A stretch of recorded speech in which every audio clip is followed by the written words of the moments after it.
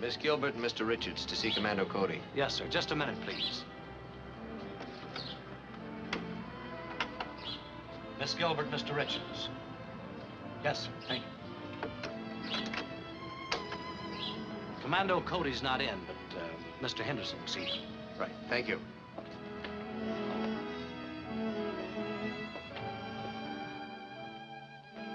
Does Mr. Henderson work here, too? No. Mr. Henderson's in charge of all operations in outer space. Even Commando Cody takes orders from him. Well, I hope we make a good impression. You'll do all right. Come in. Hello, Miss Gilbert, Mr. Richards. I'm Mr. Henderson. How do you do? How are you, Mr. Henderson? Come in and make yourselves comfortable. Thank you.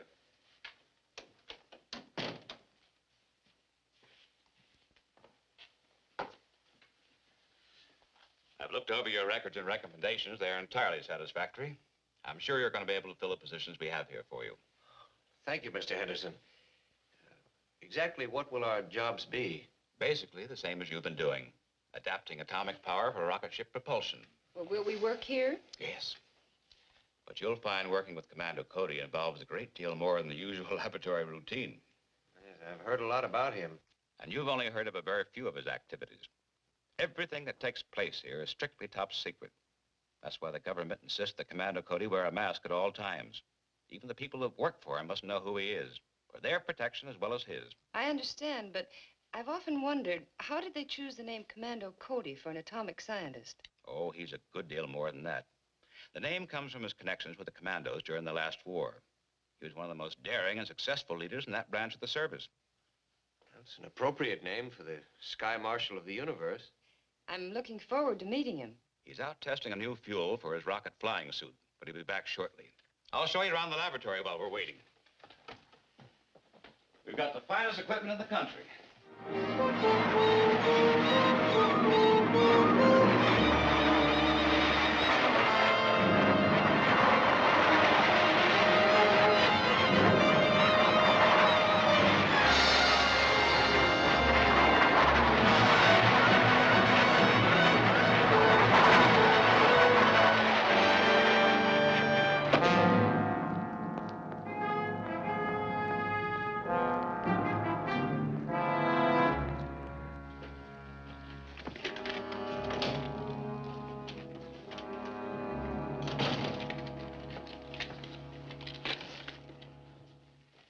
These are your new assistants, Commando, Miss Joan Gilbert, Ted Richards, Commando Cody. Miss Gilbert. How do you do? Mr. Richards, Commando Cody. Their credentials have passed the Security Council. Good. That's what I call getting jet propulsion down to a fine point. Yes, and my new fuel has increased its efficiency considerably. I was waiting for you to get here, Commando, to explain the urgency of this work. And since they're going to be helping you, I think they should know the whole story. Certainly. They can work more intelligently if they know what we're up against. Of course, you've heard rumors and stories of mysterious missiles striking the Earth last winter. Yes, but I understood that was just a few meteors and another group of those imaginary flying saucers. That's what we wanted the public to believe. But actually, there were missiles fired at Earth by a powerful enemy from outer space. Are the missiles still coming in? No, Commando Cody has devised a means of encircling the Earth's upper atmosphere with a blanket of radioactive cosmic dust. Beg your pardon? I won't go into detail now, but any missile or rocket flying through this cosmic dust blanket becomes so hot that it burns up before it can reach Earth. Do you have any idea who this enemy is or where he's located? No, he's the unknown factor in our problem. However, we feel sure that he's based on one of the planets in our own solar system, so I've been instructed to take the offensive against him. Our first step will be to build an atomic-powered rocket ship capable of reaching any of the neighboring planets. Have you designed the rocket yet? Yes. And I'm reasonably sure it'll be practical. The technical problems will be worked out here in the lab. The actual rocket will be built somewhere else. And secretly. I cannot stress that enough. We can't risk throwing the whole world into a panic. Besides, there's also the danger of possible enemy agents already on Earth. I'm certain that I've been shadowed on several occasions. I promise you we'll take every precaution. I'm sure you will. And of course, the government will give you every possible protection. Well, goodbye and good luck. Goodbye, Mr. Henderson. Goodbye. Thank you, Mr. Henderson.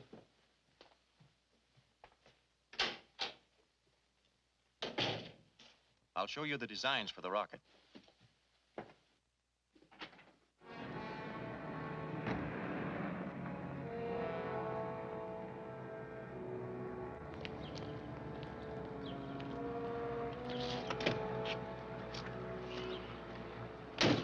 Do we keep trailing him? No, I better report in. Henderson just left Commando's place. He was in there for about an hour. A man and a woman went in first and then Commando. Are they still there? Yes. When they leave, break in and try to find out what's going on.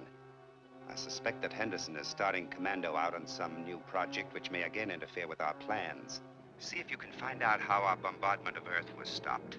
This information would be of great value. We'll try it.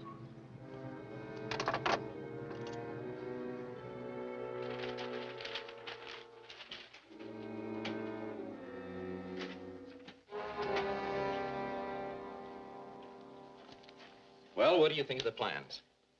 As far as I can tell, they're very good. But you've got some rather heavy structural units in that hull. Naturally, Ted, it'll have to support an atomic power plant. Yeah, that's true. What's worrying me is how you plan to assemble it. According to Mr. Henderson, we're going to have to do it on the QT in backyard garages. Not quite that bad. Ever hear of the town of Graphite? No. Not many people have. It's a ghost town. An old abandoned mining camp out here in the desert. Nobody ever goes near the place, and it has any number of old buildings to house our construction equipment. Certainly looks far enough away from everything. It is. Now, we'll have to do some road work between these points. But it's just the kind of place we need. Well, that's enough for one day. Did you both come out in one car? Yeah, in mine. Why don't you let Miss Gilbert take your car, and I'll drop you off at the hotel. Okay, fine.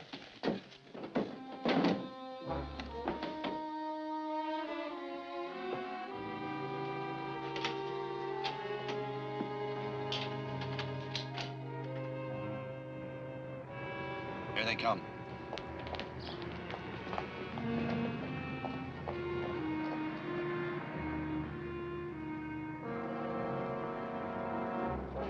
Good night, Joan. Good night. Good night.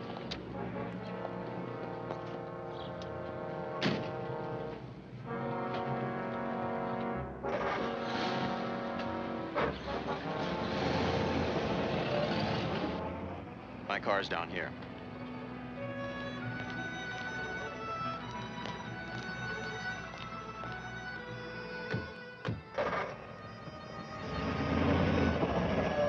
All right, let's go.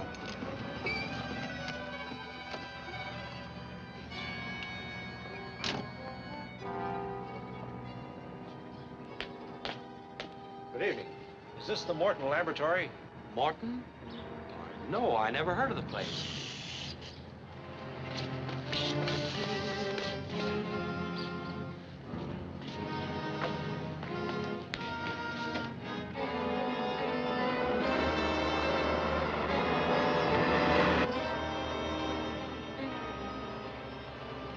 Hey, what's that flashing light? It's from a photoelectric cell in the office. Somebody just went in there.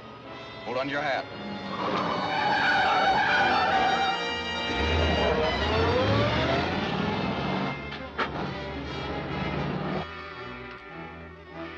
Somebody drew a line across here to a place called Graphite. Yeah. They don't tell us anything. No, it don't. I'll tackle the safe. You check the filing cabinet.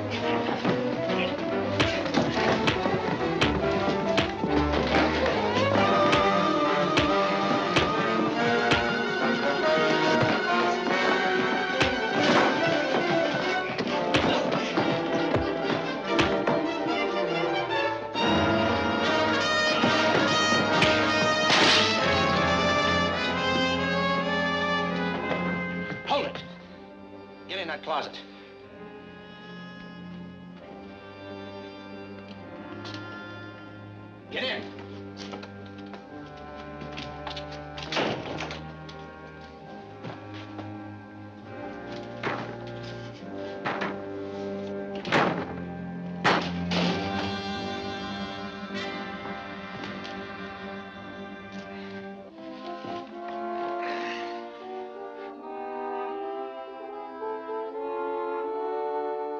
So we never did get into the safe. Wasn't there anything in the office itself? Not unless that map of the town of Graphite meant something. It could. They might have found some new ore deposits, or they might be planning some other project there. I'll report to the ruler.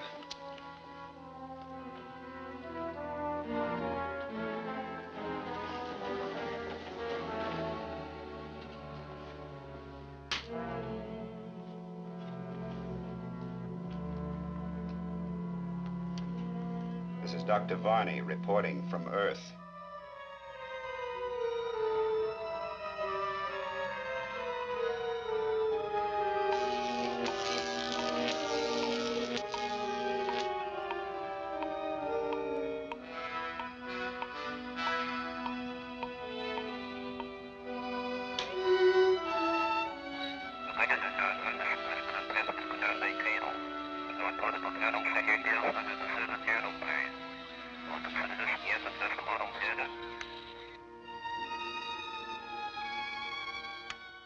Dr. Varney reporting from Earth. The government man Henderson has been in touch with Commando Cody, and they appear to be planning some operation in a deserted mining town. Do you consider this worth investigating further? Definitely. Any project Henderson and Commando Cody are involved in is very likely to be directed against us. The cosmic ray blanket Commando Cody built has seriously delayed our plans to use Earth as a staging area for the conquest of other planets. Cody is our most dangerous obstacle, so watch every move he makes.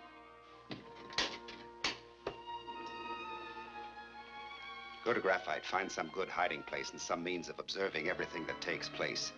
If there are any signs of activity, let me know at once. Right. You think they found anything? No, we're probably all right this time. But I'll feel a lot happier when we get moved out to Graphite. Well, we can't expect to be entirely safe even there, Ted. After we start moving the materials and supplies in quantities, we must move with the utmost caution. We can't keep people from spotting the truckloads of gear we need. Having everything possible prefabricated to various plants will simplify matters. Then we can move it out there all at once and make the final assembly in a hurry. Does that mean that we'll be working at Graphite rather than here? A little of both. So we'll need some means of communicating. Excuse me. You can tell people these are official badges you wear when you work for me. Actually, they are two-way radios with a special wavelength assigned for my use only.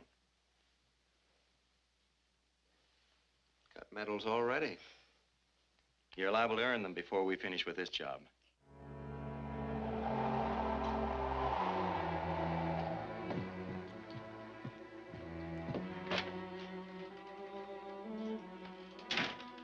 Commander, we're ready to install the atomic pile chamber in the rocket. Can you come down to the barn? Okay, Ted, let's go.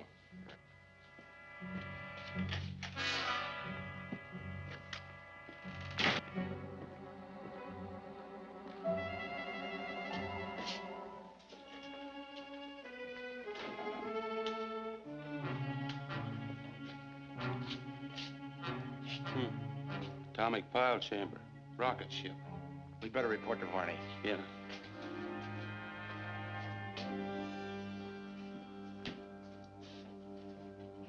This is Varney reporting from Earth. My men have found out that Commando Cody is building a rocket ship, probably for interplanetary travel. We must keep Commander Cody earthbound. Destroy his rocket ship at once.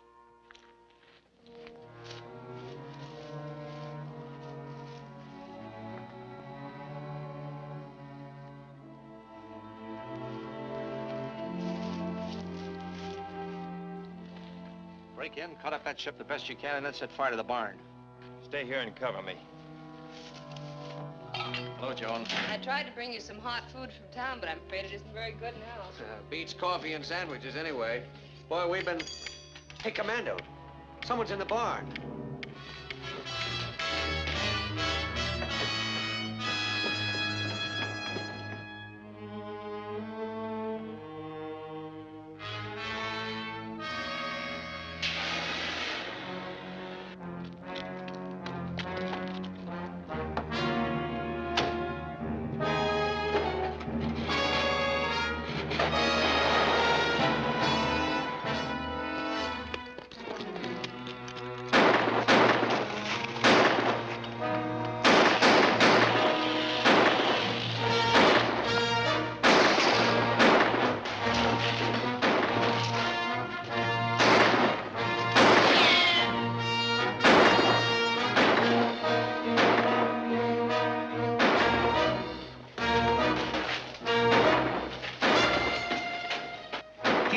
I'm going inside. Right.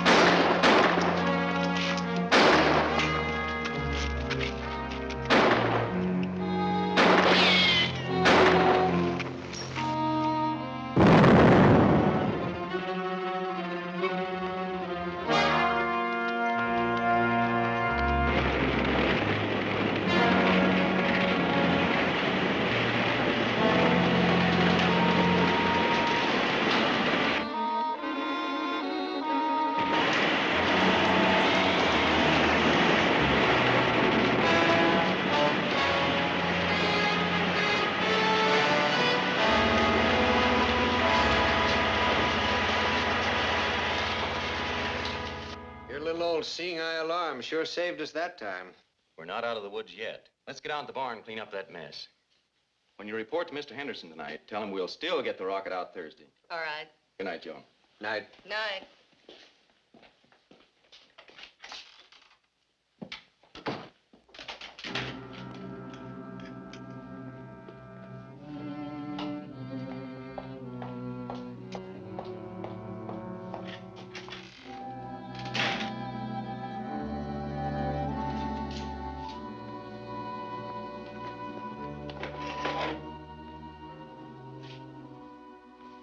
So that's the thing that tipped him off.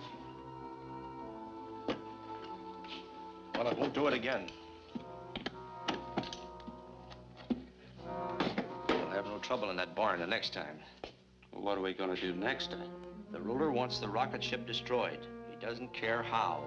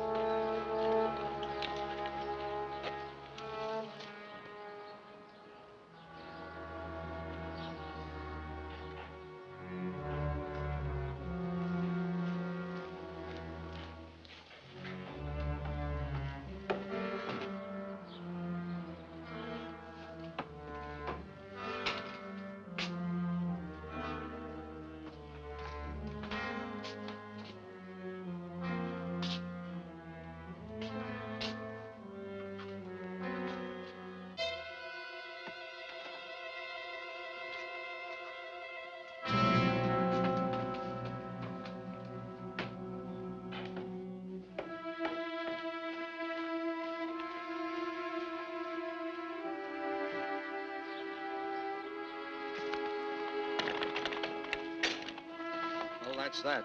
We won't find that bomb till they're up 30,000 feet tomorrow. And it'll be too late.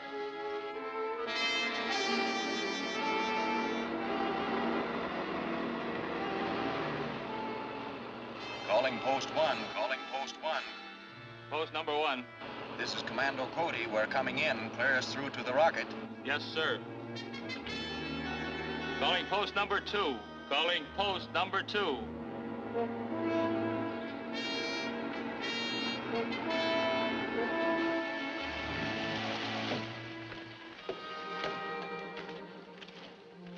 morning, Clancy. Everything all right? Yes, and no trouble at all. Good. Drive Miss Gilbert to Graphite, then report back to Mr. Henderson. Yes, sir. Give us a call on your radio when you get back to the office. We'll keep you posted. All right. Bye, Commando, and good luck. Thank you. Bye, Joe. Bye, Ted.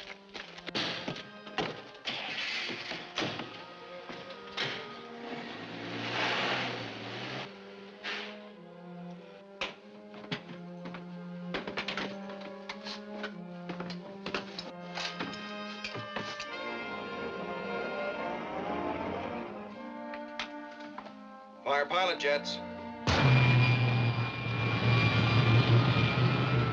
Firing main jets.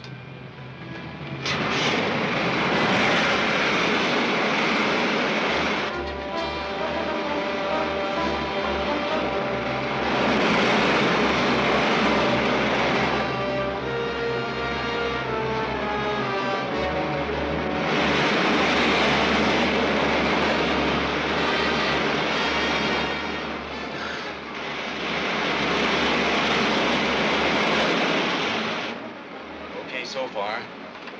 Let's cruise around easy for a while, then we'll try for some altitude. Right.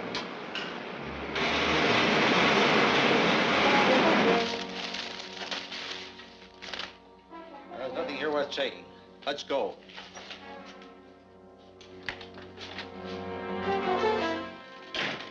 So, you didn't go with the others. Maybe you're lucky. Let's get back to the mine and get our stuff. We can leave her there.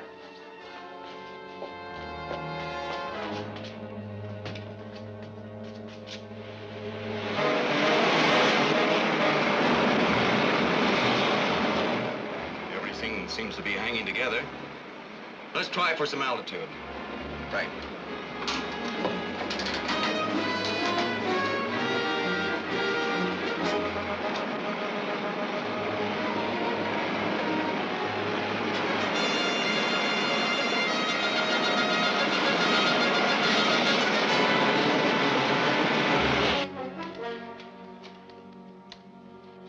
What makes you think you can get away with this? We're doing all right so far, aren't we?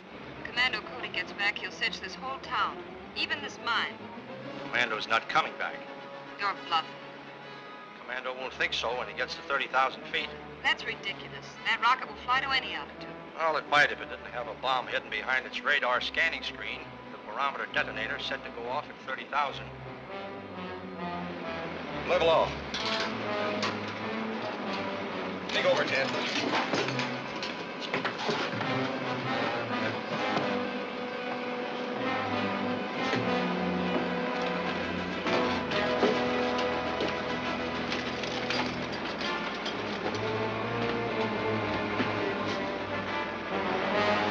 Take her back to the field. I'm going to fly down and find Joan. Right, Commando.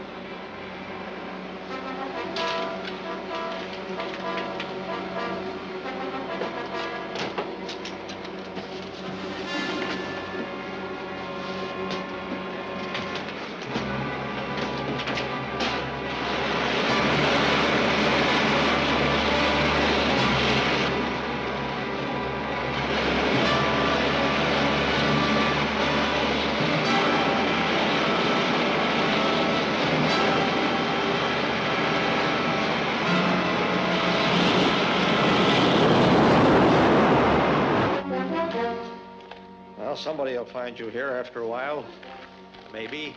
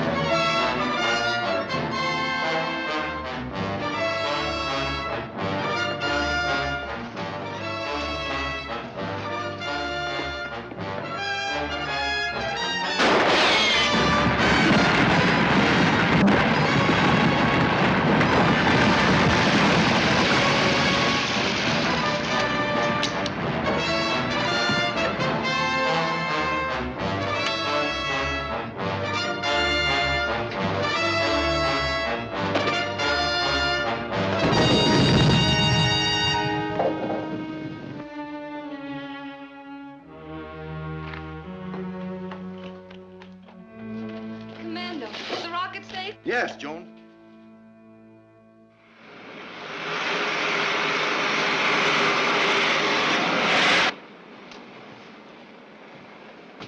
Commando, this rocket is certainly all we expected it to be.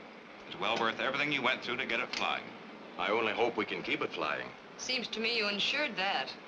The gang that tried to destroy it was wiped out. There haven't been any attempts to penetrate the cosmic dust blanket, have there? No, but Earth is in mortal danger. We still have a deadly and powerful enemy in outer space. There'll be plenty of work for this ship.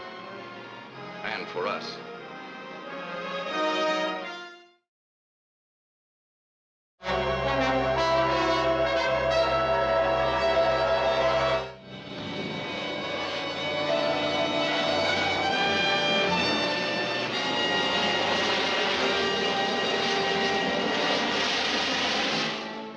Station 37G, 37G. The unidentified missile is still coming in. Present bearing from this station, 218, 218. Course 136, 136. Altitude 83,000, 83,000. Land right close to here. What's the latest report? Still coming in, sir. And through most of our protective layer of cosmic dust. Impossible. Radar reports verify it. Our lookout should be able to pick it up by now. Calling lookout station 84. This is Commando Cody calling. Do you read me? Station 84, back to Commando Cody. Come in, sir. Can you pick up that missile? Not yet, sir.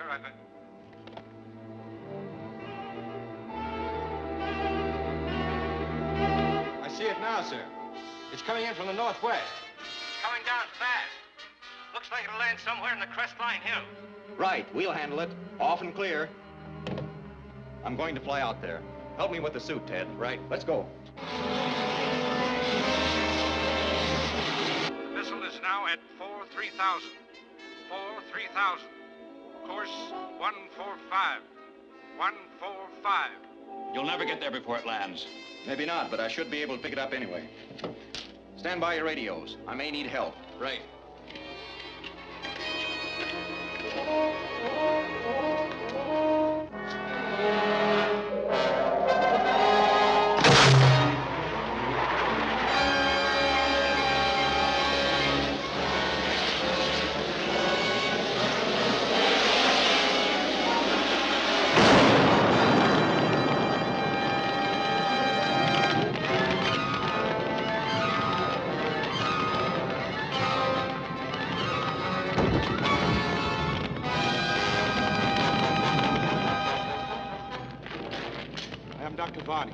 You're exactly on schedule. Our ruler assured me his timing would be exact. I'm Lenato. Put on this coat. We don't want to attract unwelcome attention.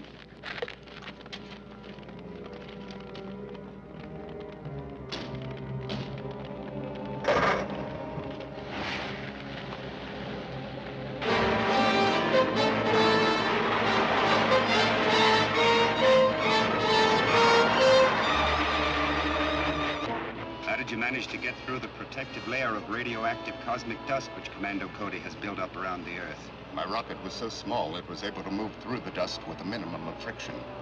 Even so, it burned as I landed. Nonetheless, it was quite an accomplishment. True.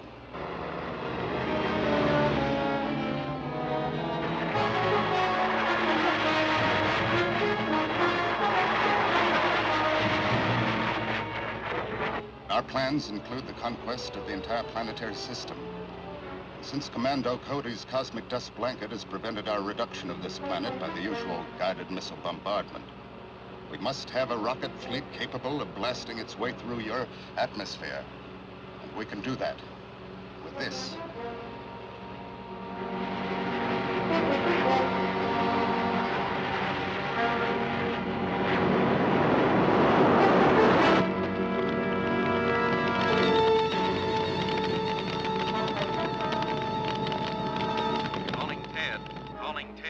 Come in, Commando. Did you find it? What's left of it? It's a very small rocket on fire now. Pick up a fire truck and get out here as soon as you can. Just stay on the Crestline Road until you see the fire. Right.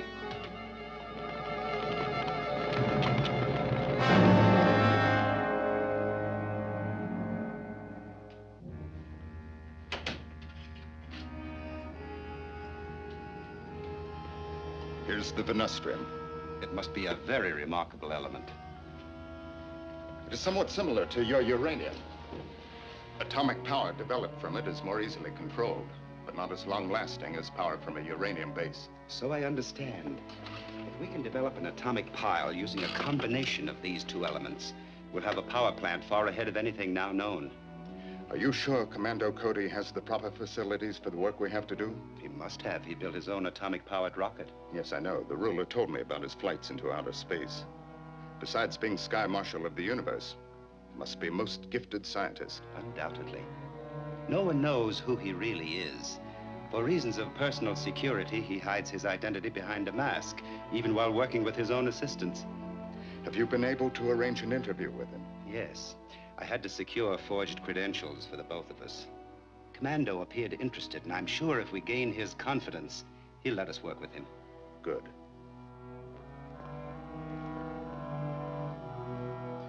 This is very interesting, gentlemen. Would you mind telling me what this material is? It's a new element never before found on Earth. We extracted it from a meteor we discovered in the desert east of graphite. You made a very important discovery, gentlemen. And we certainly appreciate your bringing it to us. Thank you. We would like very much to follow through with the adaptation of this new element. Do you think it would be possible for us to work with you? Our work here is strictly top secret. However, it's up to Mr. Henderson. He's in charge of the interplanetary security.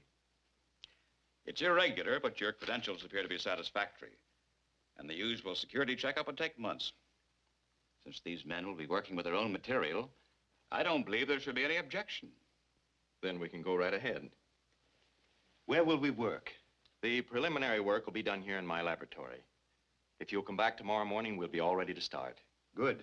We'll be here. Bye, Doctor.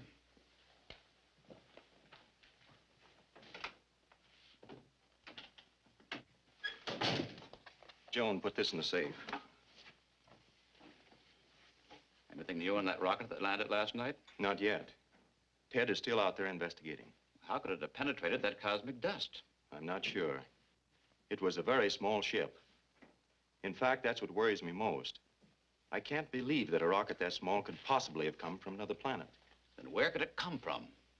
The mad scientist may have rocket launching bases hovering just outside our field of gravity. If that's true, you'll have to take your rocket on a patrol of space as quickly as possible. I intend to. But first, I want to try Dr. Varney's new element in our atomic pile. If it works, it will greatly increase our speed and range of operation.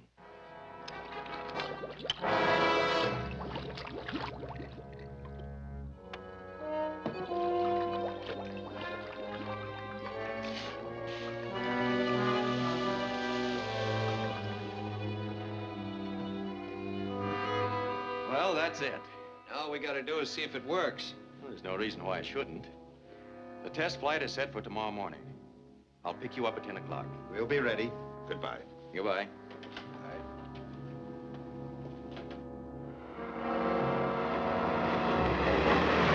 Calling post 1, calling post 1. Post number 1. This is Commando Cody. We're coming in. Clear us with the other post. Yes, sir. Calling post number 2.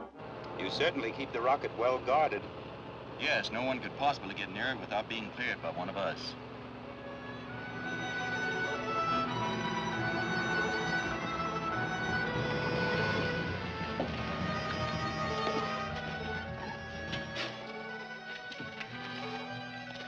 Good morning, Clancy. Good morning, sir.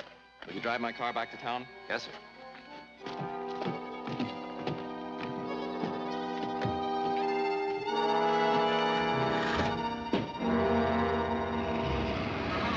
Strap yourselves in tightly. The acceleration will be sharp at takeoff.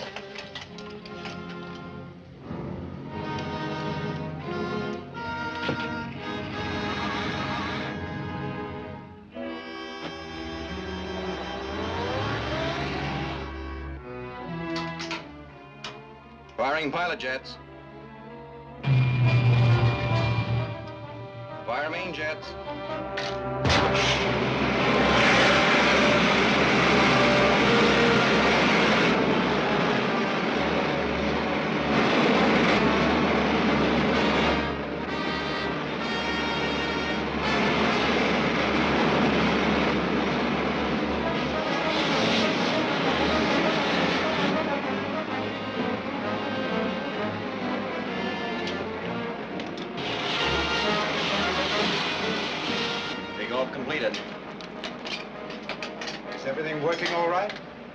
So far.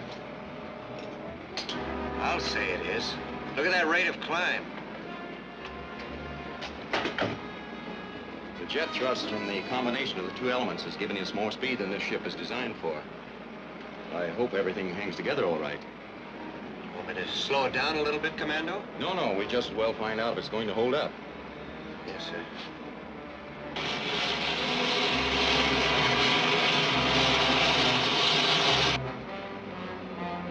We're entering the cosmic dust curtain. Turn on the dispersal ray. Yes, sir. Does it entirely disperse the dust? No, but it reduces the radioactivity sufficiently to allow us to get through. 225,000 feet. Okay, level off. We'll just cruise around easy for a while. Yes, sir.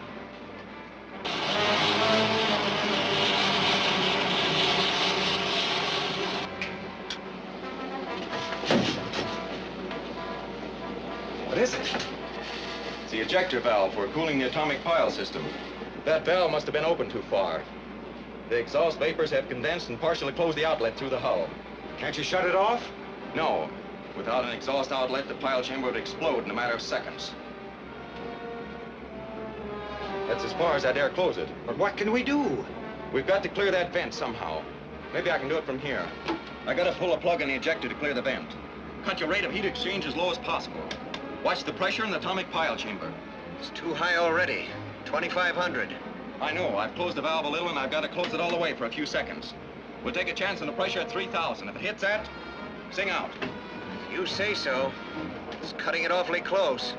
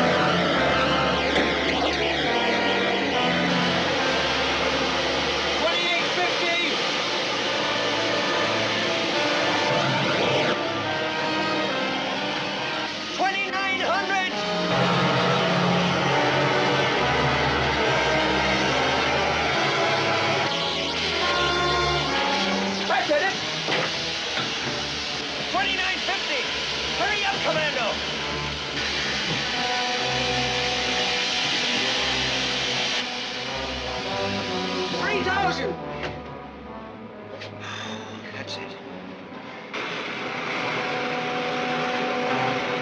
Our power output is almost twice as much as it was from uranium alone. You gentlemen are certainly to be congratulated for your discovery of that element. It was your combining it with uranium which made it practical. Do you suppose it would be possible for Professor Lenato and me to get some uranium for our experiments? Uranium is all under government control, but maybe Mr. Henderson could arrange for you to get a small amount for experimental use. That'll be fine. Thank you.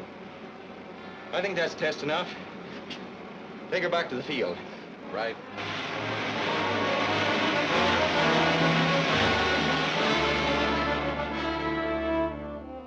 All right. Make your arrangements at once. It was an expensive bit of bribery, but that man is a trusted employee at the refinery. He will have no difficulty in getting us all the uranium we need. Good. Our mission is practically accomplished. Come. We'll report to the ruler. Very well.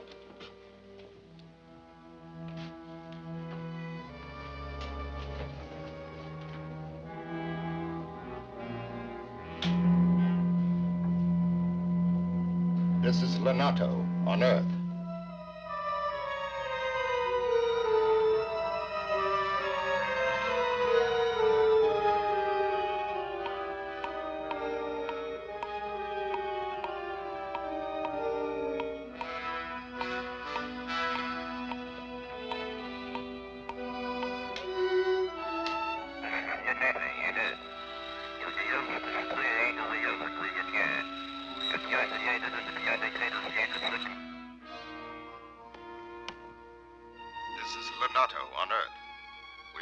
to secure all the uranium you require.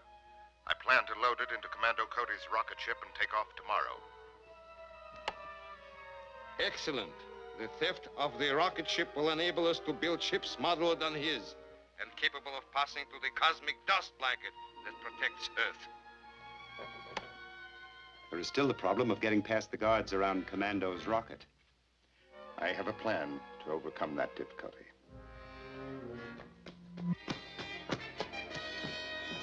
Not interfere with your plans? Not at all. In fact, it'll make our problem much easier.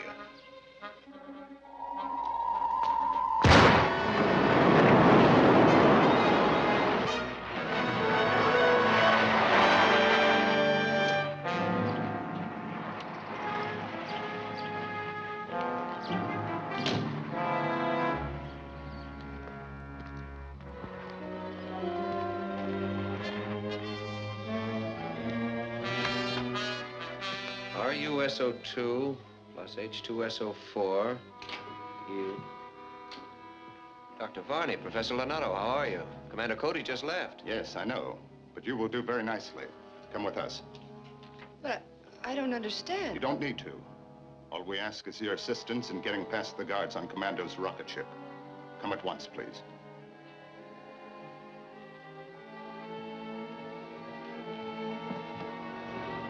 Call that guard post. Tell them to pass us and the truck through. Calling guard post number 1. Calling guard post number 1. Post number 1. This is Ted Richards. We're coming in with Commando's car and a truckload of supplies for the rocket. Clears with the other guard post. Yes, sir.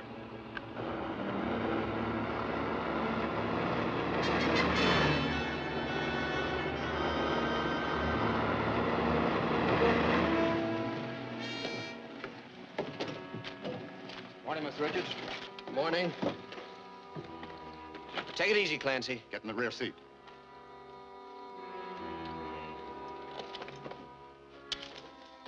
Here, put these on him.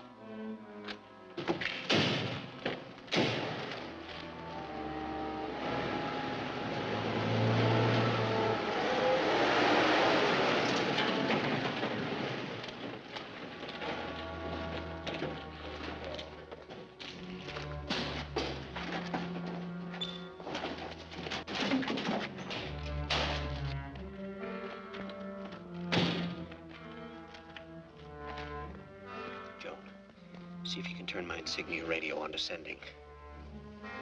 You did it. Calling Commando Cody. Calling Commando.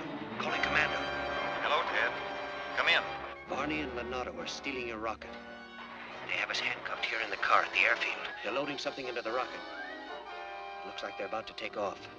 I'll get there as fast as I can. That's all. You drive the car onto some side road and leave it. I got you. Here are the keys. Gil, you pick them up in the truck. Right, boss.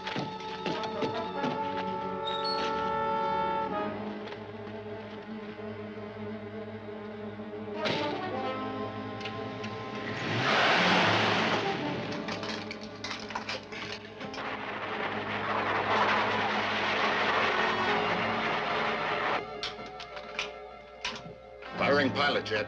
Firing pilot jet.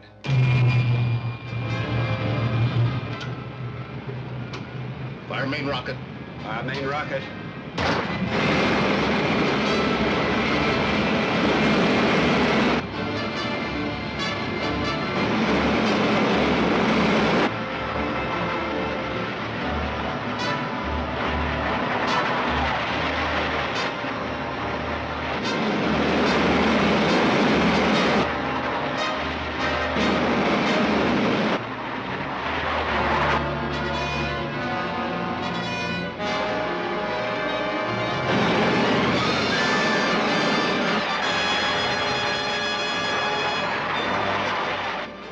Safe now.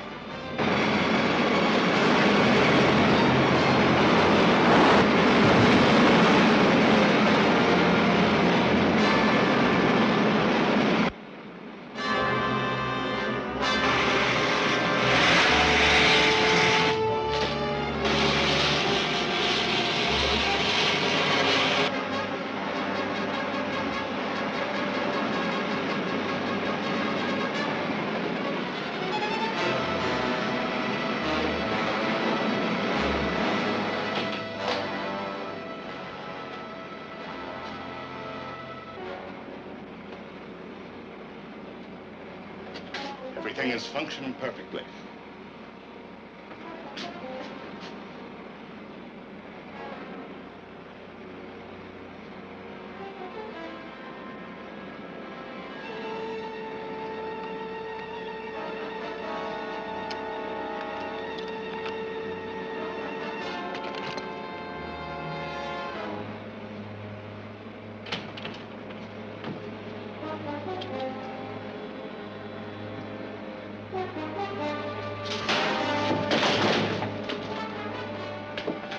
How did he get in here? Must have flown to the top of the ship and come in through the decompression chamber hatch.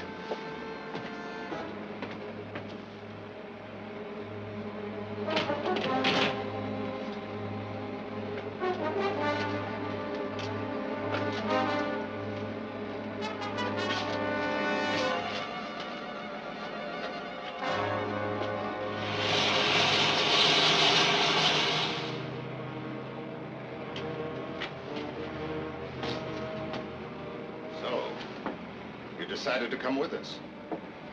Where are you going? Back to my own planet, with all the uranium we need for our own rocket fleet. Perhaps you really would prefer to go with us. It would be of considerable help to us in piloting this ship and in building power plants for our own rocket fleet. And what if I refuse? We will simply throw you overboard when we're out of Earth's field of gravity. You won't fall. You will simply float around in space from now on. You don't give me much choice. I can't be of much help to you with my hands tied. You can manage. Just keep an eye on things and let us know what needs to be done.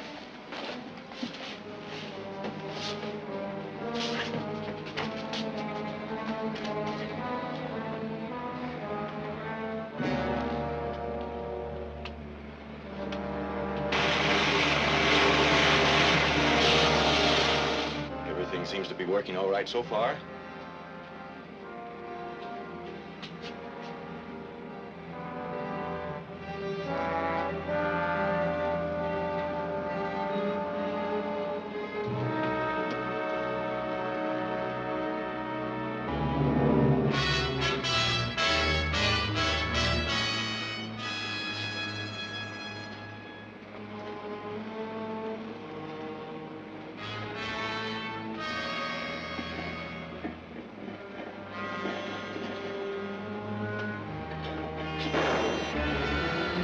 Chamber exhaust is leaking again.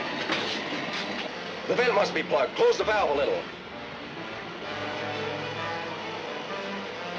That didn't help. Pressure's up to 2,500 and still climbing. You fixed it once. Will you be able to do it again if I free your hands? I can do it better from the outside with my flying suit on. No, we can't trust you that far. I'm afraid we'll have to.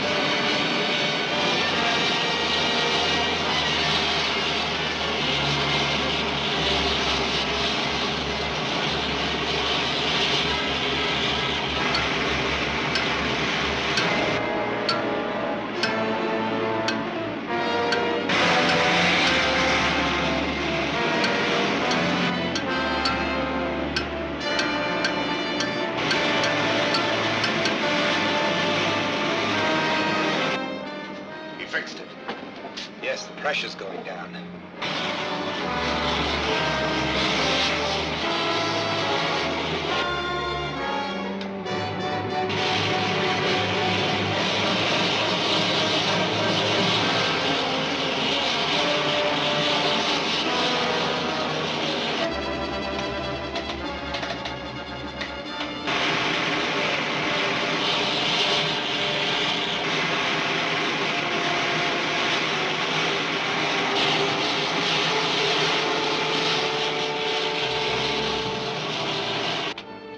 Wrong. Off my course. The port steering jet doesn't seem to be working.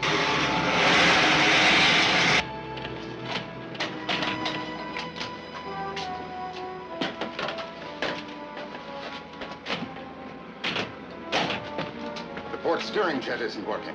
I know, I just put it out.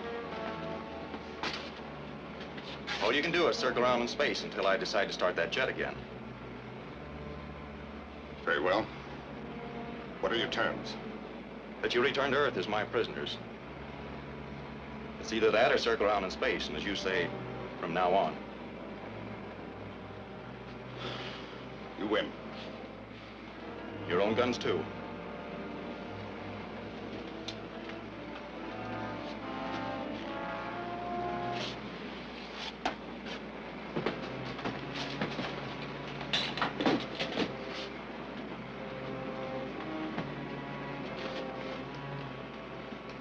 Set a course back to Earth, Dr. Barney.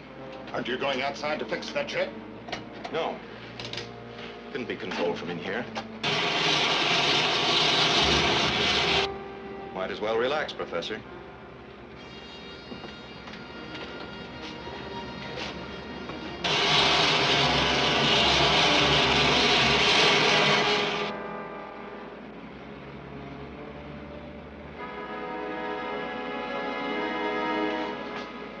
Take the other controls, Professor. We're almost in.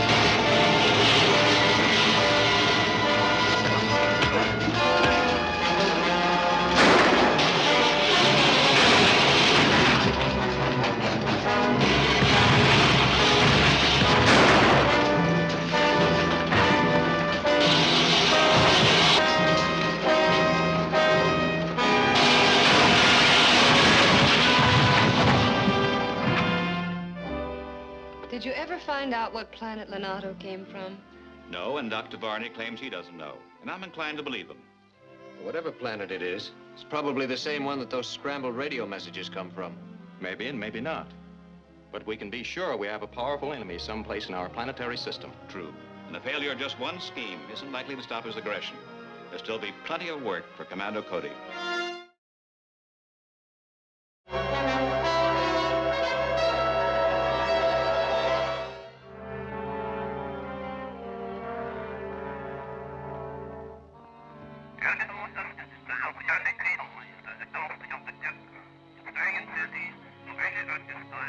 Bearing 289 degrees, distance infinite. Well, Commando Cody, what do you make of it? There's no doubt about it, Mr. Henderson. These are radio signals between some distant planet and a mysterious receiver here on Earth. I would say that our enemy from outer space is preparing to step up his activities against Earth.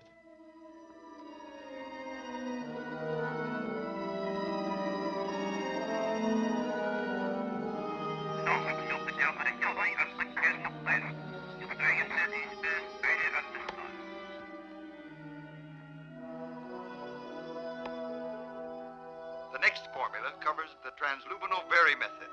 I believe this was the theory Commando Cody used as a base to make the blanket of radioactive cosmic dust, which now encircles Earth's outer atmosphere. Splendid. If I can find out how Commander Cody maintains that screen, I'll be able to devise a way to penetrate it and conquer Earth. What else have you? This problem deals with Earth in its relation to the universe. So, Commando Cody, I've been instructed by the Interplanetary Commission to ask you to locate this person in outer space. And if his aims are, as we fear, a menace to the welfare and safety of the Earth, to eliminate that menace. Yes, sir. I'll keep you informed. Good, and call on us for any help we can give you. Goodbye, Joan, Ted.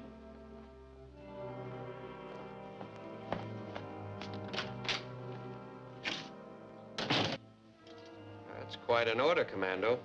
But absolutely necessary, Ted. This atomic ball I just analyzed passed through our cosmic dust blanket. Fortunately, it was rendered harmless by radioactivity. Otherwise, every person would have been paralyzed within a 5-mile radius of where it struck. Now, we don't know which planet's involved. But we do know from the strength of the signals returning from Earth that our mysterious receiver must be near here.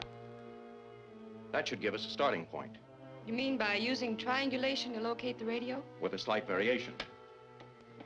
Joan, set up a triangulation station here in the office. Ted, get out this high ground as soon as possible. I'll put on my flight suit and cruise around this general area, carrying a small direction receiver.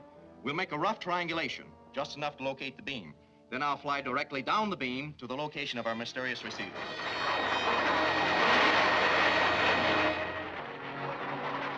Are you in position, Ted? Yes, Commando. I got a bearing on the signals. It's 63 degrees. Did you get that, Joan? Yes, Commando. You're about 6 miles due west of the intersection point. Good. Get moving, Ted. I'll call you again as soon as I locate the beam. On my way, Commando.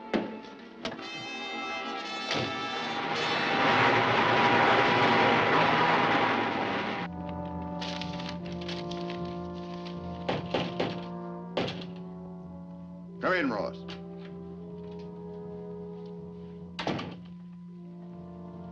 I'll be with you in a moment. I'm going in, Ted. It's in the Grayburn building, corner of 8th and Main. Southeast corner office, 10th floor. Got it? I'll tell the police. If my work is successful, I'll land a horde of space slaves and take over Earth. Commando Cody!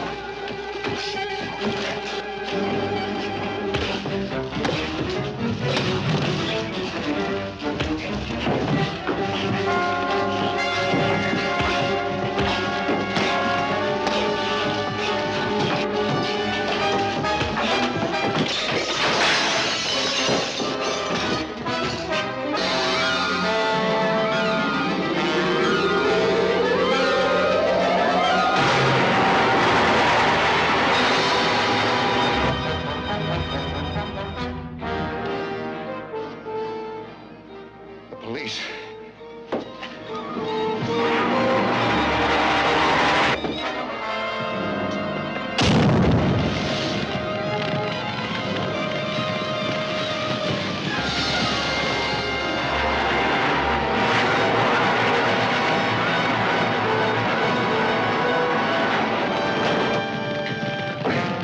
Quick, man, get a fire hose.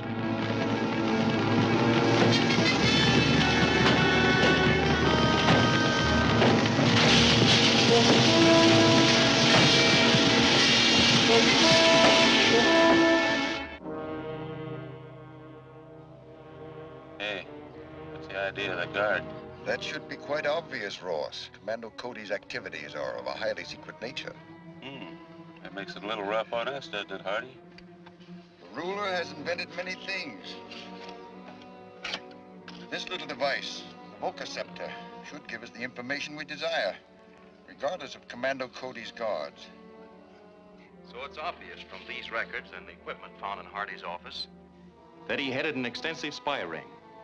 and was transmitting information to a person called the Ruler, now on the planet Venus.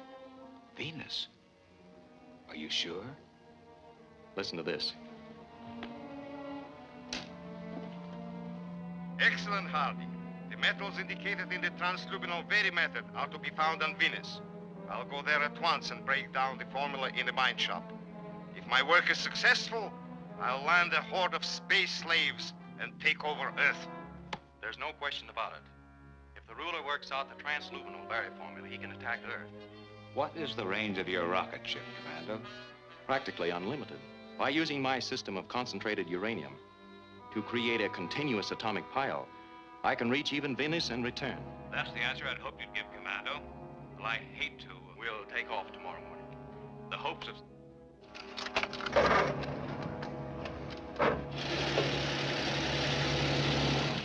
Now see that secrecy is maintained. Well, there's little more to say. Good luck. Thank you, sir. We'll need it. Won't we, Ted and Joan? Yes, sir. We? Of course we. Who else? Yes, sir. Who else? Well, I hope I see you again sometime, Mr. Henderson. Good luck.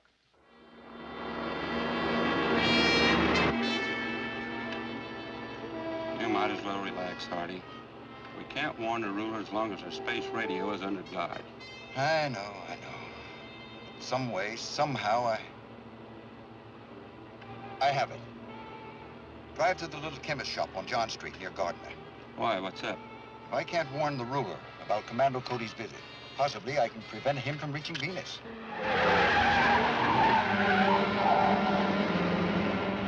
The cosmic dust blanket, which protects Earth from invasion by outer spaceships, is radioactive. I'll get a special metal my chemist friend has developed, which is sensitive to radioactivity. We'll place this metal in the rocket's propulsion tube. As the ship passes through the cosmic blanket, the metal will melt, plugging the jet vents, causing a flameout. That's right, and it'll work too, except for one thing. What's that? That rocket ship is heavily guarded. How are we going to get past them? Nothing is impossible, Ross. Hurry now. Yeah, all right.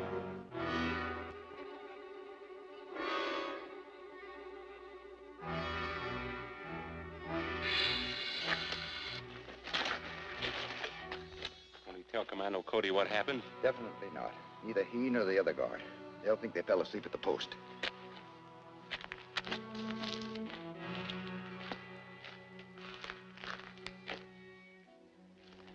Now remember to place this exactly as I explained to you. All right. Work quietly. The guard's inside. Can you go?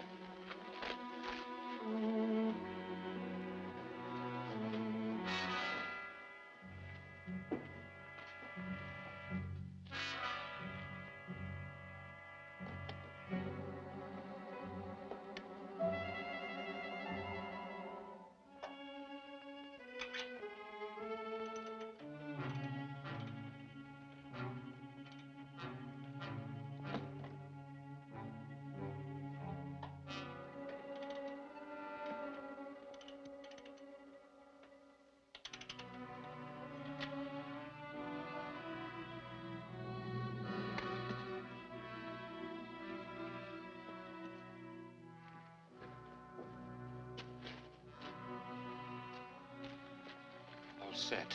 All right, let's go.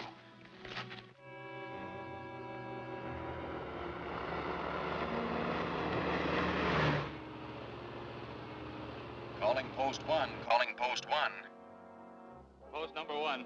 This is Commando Cody. We're coming in. Clear us through to the rocket. Yes, sir. Calling post number 2. Calling post number 2.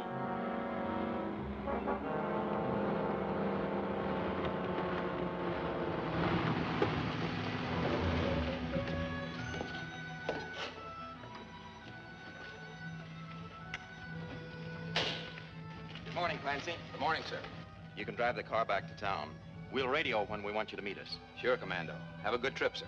Thanks.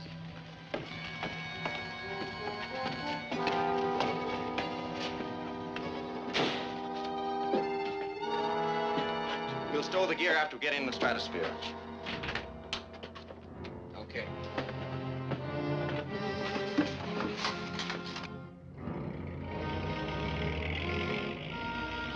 Fire pilot jets. Firing main jets.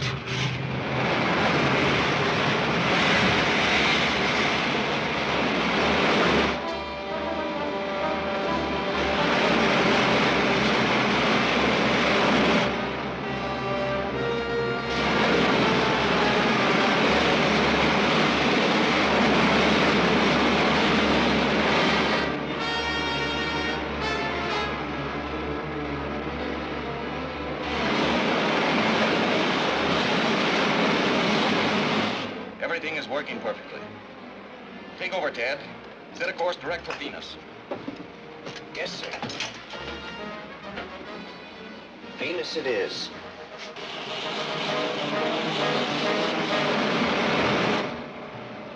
Easy, Ted. We're entering the cosmic dust blanket. Turn on the dispersal ray. This always makes me nervous.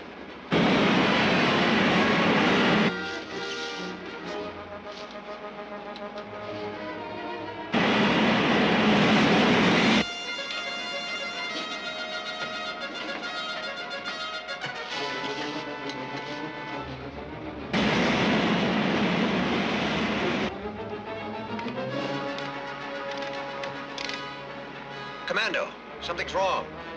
We're down to half speed. The atomic pile checks normal. We're almost through the cosmic dust curtain. Flame out. The jet vents must be plugged. Everything else checks normal. Hold on, I'm going to try to blast it clear.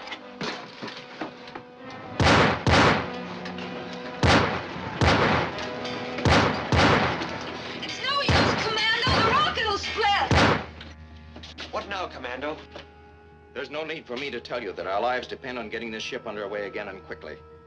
Our pilot jet is of no use to us out here in space. We must get our flame again before the tubes are entirely cold. Ted, put on the helmet. Yes. Joan, get me the electrothermal torch. I'm going into the tube from the outside. Maybe I can cut new vents.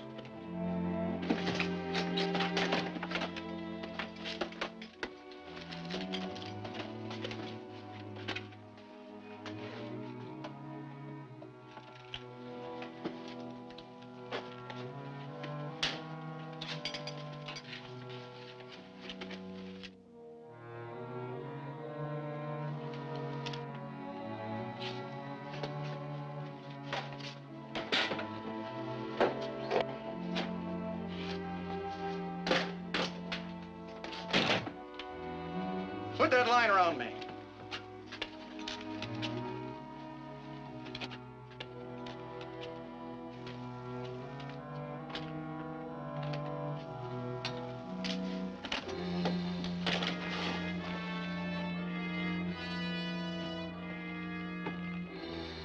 If I get away from the ship, pull me back.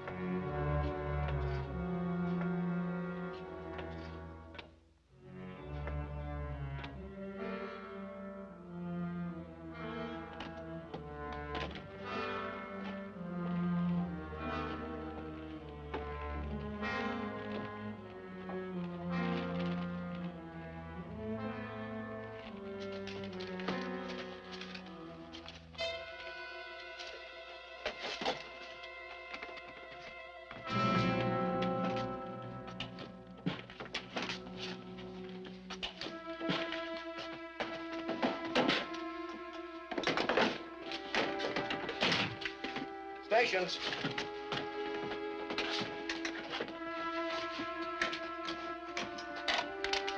All jets.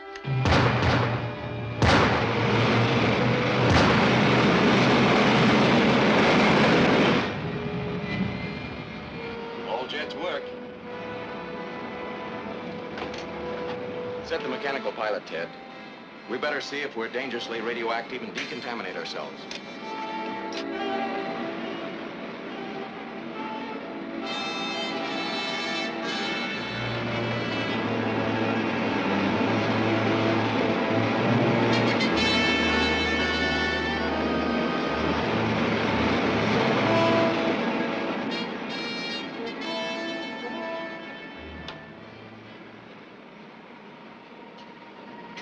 Well, we should be down quickly.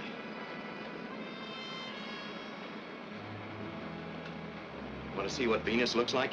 After coming this far, I should say so. Bleak looking place. Very. Fly over at about 5,000. Right.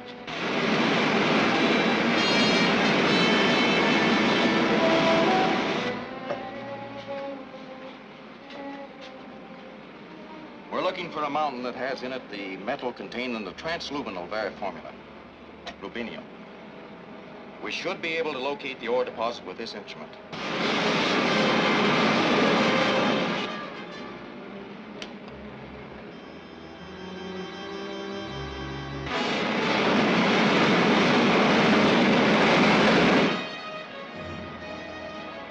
There. That looks like it.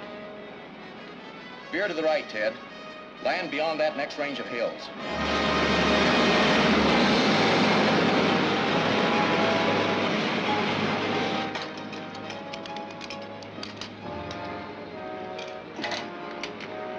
Prepare for landing.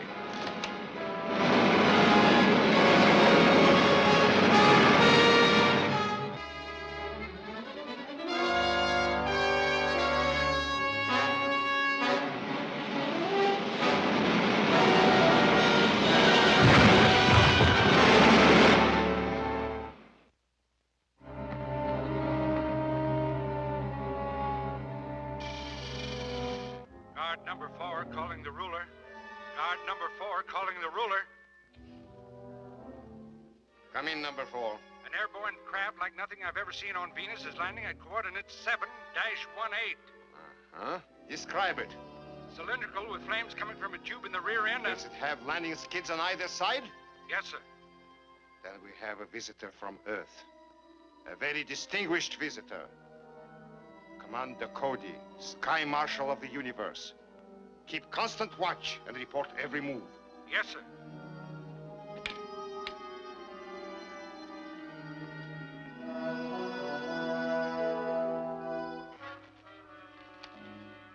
Be careful, Commando.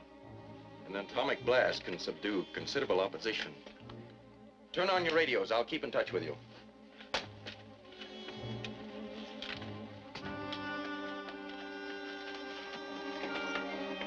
Good luck.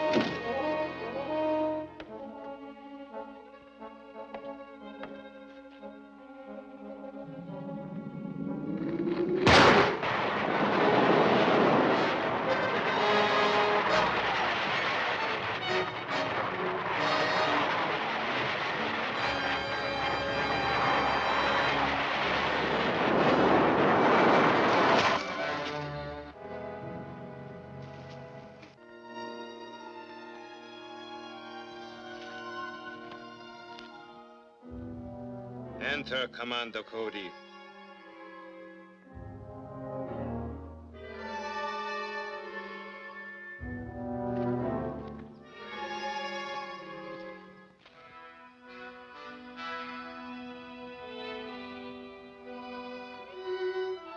You can take off your helmet. The air in here is good.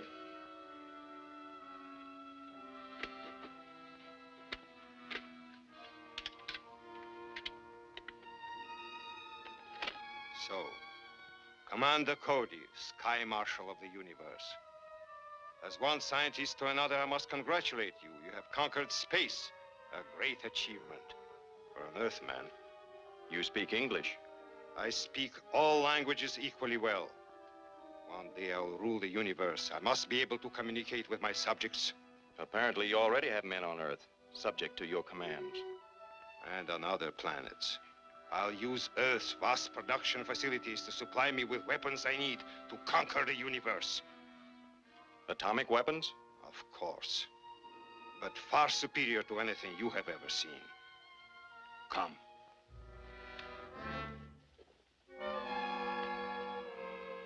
This small ray gun could blast the largest building on your planet, or set at a constant pressure, melt that building as completely as if it were a wax figure held over a flame.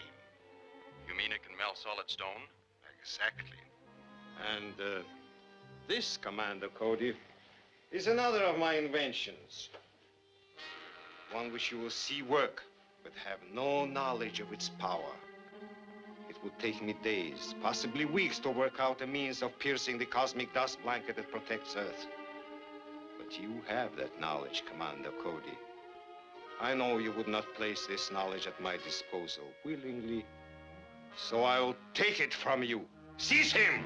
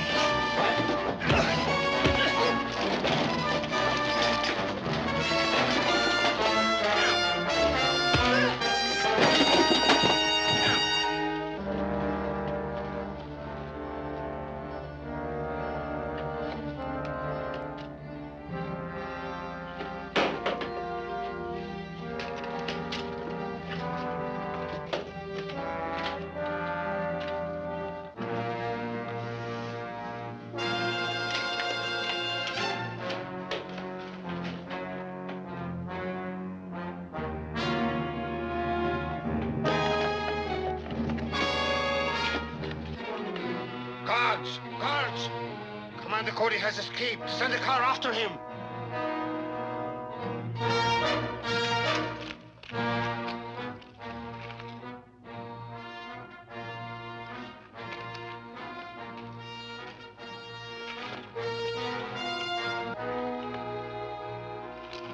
Ed, Joan. Yes, Commando. You overheard? Everything. What a horrible plan. Are you all right, Commando? For the moment, at least. I have one of their ray guns. If I can make it work, I'm going to melt the mountain and seal that mad killer in his cave. There's a tank or some sort of armored car coming. Get the rocket ship ready to take off. We may have to make a run for it. Right.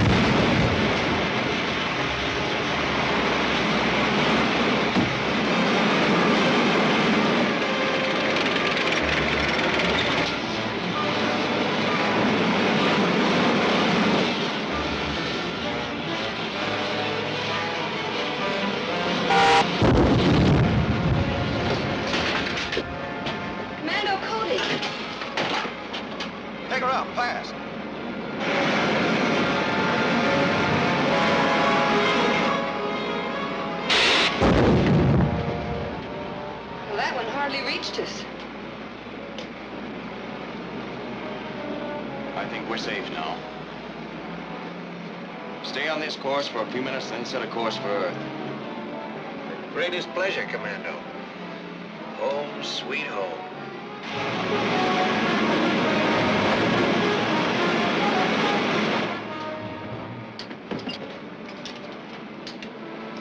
You know, that ray gun is a horrible weapon. I only hope the secret of its construction was buried along with the madman who invented it. If your madman was buried. But Ted, he must be. We saw the mountain melt under the gun's rays. Well, we can't be sure we've heard the last from the mad ruler of outer space. But we can be sure we've stopped his experiments with the transluminal vary method. At least the safety of the world is no longer in immediate danger from that direction. Well, that's what Mr. Henderson ordered. Yep. Mission accomplished. As I said before... I know. It's home, sweet home. Right.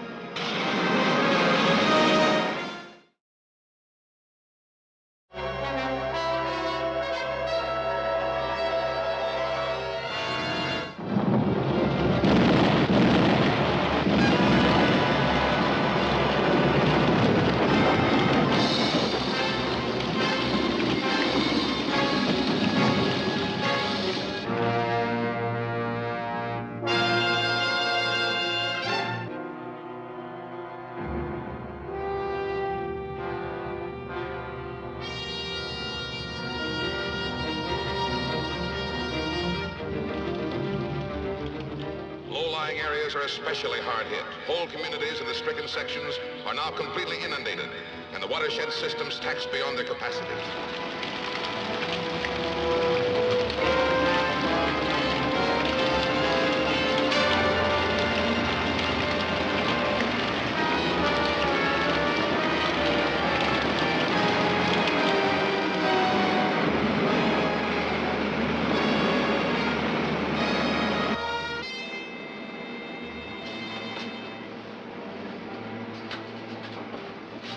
Check your pressure graph.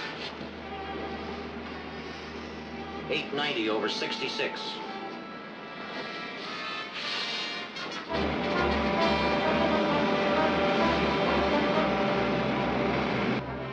We're nearing another cloud area below the cosmic dust blanket.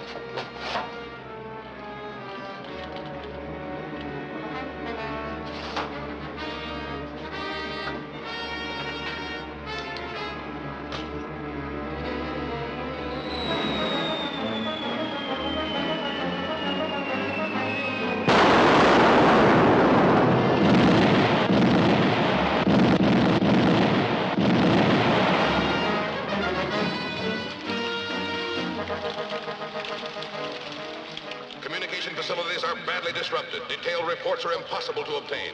But we do know that high winds are accompanying the heavy downpour in some areas, and that the torrential rains are continuing in an ever-increasing pattern, adding to the widespread damage.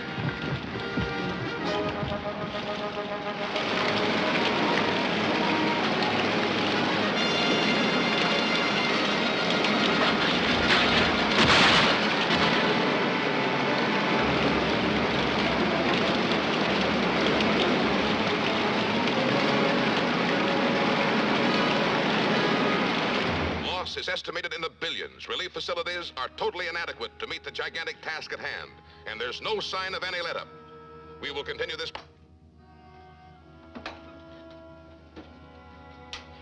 Commando Cody to radar control. Are you still following that unidentified ship? Yes, sir. It's holding steady on course 265, now about 20,000 feet above the cosmic dust blanket. What's its latest position? Now over coordinates 176 north, 432 west.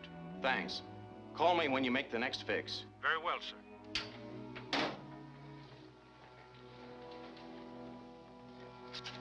Here's the course that ship's been following. All along its route, there have been explosions in the clouds, followed by cloudbursts a few minutes later. You mean that strange ship is causing the rains? It could be, Joan. Our own scientists see the clouds to make rain.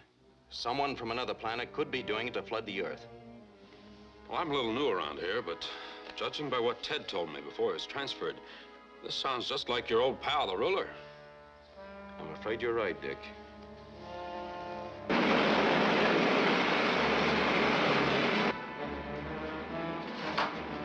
many more? 3. Then we're to wait for Earth's answer to the ruler's ultimatum.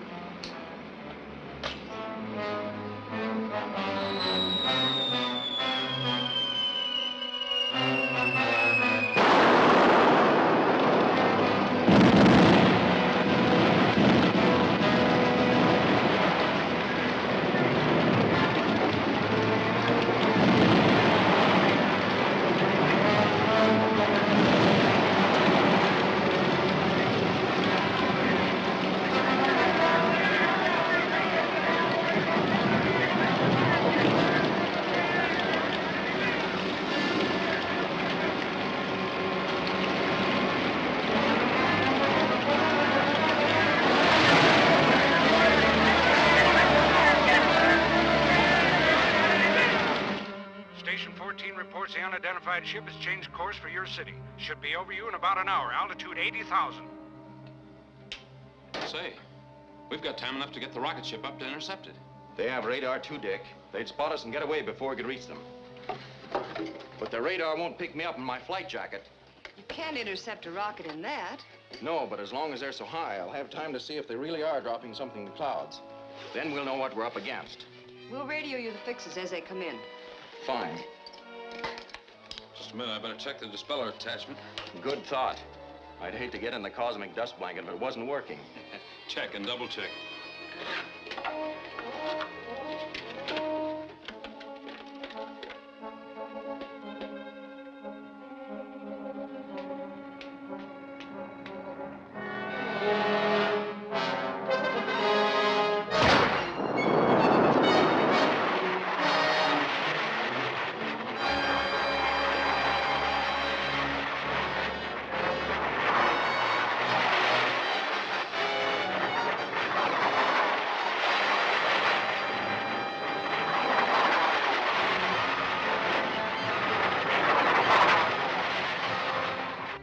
As of 1406 was 212 north, 318 west.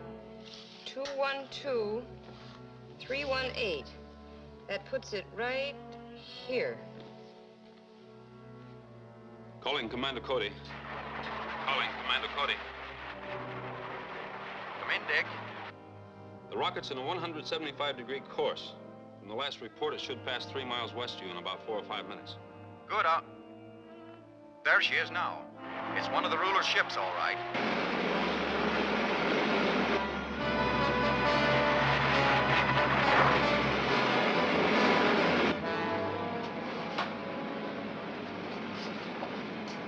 Is this the last one?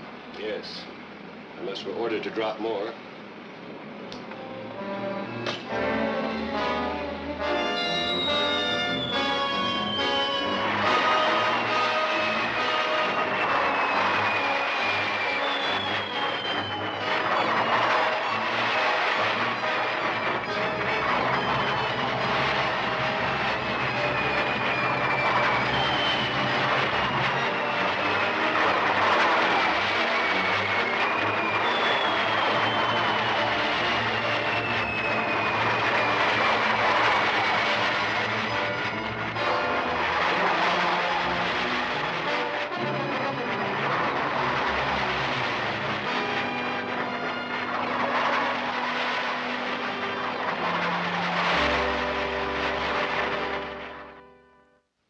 How can so small a bomb cause so much damage?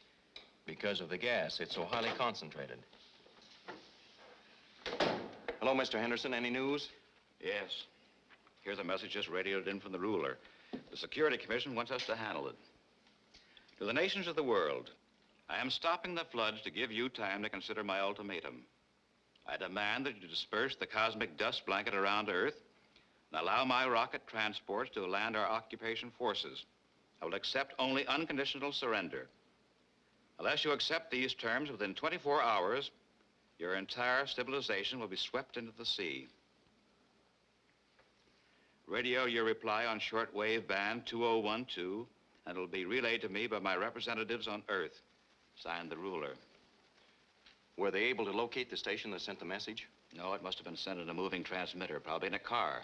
But it's fantastic. Can the ruler really cause a flood like that? I'm afraid so. This bomb is loaded with a radioactive gas, which is released when it explodes. And then when the gas mixes with the water vapor in the clouds, they turn into rain. What can we do about it? There's a neutralizer for any chemical reaction if there's time to work it out. But we only have 24 hours. Maybe we can stretch it a little. Tell the ruler that it may take several days to contact the governments of all nations. Say that our communication lines have been flooded out. Yeah, it might work.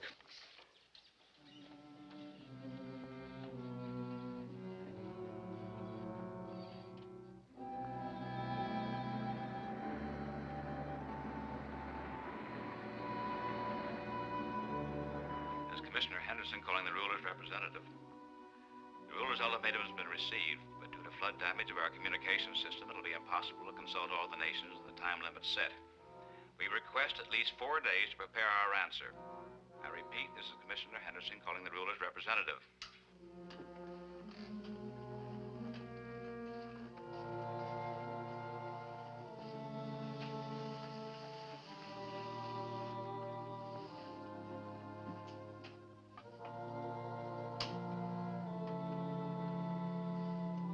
This is Baylor reporting from Earth.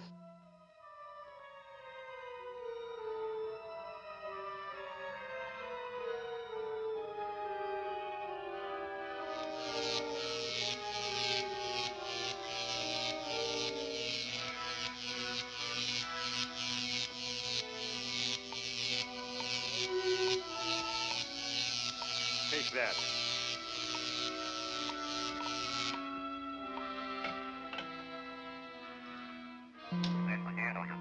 So from Sci-Fi power and the service now to Colorado Island. There and I running outside comes out the service of Canada.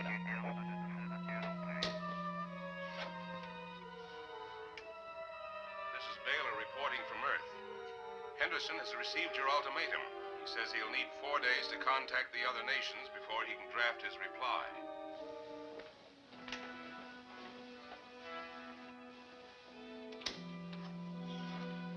That is too long. They're maneuvering for time.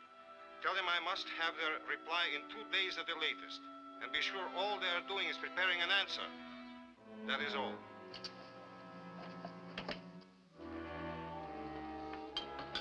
How are we going to find out what they're doing? The only way I know of is to keep a check on Cody. Take your car and radio Henderson, then come back here.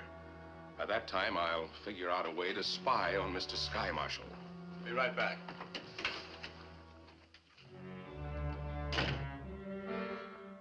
Yes? Yes, Mr. Henderson, I'll tell them.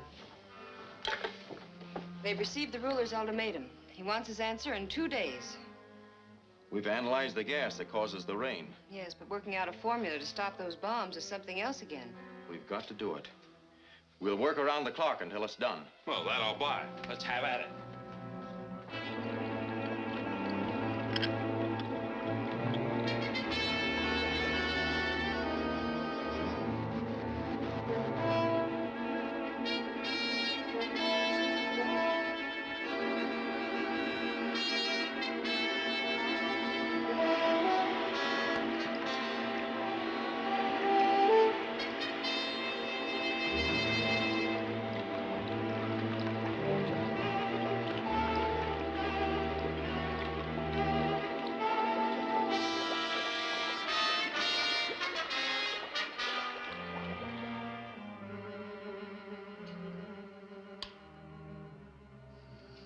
This vococeptor will pick up sounds through the walls of any building. Give it to old Chris, the apple peddler. They're used to seeing him around. Tell him to get as close as he can to Commando's office and tune it in on the building. Right.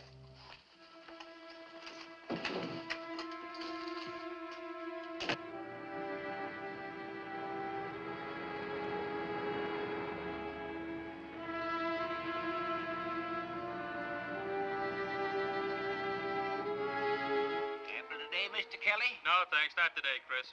Mr. Mike?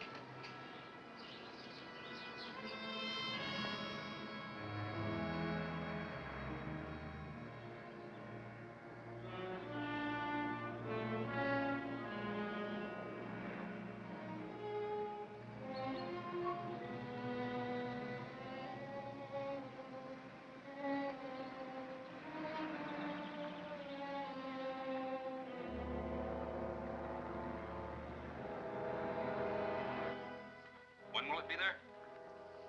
Chris has made contact. I see. Thanks. The counter gas is on its way to the rocket now, Commando. Good. That covers everything. The dispenser is already installed. How long will it take to spread the gas? Only a few hours. We'll spread it along a north and south line between these points. The rotation of the Earth will scatter it through the rest of the cosmic dust blanket. And the ruler's rain-making bombs will explode before they hit the clouds. Can you finish the job in time? Well, we can try.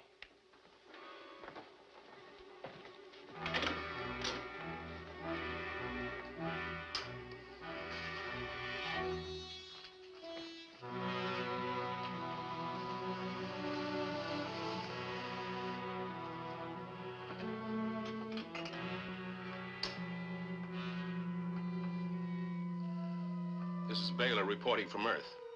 I've just learned that Commando Cody has worked out a counter gas to explode your bombs before they reach the clouds. He'll try to have it in place before your ultimatum expires. I'll teach them what it costs to try to play tricks on me. What they've had so far is only a small sample of what they're going to get. Calling rocket R6. Calling rocket R6. This is R6. We read you, Excellency. What is your position? Cruising halfway between Earth and Moon. Proceed at once to east part of United States. Drop a series of delayed action bombs into the heavy clouds over that area. But, Your Excellency, that'll wash half the country away. That's what I want. When you are finished there, we'll give Europe the same treatment. That is all. Enough left of the world to conquer. But orders are orders. Course 93. Course 93.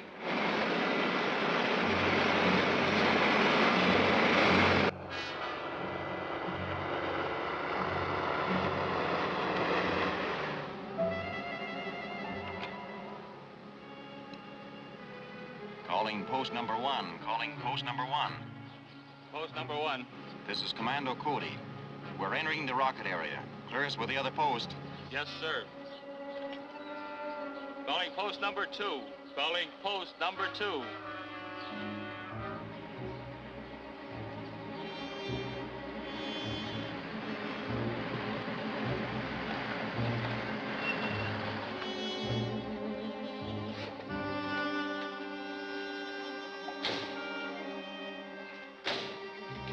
Everything's in order, Commando. Good. We're taking off right away. Yes.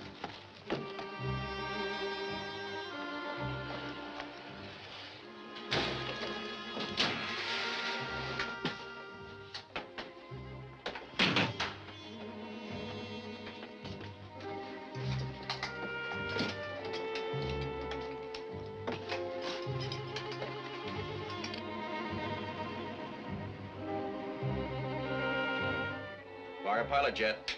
Fire pilot jet.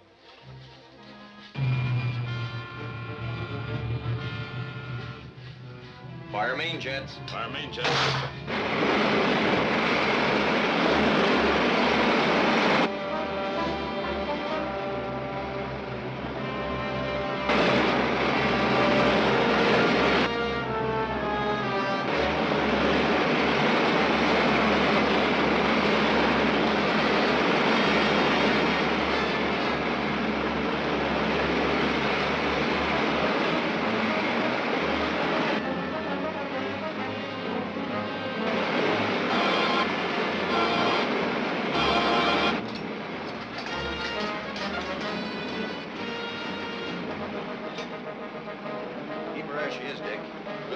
Dispenser ready. Right, Commando.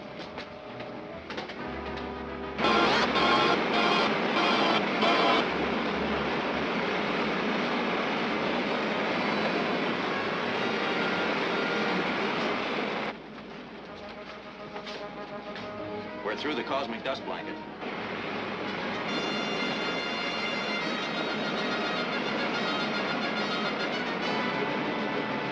Release the counter gas, Joan. Yes, sir.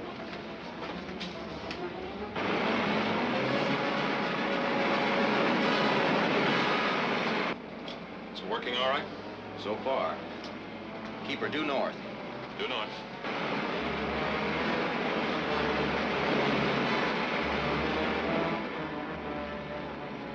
Calling Commando Commando Cody. Henderson calling Commando Cody. Yes, Mr. Henderson? Radar reports an unidentified ship moving in from the moon toward the east coast. That area isn't covered by the gas blanket yet. How soon will it be covered? Several hours. We're almost through laying the gas, but it's just begun to spread. Should we try to intercept that rocket? No. No, you better finish dispensing the counter gas. I'll keep you informed on all radar contacts. Very well, sir. Give her all she'll take, Dick. We gotta get through this job in a hurry. Full speed. Plus.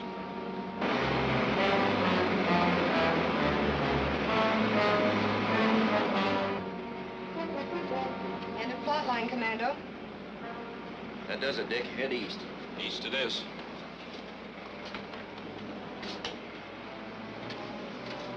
Calling Commander Cody. Calling Commander Cody. Yes, Mr. Anderson? Radar reports the enemy rocket now nearing the eastern seaboard, vicinity of New York. Is there any chance the gas blanket has reached that far yet? No chance at all. But we've finished spreading the gas, and we'll try to intercept the rocket. Hope you make it. Course for New York is 9-3. 9-3. If radar can fix the course of that rocket this soon, it'll be over its target before we can get there. Yes, but we may be able to knock it down before it does much damage.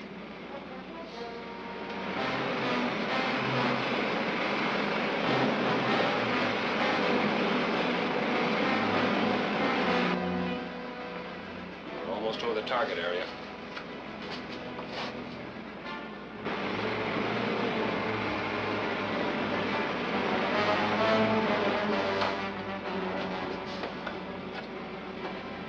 Target.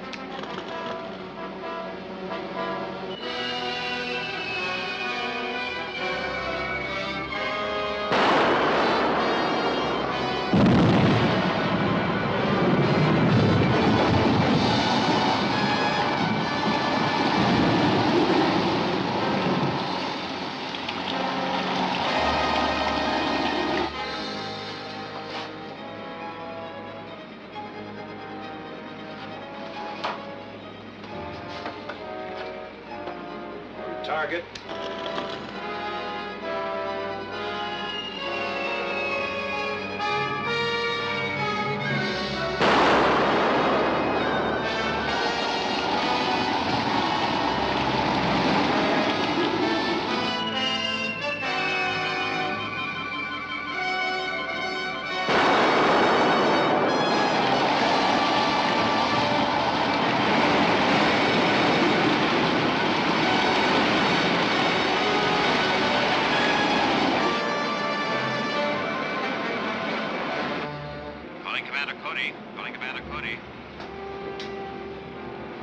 Come in, Mr. Henderson.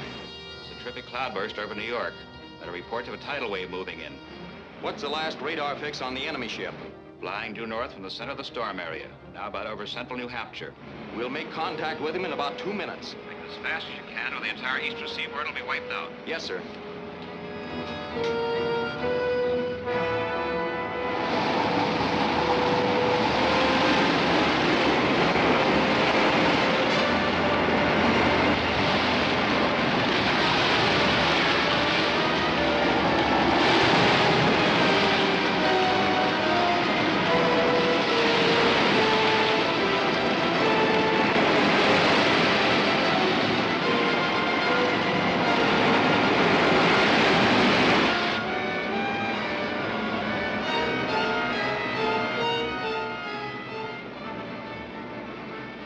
There he is.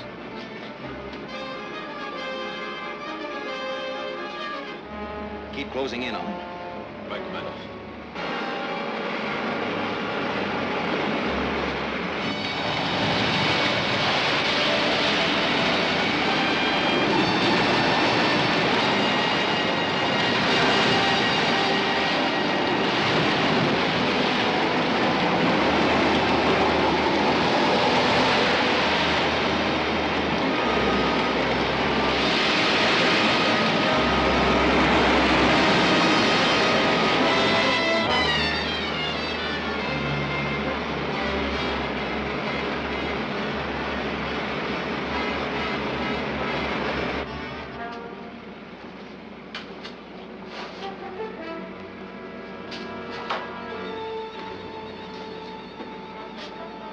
Hold your course.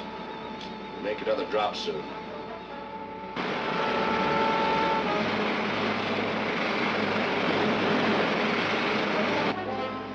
I'll check the ray gun generator.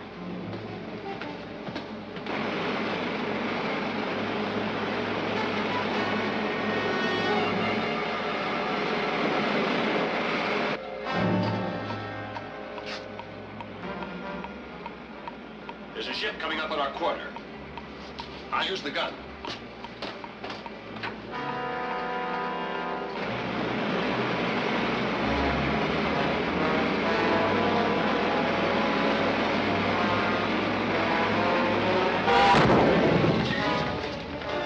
Hey, we can't take many like that. Stand by for ray gun fire. Standing by. Left 15. Left 15. Elevate 12. Elevate 12. On target, steady. Steady she is. Keep firing!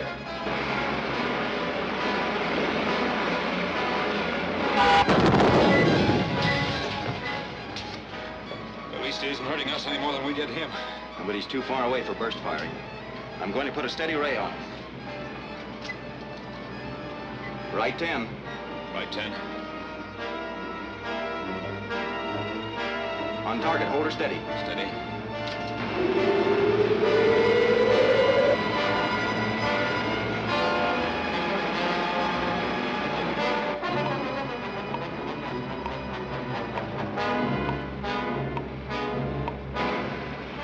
They've got a continuous ray on us. It'll melt the ship. Fire again.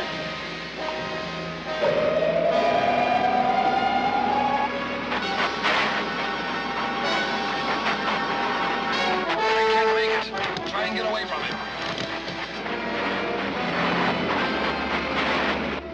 Left 8. Left 8. Down 10. Down 10.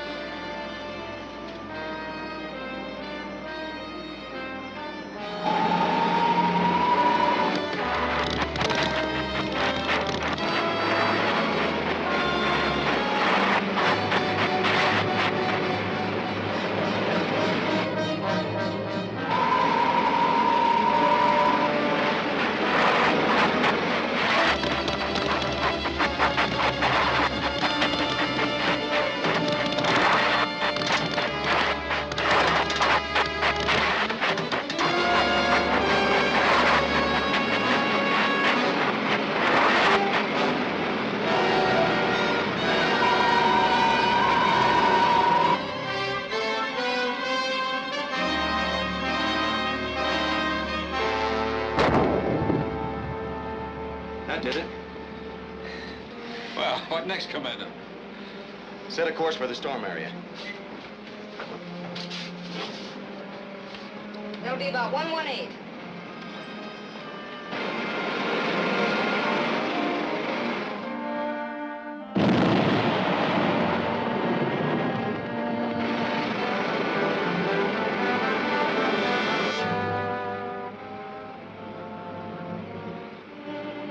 The counter gas is working. Good. Now the storm will clear. It's about time. You can say that again. It's about time. Head for home, Dick. Yes, sir.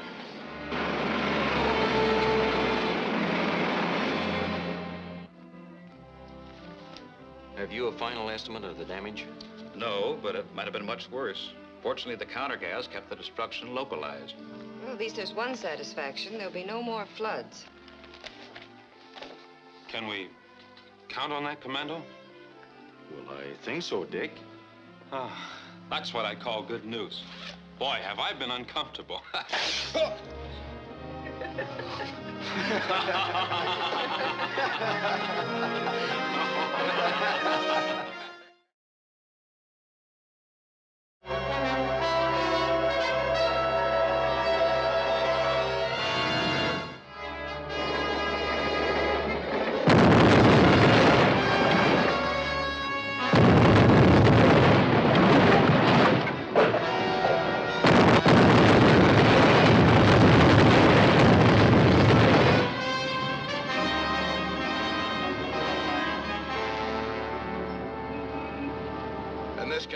naturally has been reflected in the music world. Just a moment, please. A newsflash has just been handed me. Another mysterious explosion has just struck one of the government atomic research buildings, destroying the entire structure and leaving the wreckage a mass of flames. Calling rocket M7. Calling rocket M7.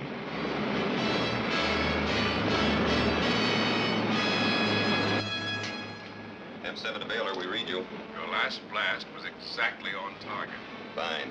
It'll take 3 or 4 hours to recharge the ray gun. Then we'll be ready for another strike. I'll call the ruler and find out where he wants you to hit next. Yes, Baylor.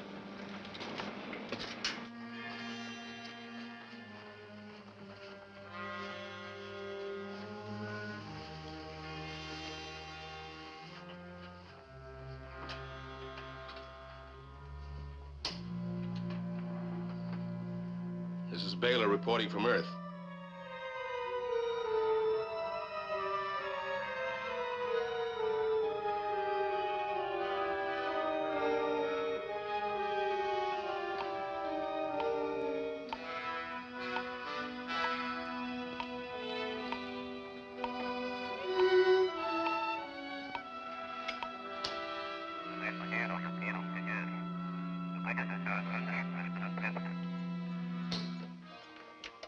This is Baylor reporting from Earth. Rocket M7 is ready for the next target.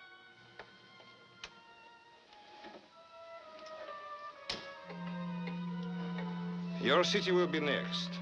The basic target will be the arsenal. After that, radio my ultimatum to the Earth people. Complete surrender or complete annihilation. What's he think we are, guinea pigs? Those bugs don't care whose side you're on. We'll be safe enough. The arsenal is on the outskirts of town. As for the other, roll up your sleeve.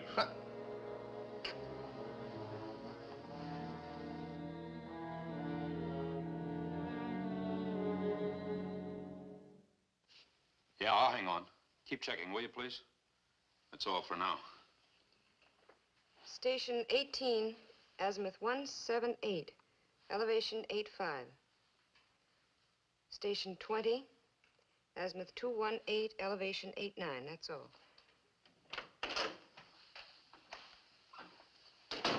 Hello, Mr. Henderson. Any word on the research building? Yes, a total loss. What's even more serious, sickness of epidemic proportion is developing in each area hit. Germ warfare. Yes. And the committee's sure this is the ruler's work. That's a safe guess. Look at this. Our detector stations have been checking on the flashes of radioactivity before each blast, and they make a regular pattern. Now, let's extend that pattern. And we end at a point over this city. That would kill millions. But how are they getting through the cosmic dust blanket? It should explode a bomb. My guess is they're using some new kind of atomic ray to blast a hole in the blanket. Then a germ projectile could get through to Earth. Any more reports, Dick? No, it's all quiet. But what possible defense can we set up against germ warfare? In this case, the only defense is a strong offense. We'll use my rocket to attack the attacker. Say, we can do it, too. We've got his position close enough. Be ready in 2 minutes.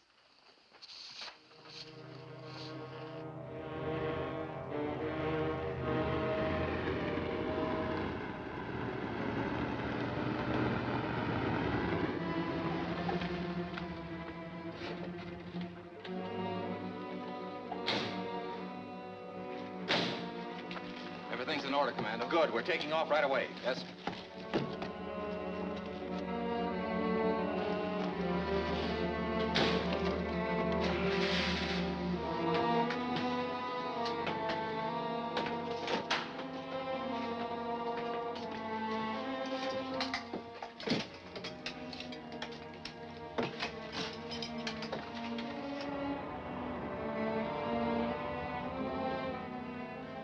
Fire pilot jet. Fire pilot.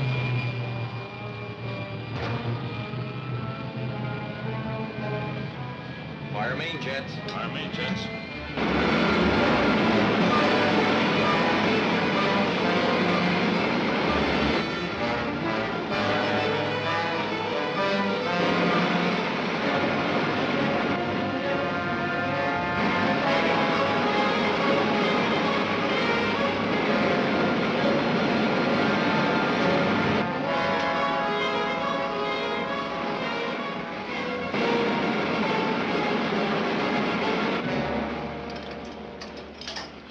course, Dick?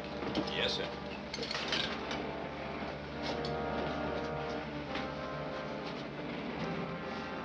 You think our ray gun will be a match for the one we're going after? Probably not. But I'm hoping we can outmaneuver them.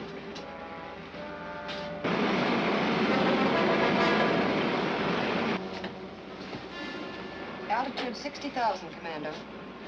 We're nearing the dust blanket, Dick. Turn on the dispersal ray. Check, Commando. Check the Nova drive, Joan.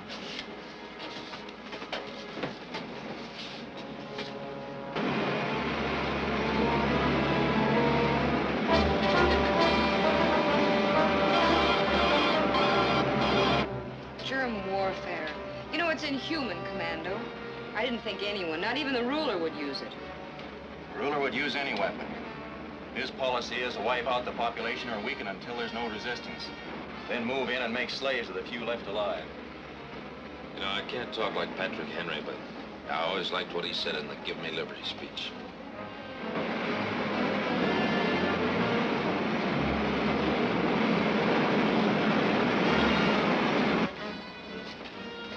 Level off. We'll see what we can pick up.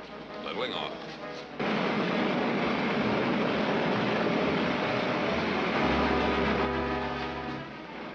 We've made a contact. Swing to 60. 60. What type rocket is it? Can't make it out yet. Switch to the infinity lens. That's good. Are we on the right course? Almost. Battle stations.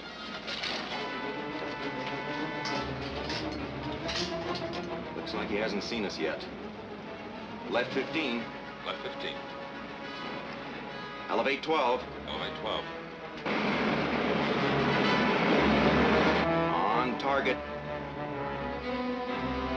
Steady. Steady.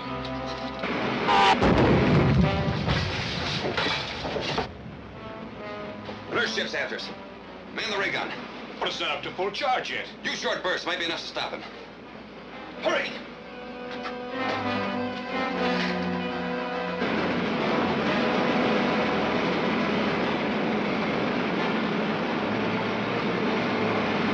Did you hit him? Yes, but he's too far away. He's still in action. Hey, that was too close. He's firing from a plastic turret. I'll try the freeze ray.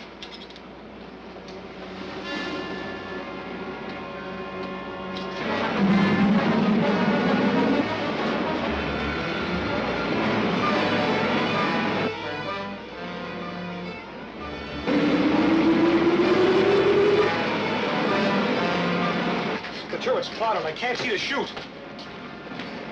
Maybe we can outspeed him. That did it. He's on the run. Let's close in and finish him quick. Hold it, Dick. I want to try to capture that rocket in one piece. Climb above him. Up 20.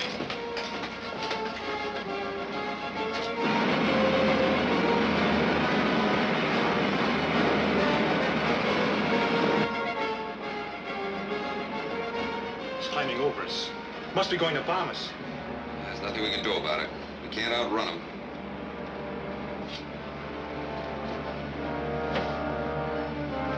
Get me a block of fusing metal, Joan. Yes, sir.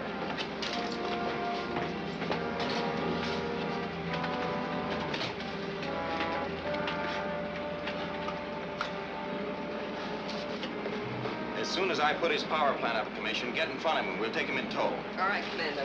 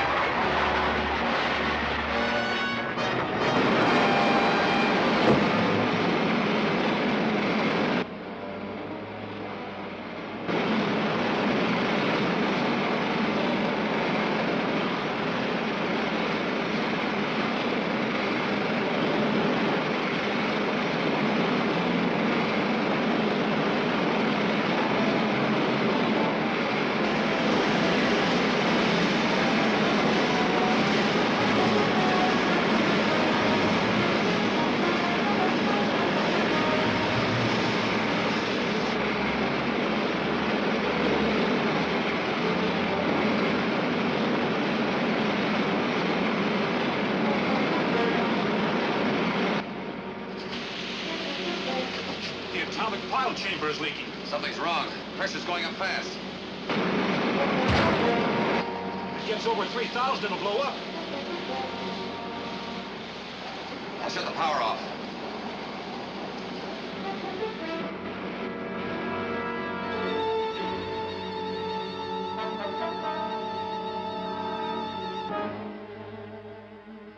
That helped. The pressure's going down. Well, what do we do now? Nothing. Just float here in space until the Earth people decide what they want to do next.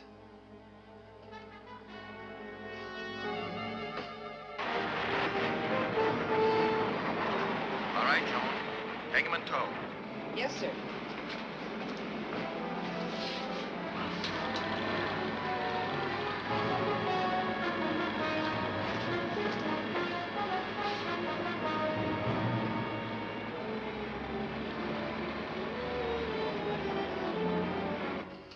We're moving again.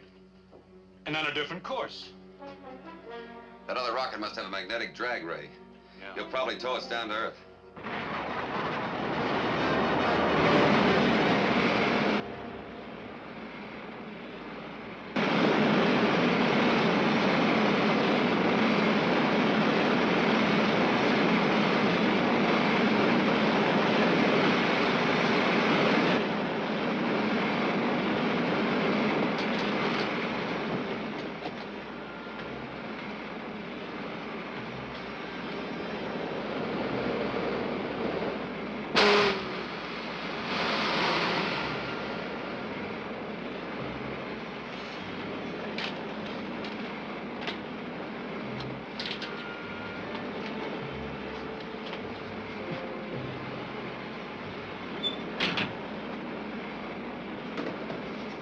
Everything okay?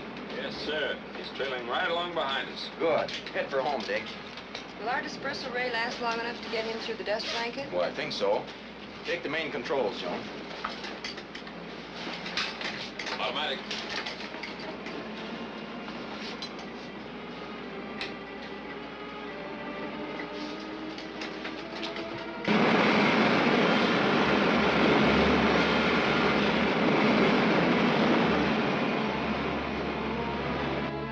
Here, help me.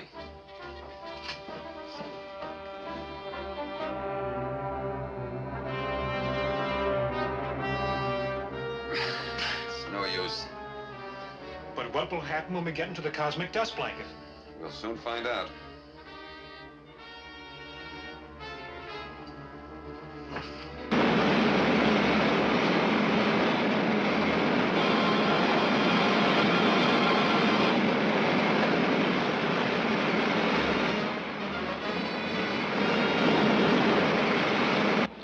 Land in the usual place, Joan. Yes, Commando. How do you feel about it? Well, it is my first solo landing, you know. You'll do all right. Give us a little start before you set the other ship down. Joan, radio Mr. Henderson, send some men to take over the rocket. Yes, sir. Tell them we'll try to keep the crew inside until they get here.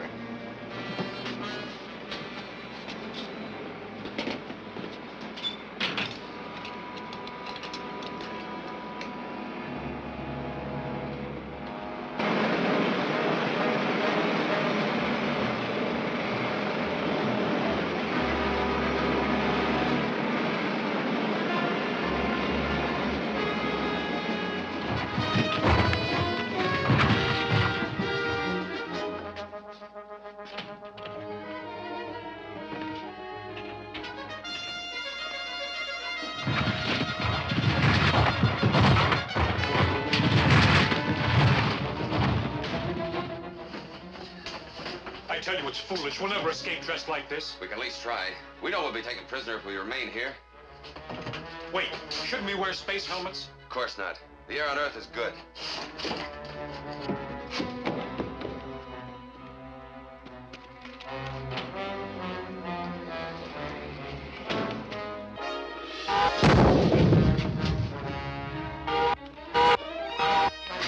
No, there's only two of them.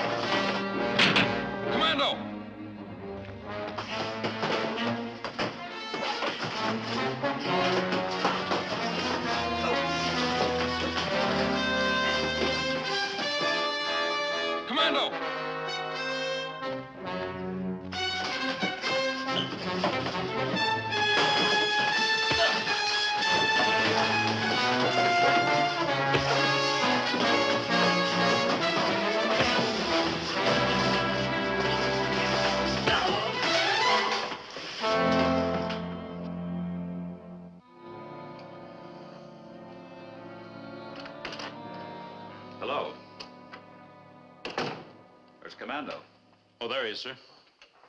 We've been examining the man you captured in that rocket. You find out anything? Not much. He admits belonging to the ruler's army, but nothing else. Have you had a chance to examine their rocket ship yet? Yes, and found the antitoxin for the germs they've been using. Oh, splendid. Did you, The drug companies all have samples. The local authorities will have a supply tomorrow, enough to stop the epidemic. That's great news. The best. About the ruler's rocket. There's nothing really unusual about it. It's atomic powered from a uranium pile, much like the ones we use. But this gun is something else. It's much more powerful than any we have. Yeah, it's really something out of this world. Will you, Dick? Sure. Is this the weapon they've been using? Yes, but the important part is in the power chamber. We've analyzed the contents in this power chamber. And we find that its basic reaction comes from the element in this container. It's satyrium, which comes only from one of the moons of Saturn. Do you know the exact location of the deposits? No, but we can find it. The atomic rays from this piece of satyrium will react strongly to the main body of ore. So we'll use it to make a direction finder to locate the deposit. Good. Do you think the ray guns are being made there? I don't know. The important thing is, satyrium is so highly volatile that it burns itself out in a matter of days. So if we destroy the entire body of ore, the ruler won't be able to recharge his ray guns.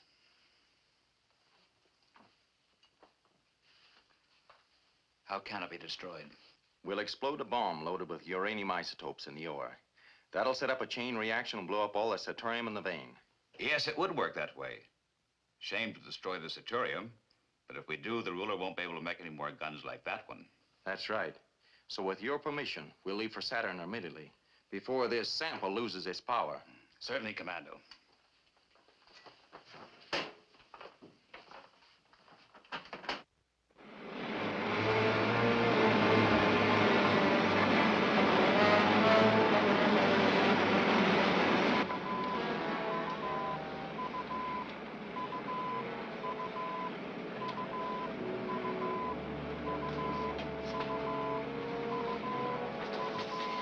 We should be about there.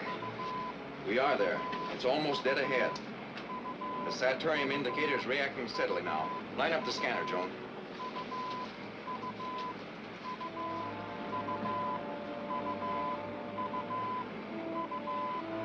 Left 15, down 20. Left 15, down 20.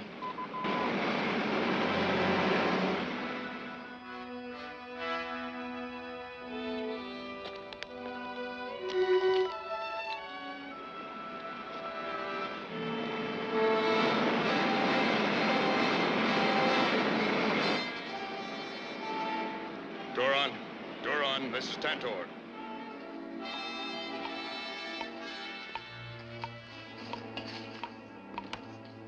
What is it, Tantor? There's a rocket headed this way. Well, it's not scheduled. Just a minute.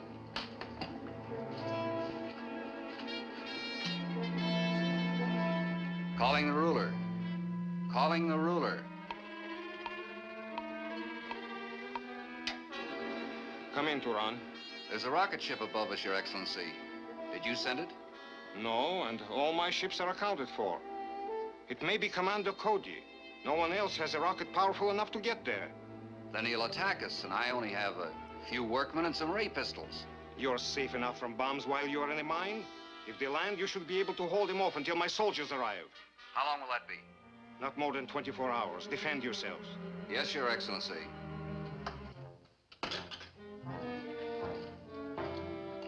Tantor. Yes, Turan.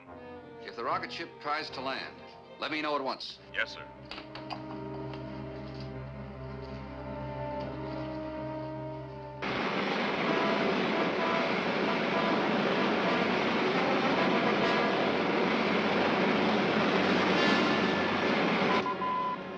Any luck? The best. The ore must be in that hill we're passing over. Probably in a mine. Be rough getting a bomb in there. We can't do it from the air. I'll have to find the mine entrance and plant a radio guide beam for the bomb rocket.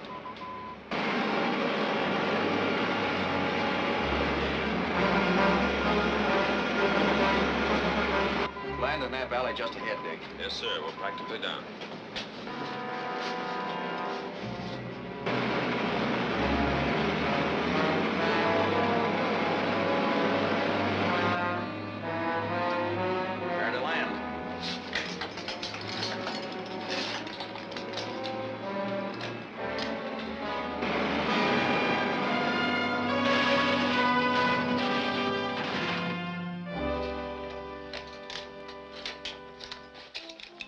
you. Let's get the bomb rocket set up.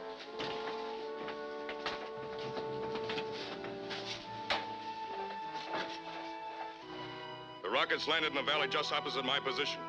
They'll have to use the cliff road to get to the mine. Pick up the men working on the crusher and set a trap for them. Very well. Keep working.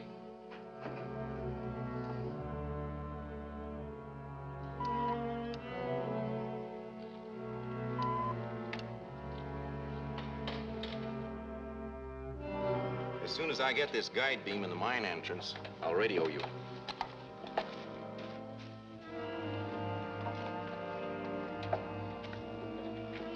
It'll take the bomb rocket at least 20 seconds to get to the mine, so count the seconds for me after it takes off. I'll wait until I hear you call 10 to make sure there's no interference. 10? That's cutting it awfully close, Commando. You better be ready to get out of there in a hurry. I'll be ready.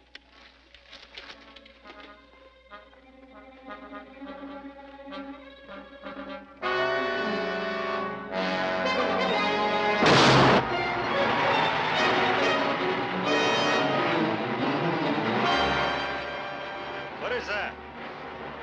I don't know, but we better find out. You men stay here.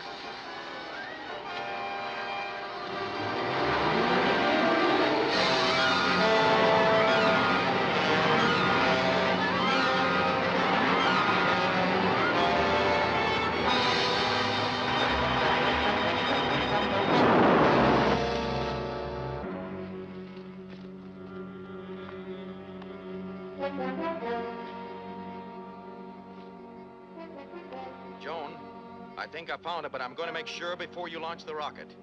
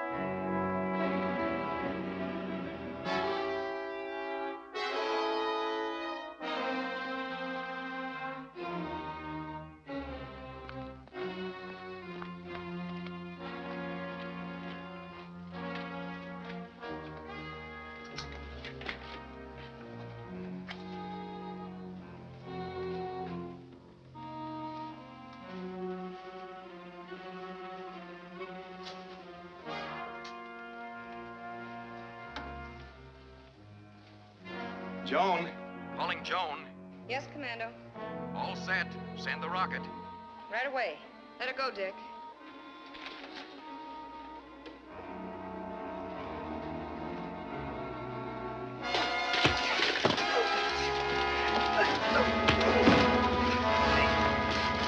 Ready?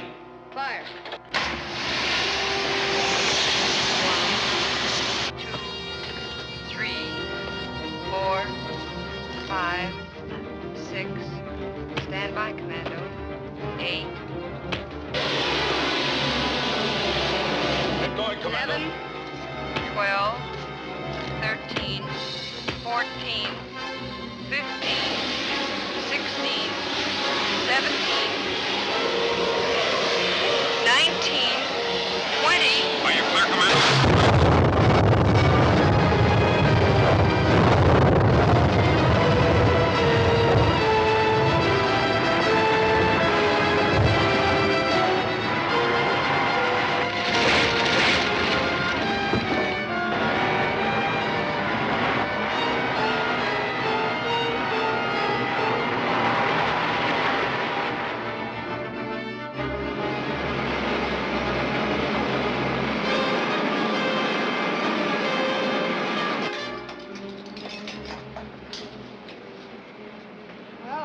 the end of germ warfare. Yep. But it does seem sort of too bad we had to destroy all that Ceterium. Just think all the things we could have used it for ourselves. Like what, for instance? Well, like a lot of things. After all, it doesn't have to be used in a ray gun. No, sir. If we could find out how to neutralize the isotopes and control the reactions to formulate a chain sequence at minus normal, you'd have a good start. Dick, can you say that again? Huh? Why, I don't think I can.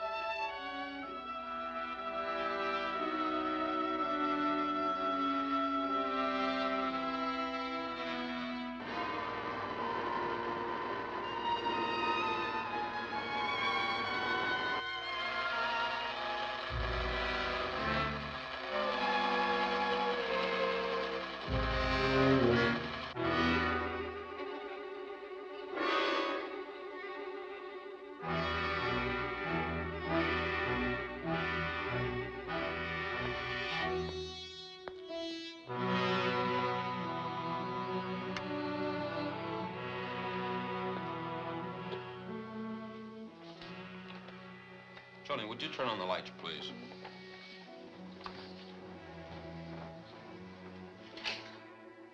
It's getting dark early today. Clouds, probably. Still 3 hours till sunset. Well, it isn't clouds. It's perfectly clear. Commando, look at the sun.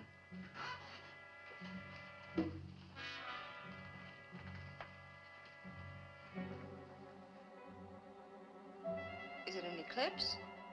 Well, it can be, Joan. There isn't one due. Well, what do you know? The sun's just gradually fading away. What do you suppose is causing it? I don't know. Might be some unusual atmospheric condition. I'll ask Mr. Henderson to check with the astronomers.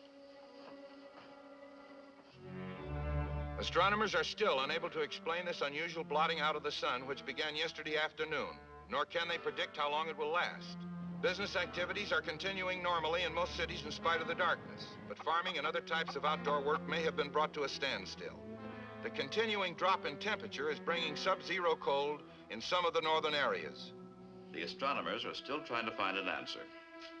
This could be another scheme of the rulers to make Earth surrender to him. Yes. We better face it. What'll we do? Let's wait until the astronomers reach a decision. If they do. I'm meeting with the International Committee tomorrow. We might be able to figure out an answer then. I hope it'll be reassuring. We'll have to give the people an explanation soon. As we go into the 4th day of continuous darkness, tension and panic are mounting throughout the world. Serious rioting has broken out in a number of cities and frantic mobs demanding action from the authorities. Already, the impossibility of harvesting crops is causing food shortages in some areas, and all crops will soon be lost if the darkness and increasing cold continues. In the northern latitudes, freezing rivers have caused the shutdown of hydroelectric power plants, bringing all industries in those areas to a halt and leaving several large cities in total darkness. Everything is working out just as the ruler planned. In a few months, there won't be a living person left on Earth. Yeah, but what about us? Don't worry, the ruler will get us out of here in time.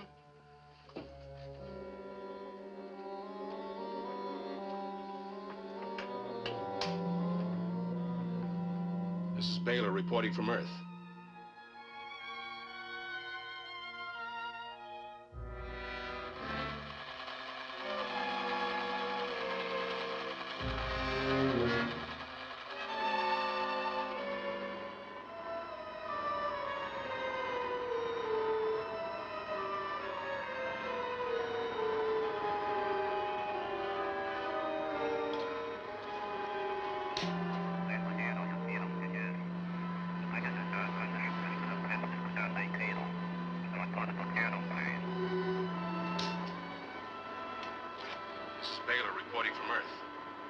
Send a rocket to pick us up.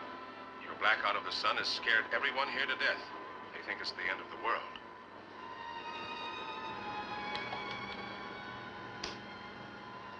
It is the end of their world. I'm going to wipe out your entire solar system as a warning to other planets that think they can oppose me. I'm going to send a rocket for you as soon as the cosmic dust blanket dissolves.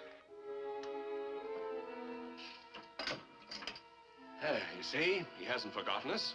Yeah, but when will that blanket be gone? As soon as power failures shut down Commando Cody's generating system. Stop worrying, Mason. You can depend on the ruler. I hate to depend on anyone cold-blooded enough to murder the whole solar system. This Earth is only a very small part of the universe. There are other planets. If we get there, Commando Cody might not sit still for this. He'll have to. If he tries anything now, he'll find he's trapped by his own cosmic dust blanket. The astronomers weren't able to figure out any logical explanation. However, they did agree that it could be the work of the ruler. Did they have any idea how it was being done? No, not exactly. But the sun's energy comes from fairly simple atomic reaction. And their thought was, if we can control atomic reaction here, someone else might figure out a way of stopping the reactions in the sun. But if the ruler actually put out the sun, then he's blacked out his own planet, too. Not if it's outside our solar system. And we know he's been operating all over the universe.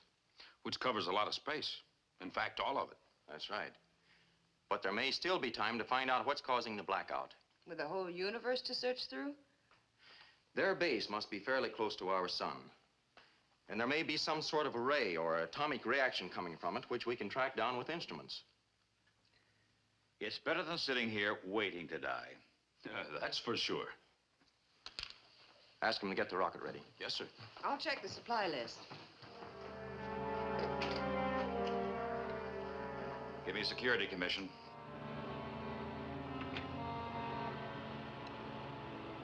Calling post number 1. Calling post number 1. Post number 1. This is Commando Cody. We're entering the rocket area. Clear us with the other post. Yes, sir.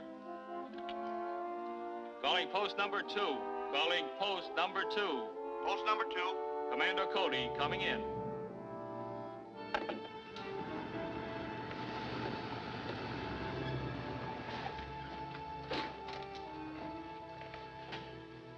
Everything aboard? Yes, sir. All the supplies have been delivered. I checked them myself. Thanks, Clancy.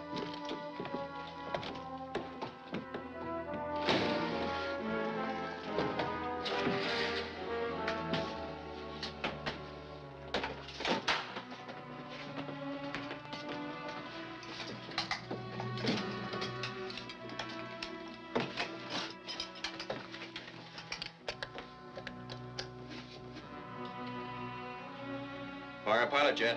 Fire pilot jet.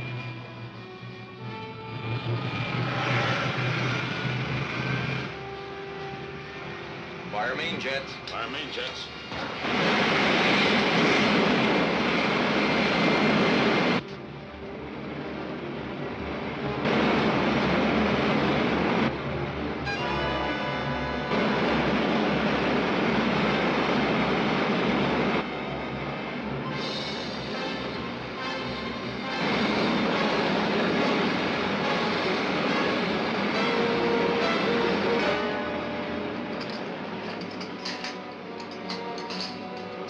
Course until we get through the cosmic dust blanket.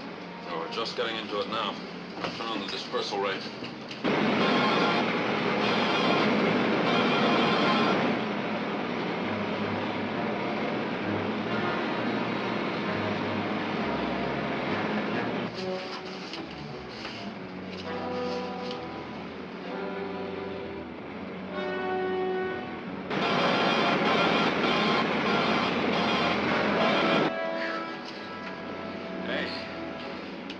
Awful hot in here.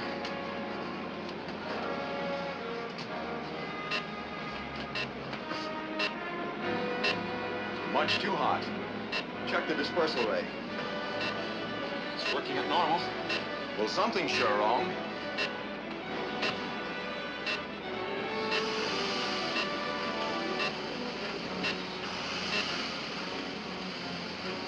Well, the ship started to burn. Take her down, Dick, fast. Right.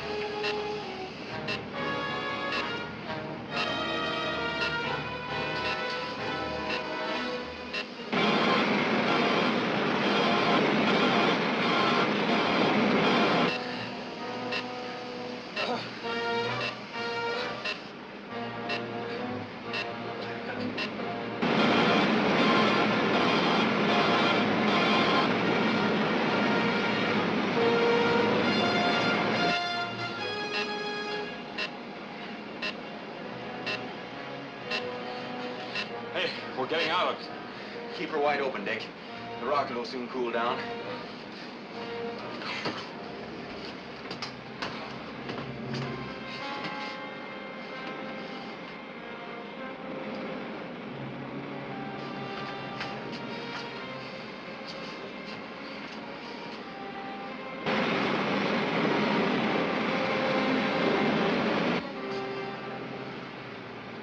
I'm all right now. What was the matter? Something must have been added to the dust blanket, which neutralized our dispersal ray. Yeah, our old pal, the ruler again. One of our dispensers could be out of order, but I doubt it. I'll radio Henderson to have dust samples collected.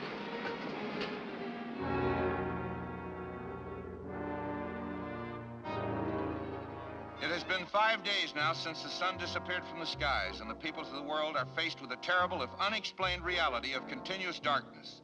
Food shortages are becoming more and more acute, as the impossibility of working the farms has stopped the flow of produce from the rural areas. The entire countryside is now bleak, lifeless, and desolated. The ice and snow caps forming to the north are expanding, and icy winds blowing southward over those frozen countries are adding further discomfort and damage to an already stricken farm belt. Many families have abandoned their houses to the winds and dust and migrated to the towns and villages, but they find little relief there. Electric and heating facilities are lessening, and in most cities, lights and heat are rationed, leaving some parts in darkness, other neighborhoods without warmth. Here's the answer. The dust sample from Station 8 has a foreign element added, a neutralizer. Everyone at Station 8 was cleared by security, and they've been working there since the station started. Well, these look all right, but I'm going there to double check it.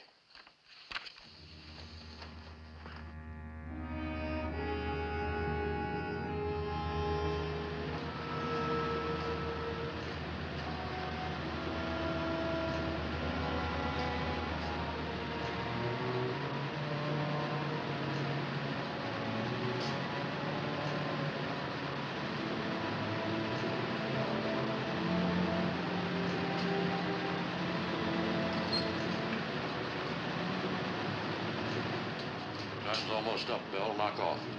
I'll stand by till your relief gets here. Thanks, boss.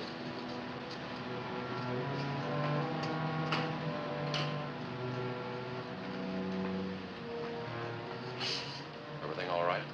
As near as I could tell. He did his usual routine job. Who has the next shift? Ed Williams. I've always considered him reliable, but, well, you'll find out. That compound would have to be put in the dispenser at least once a day. And there are only 2 shifts left.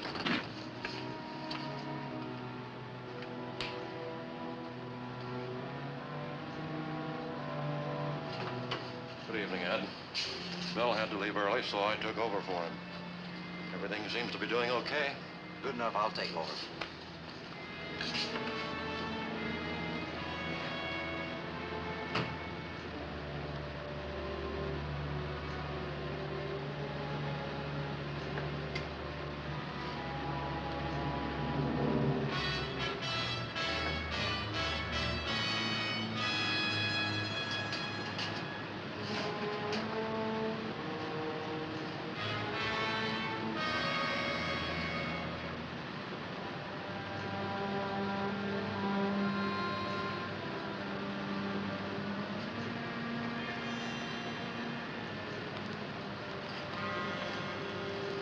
That's all.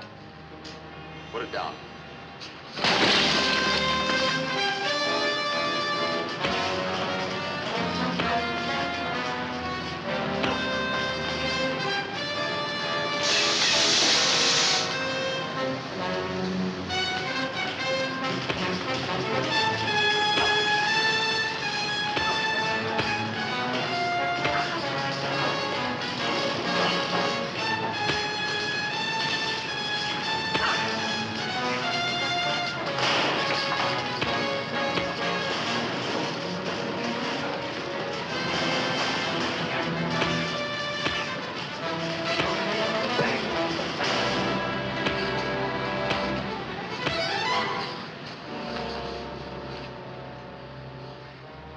Who gave you that stuff?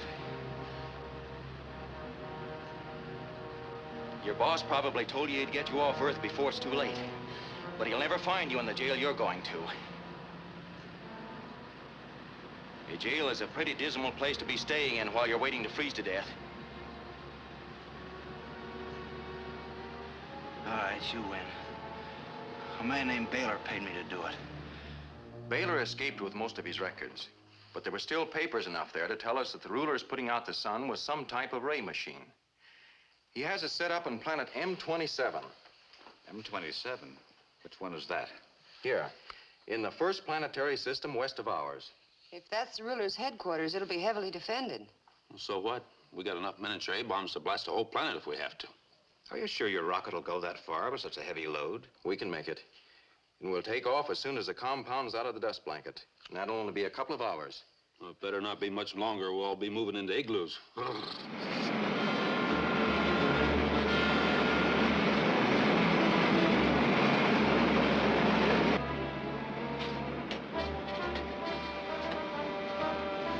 Altitude 60,000, Commando. We're nearing the dust blanket, Dick. Turn on the dispersal ray. Check, Commando. Check the Nova drive, Joan.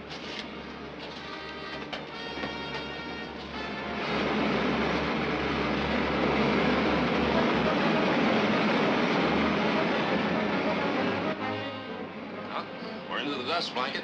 There's no sign of heating up. We'll make it this time, all right. Come on, Joan, we'll lay out the course.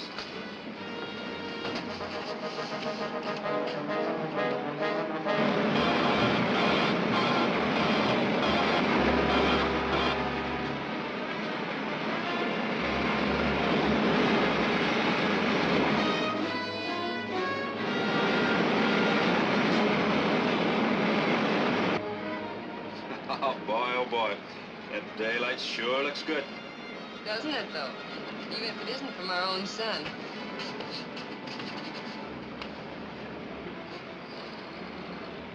We're right on course. That's planet M22 we're passing. I'll take over, Joan.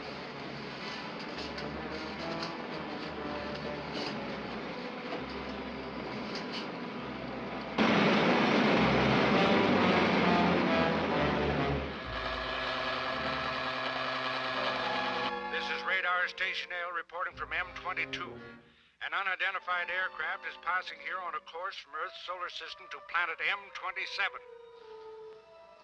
Very well, we'll be ready for them. You suppose it really is coming from Earth? No doubt about it. The only one in the universe who could make such a trip is Commando Cody. What about the cosmic blanket and Baylor? No, Baylor is a fool. Cody must have captured him. Then he'll bomb us. We're not He'll prepared. never get close enough to bomb us. Start a magnetic barrier ray and beam it in his direction. Yes, Your Excellency.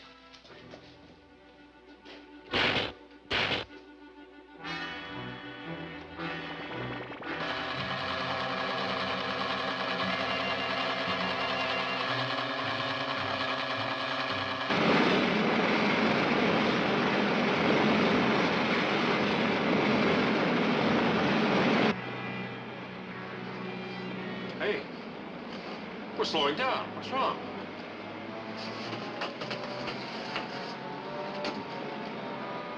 Jet pressure's normal. Maybe, but we're still down to less than half speed.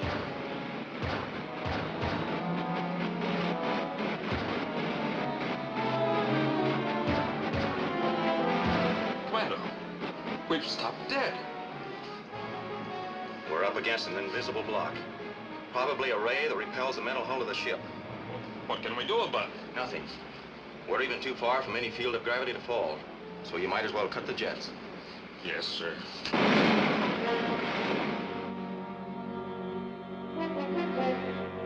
You mean all we can do is just sit here? Until someone turns off that ray. There's a sense they're not gonna do that.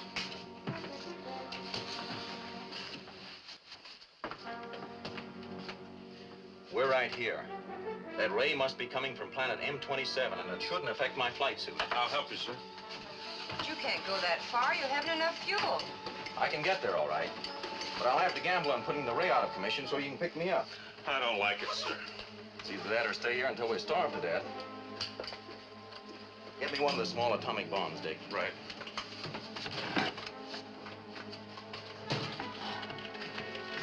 Keep your insignia radios open. Right.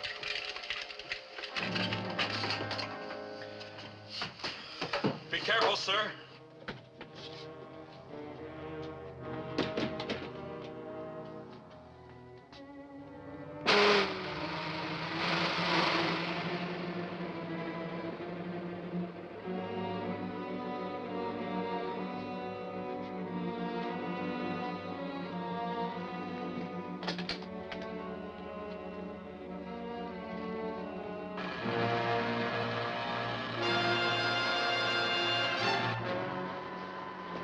Is that rocket still on your screen?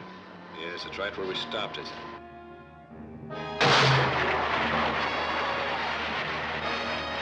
There's another small spot on the screen now. It's too small to be a rocket. Send a lookout up to the tower. Yes, Your Excellency.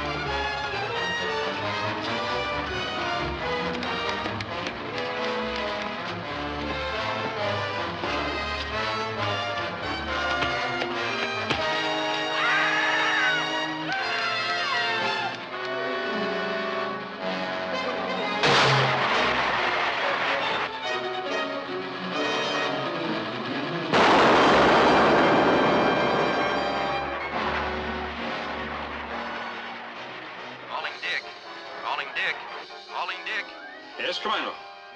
Try your jets. Yes, sir.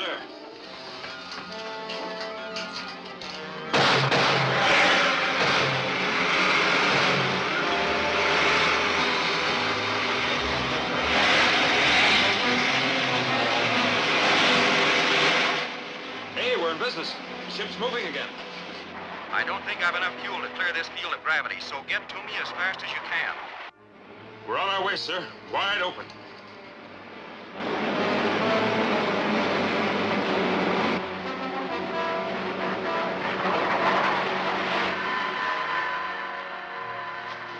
The tower's completely wrecked, Your Excellency. It'll take weeks to repair it. We have only a matter of minutes. That rocket is headed this way again. We don't have a ray gun that'll stop it. I'll order the rockets on M36 to take off at once. Order your men to barricade the cave entrance. Yes, sir.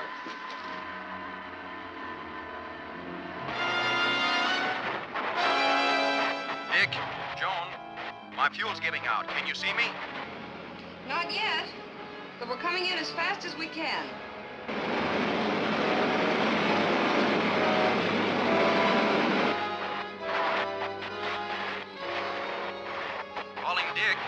My jet's out. I'm falling. I see you now. We'll dive under you. Down 20, Dick. Down 20.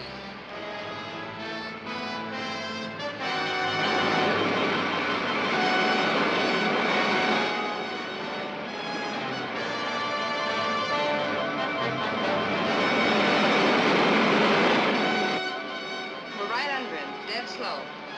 Dead slow it is.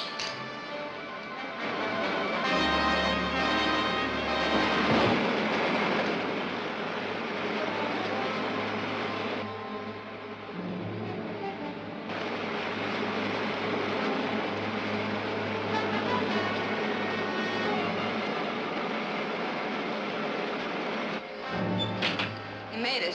I heard the hatch slam. Ah, wait a minute. Give him time to get through the decompression chamber.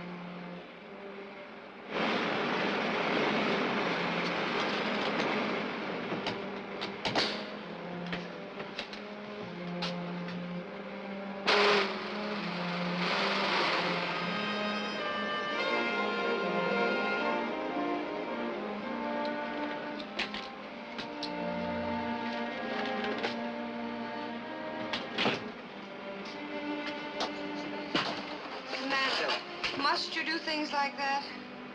That bomb took care of the ray machine. Good going, sir. Mission accomplished. Not quite. The people who are operating that tower must be in a cave underneath it. So unless we take care of them now, they'll just rebuild the tower. Stay on your course. We'll bomb them. Aye, sir.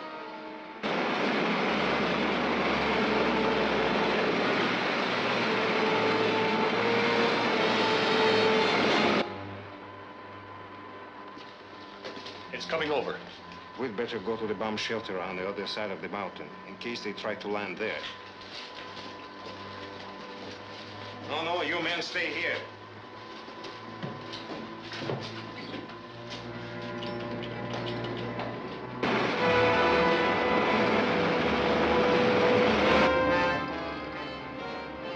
Coming in.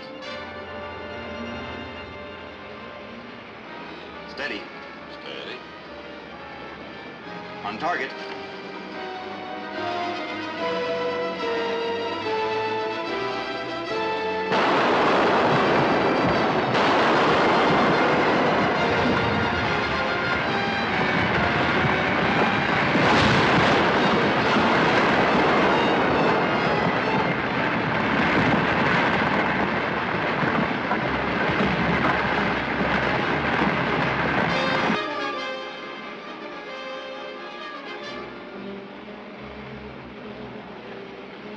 That did it, Dick.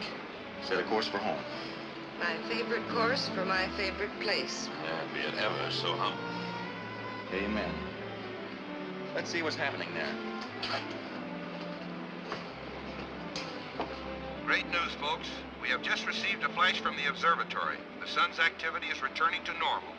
A report from the eastern section tells us there is already enough light to... You know, I lost money. And I'm glad. What do you mean, Dick? Well, now I won't be needing that double-line fur coat I ordered. Oh.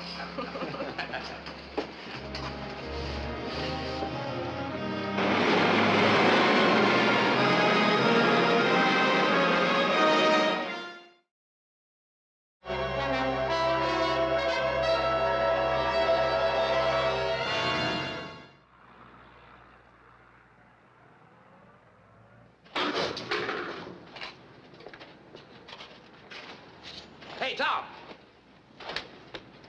What's that?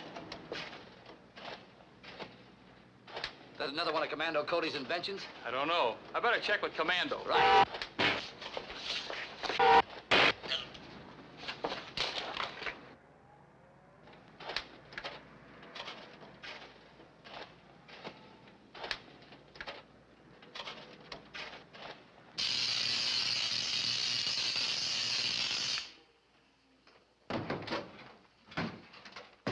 Commando, are you expecting some equipment? No. Better check with the guards. Right. Hello, guard. Hello, guard. They don't answer.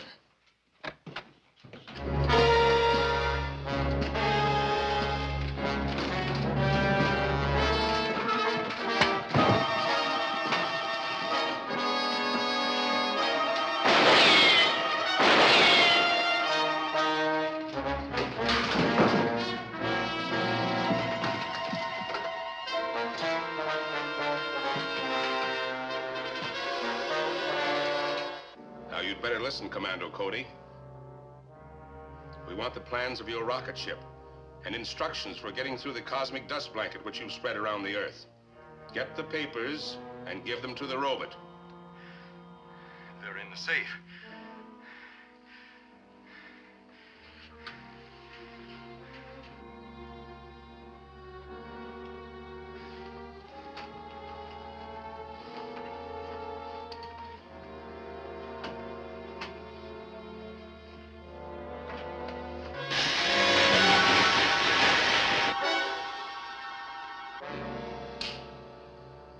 What happened? Cody must have burnt out the controls. I hate to tell the ruler about this, but I'll have to.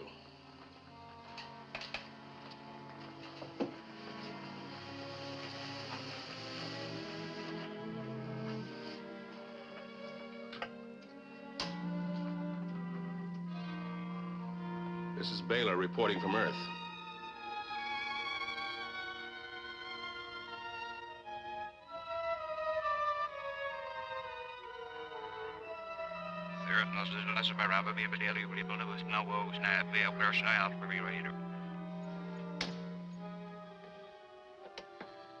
This is Baylor reporting from Earth.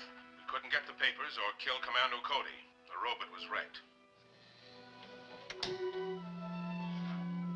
Then try again.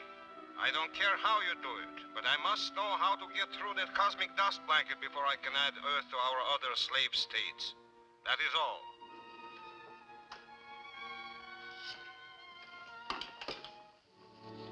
If the robot couldn't do the job, how does he expect us to? I don't know yet. But this will help. What's that? It's a nerve gun. Paralyzes a man for about half an hour. That should be time enough for you to get the job done. How do you feel now? I'm okay. But my head aches. Ooh. Come on, you're going to the doctor. No, I'm all right. Let's take this thing apart and see what makes it tick. Well, if you're sure you're okay.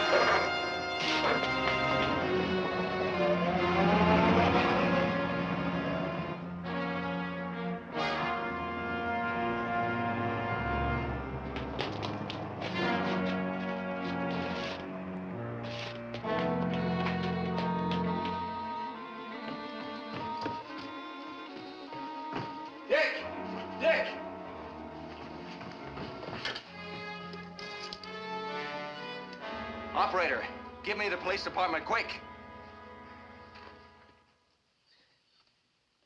Hey, what goes on? Take it easy. You'll be all right in a few minutes and ready to help us. Help you? Who are you? You'll find out. Wait. What goes on? This is a machine invented by the ruler. It won't hurt you. Just make you do as you're told.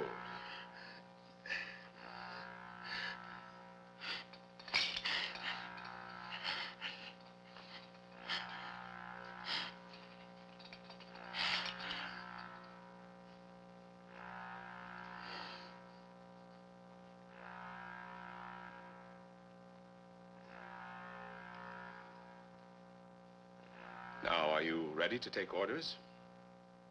Yes, sir. You know the combination of Cody's safe? Yes. Then this will be easy for you. Go to his office tomorrow morning and tell him you drew a blank. Yes, sir.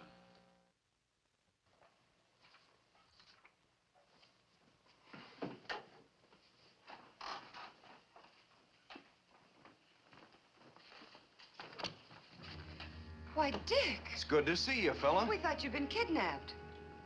Maybe I was. Somebody must have taken me out of here. Don't you remember what happened? I've drawn a blank. We were fighting here in the office. There was a flash. The ray gun. I guess so. Anyway, next thing I remember was waking up in a South Side hotel about an hour ago. Which hotel? The... Sorry, Commando, I'm a little confused. Well, that's all right, Dick. We'll run it down. Make up a list of the hotels, Joan. Don't you think they'd better wait till after the conference? Of course. We're on our way to Henderson's. You take it easy till we get back. Then we'll check on the hotels. Suits me. I don't feel like doing anything right now. Oh, I should think not. We'll be right back, Dick. See you later.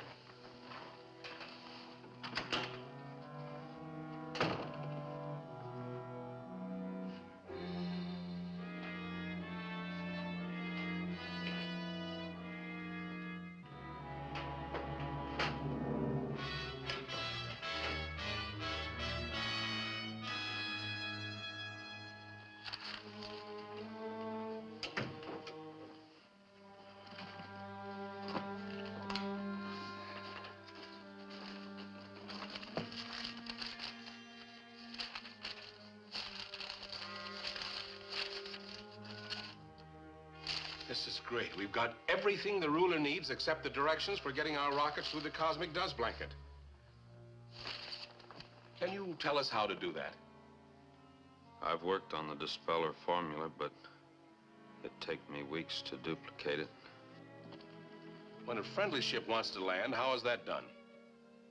The cosmic generating station turns on the master dispeller ray till it gets through. Can you order that done? Yes, I know Commando's code. Fine. Use this phone. Order them to let our ship through within an hour.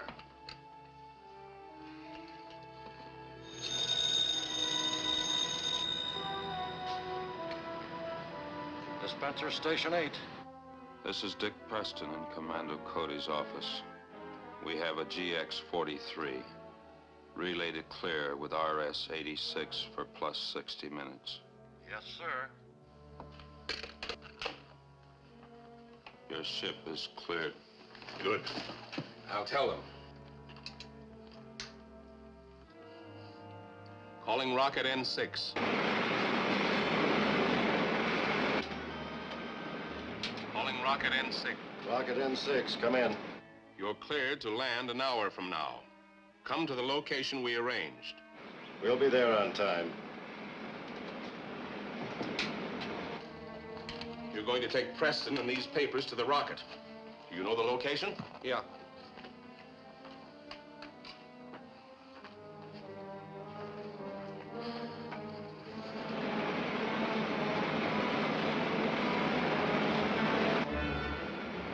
should be at the cosmic blanket by now. We are, and it's breaking up. We'll go right through.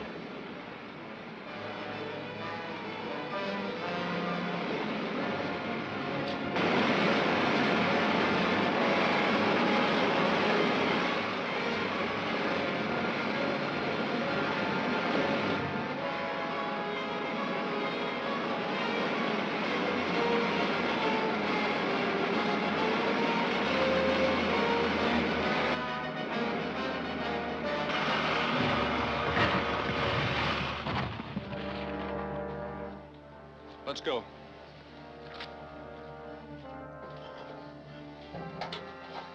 All secure. Here they come. Open the door.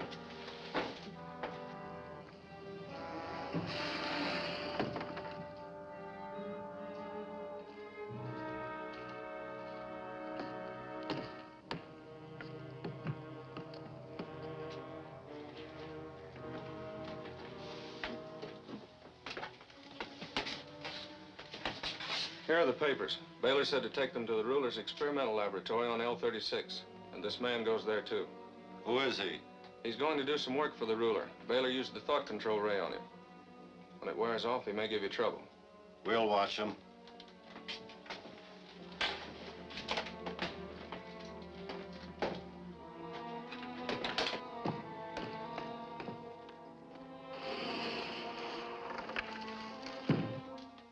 Sit there.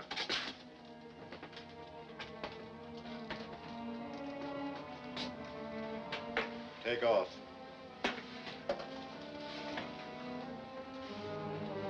Flash number 1 bank.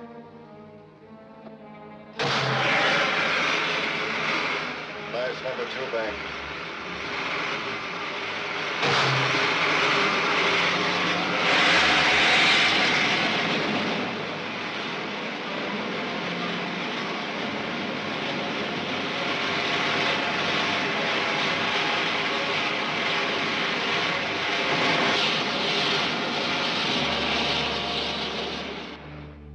And Clancy, have the ship ready for takeoff as soon as we get there.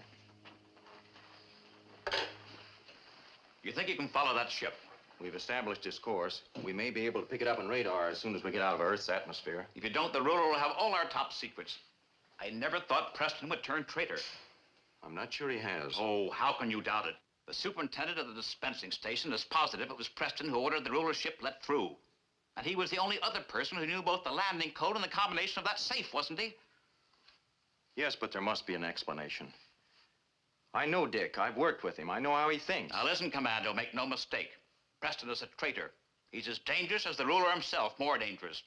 And when you overtake that rocket, you got to blast it from the skies, whether Preston's on it or not. I understand my position.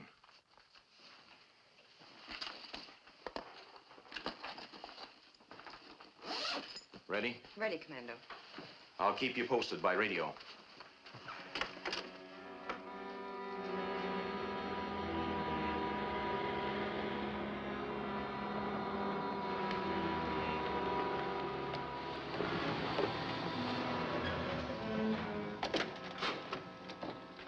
Hello, Clancy. Hello, Miss Richards.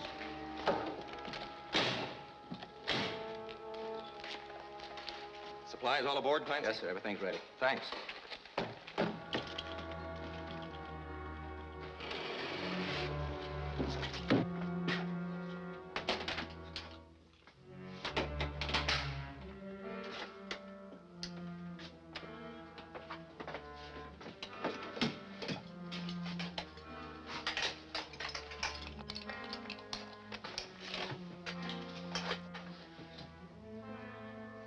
Fire pilot jet. Fire pilot jet. Fire main jets. Fire main jets.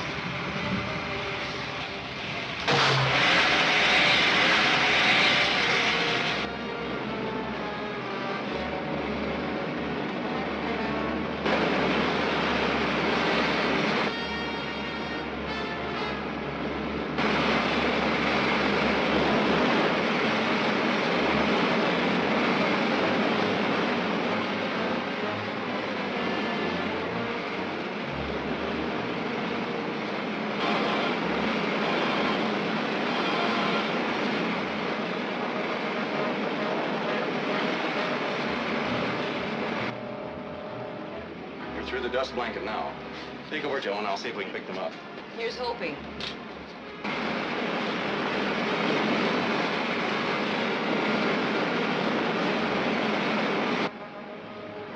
Any luck, Commando? I'm not sure. There are so many images, but we'll stay on this course for a while longer.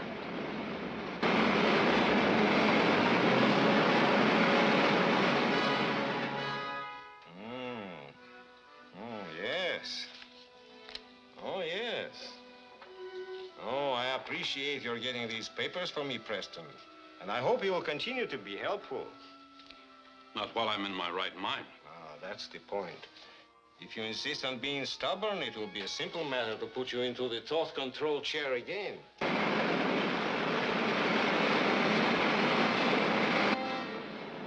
It's no use. We might as well go back.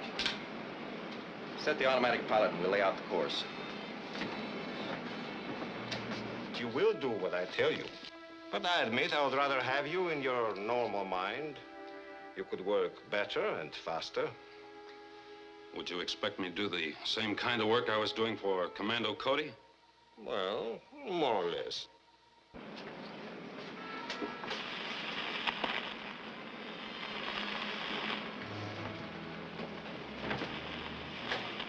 Static.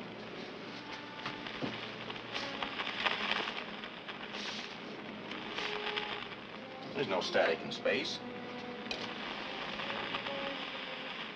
It's not an easy decision to make. After all, I am an Earthman. And I've always admired Commando Cody. It does sound like static, but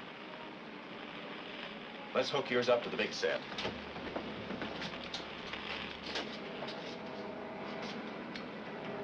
Oh, you will be made comfortable and given all the help you need. But I don't know anything about your apparatus and supplies here. It's not like Commando Cody's. In fact, I don't even know where we are. Stick. So this is the planet your people call L-36. L-36. Is this your home planet? Oh, no. It's uninhabited except for this laboratory building. I prefer not to be disturbed while making certain experiments. However, my equipment here is of the finest in the universe. Well, it doesn't look like I have much choice, so I might as well work with you. Now you're being sensible. Come, I'll show you to your quarters.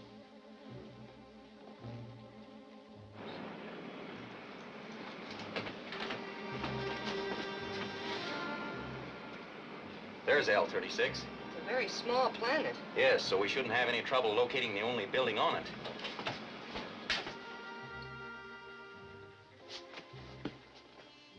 Your Excellency, there's a strange rocket ship coming in. Impossible. It must be one of mine. No. This ship has ignored the code signal. Commander Cody has the only other ship capable of making this trip. He has found out we are here. How? Why ask me? Your men made a zombie out of me with that thought control machine of yours. You know what I did. I don't. It's true. You couldn't have informed Cody of your destination. Yet he has found out where we are. How? Looks like you underestimated Commando. And the people who work with him. Good boy, Dick. Just about the best. Shall I move your things to the bomb shelter? No, I don't think Cody will bomb us. He will undoubtedly try to rescue his friend. The only place a rocket can land near here is in the canyon field. Arm a robot with a disintegrating ray gun and send it out there to be ready for them. Yes, sir. Looks like we're headed for the right place, but I don't like the ruler's idea of a reception committee. Neither do I. We can't risk letting that robot get close to the ship. I'll fly down and put it out of commission before you land.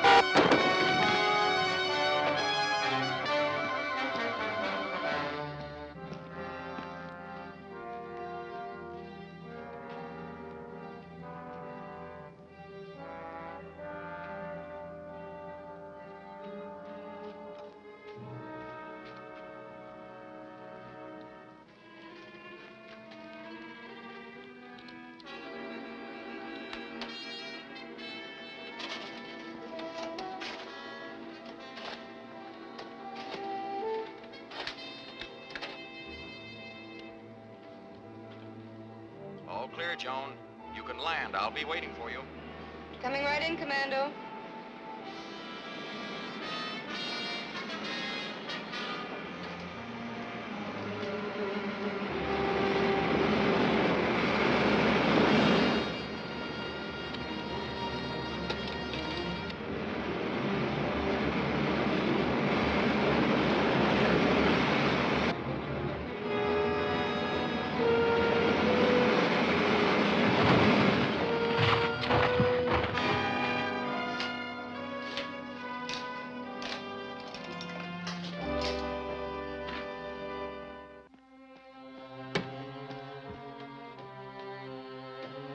And you'll spot the building on the control scanner when the robot gets close by, so you can guide it by what you see there. We'll use the ruler's mechanical man to run interference for us. Looks simple enough.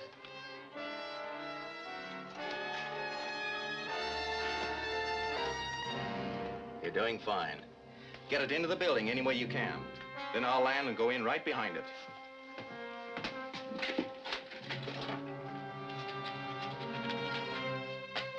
Careful now.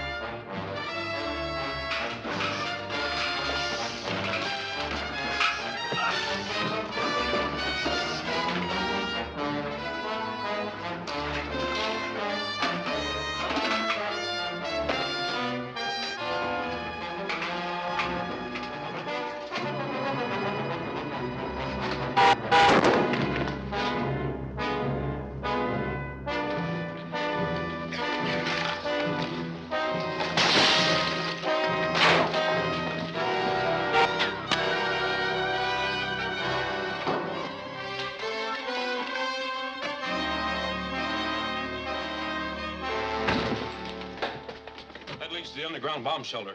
He's got more robots down there. Let's grab your stuff and get out of here.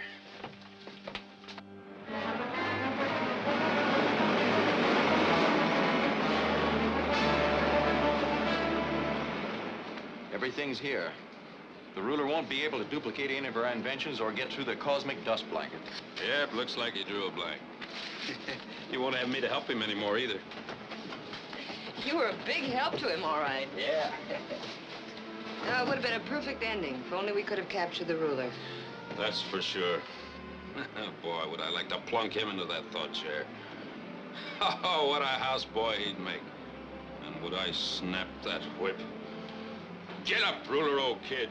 Shine those shoes. Get those little pinkies wet. The floor needs scrubbing. Dick, that thought control machine they put you in, the effects do wear off, don't they? Oh, sure. Well, isn't that obvious, Commando? There was no control to those thoughts.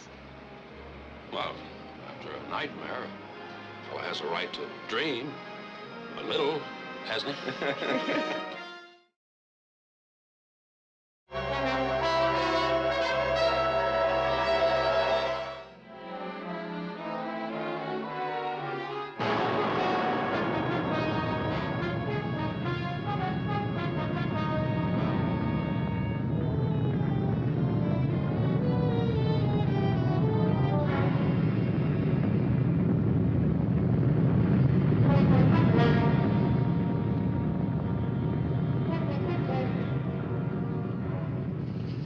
What does it mean, Commando? Something's knocked the moon right out of its orbit.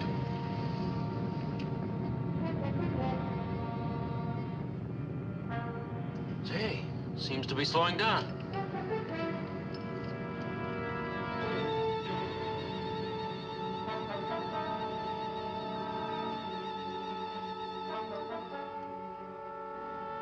Thank goodness it stopped. Phew. Whatever started the moon hurtling earthward didn't have enough force to overcome the thrust of its orbit. What could have caused it? Maybe a giant meteor struck the moon on its dark side. Well, in any event, I guess Earth is safe for the time being. Earth may have been spared a disastrous collision, but I wouldn't go so far as to say we're safe. Say, that's right. We're sure to get some gravitational and magnetic disturbances. It's going to be worse than that.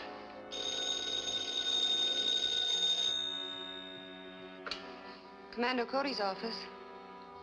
It's Mr. Henderson for you, Commando. Yes, Mr. Henderson. Yes, we saw the whole thing. Well, it's too early to say, sir. But if serious low-pressure areas develop, we can expect some of the worst storms in history. Yes, sir, the forecast will be ready for you by the time you get here. Get the observatory. I want the exact coordinates on the moon's position. Break out the world weather maps for the past 24 hours. Yes, sir.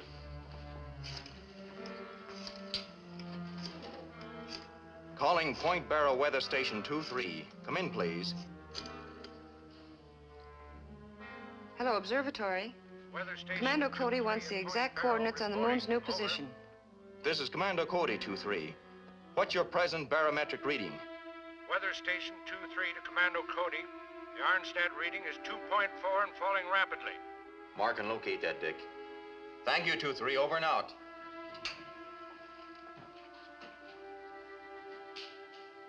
A shift of 20 degrees radial latitude? Thank you. Commando, the moon has shifted over 20 degrees radial. That comes out to 60,000 miles. You mean the moon has suddenly shifted its position 60,000 miles closer to Earth? Approximately a fourth of its overall distance. You know, Point Barrow Station 2-3 hasn't had an Arnstadt reading that low in months. And I'm afraid it's going to get lower. Contact Station 1-4 on Terra del Fuego and get their reading. Del Fuego will be the first area hit. Calling Terra del Fuego, Station 1-4. Come in, please. Weather Station 1-4, come in, please. Weather Station 1-4, come in, please. They don't answer. Then the storms have reached there.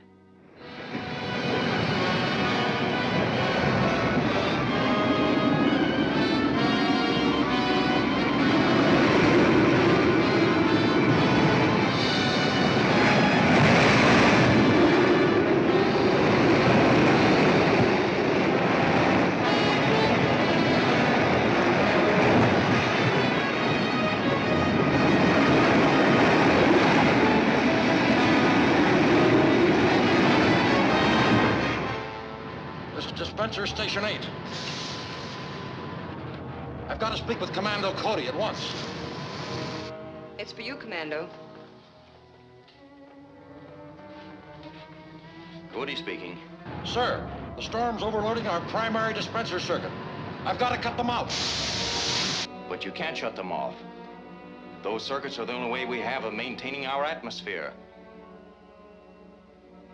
I'll be right down. What's wrong, Commando? Trouble at the cosmic dust generating station. I ordered them all to operate at full capacity to try to overcome the atmospheric condition caused by the moon's shift. There must be something we can do. There is. You and Dick take the rocket up to the dust blanket level and stand by to relay information to me. How can I help, Commando? Stay here and act as filter control for all calls, if you will, Mr. Henderson. I'll do that.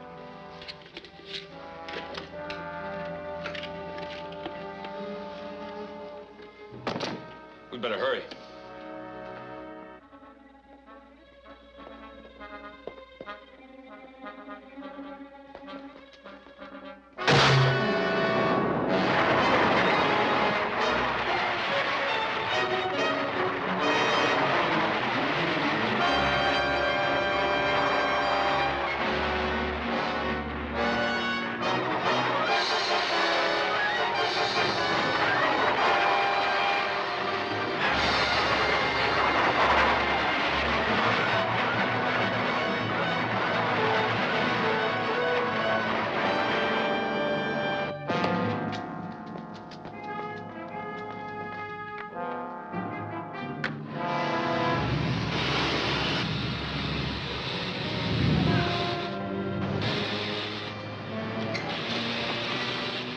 What happened since you called?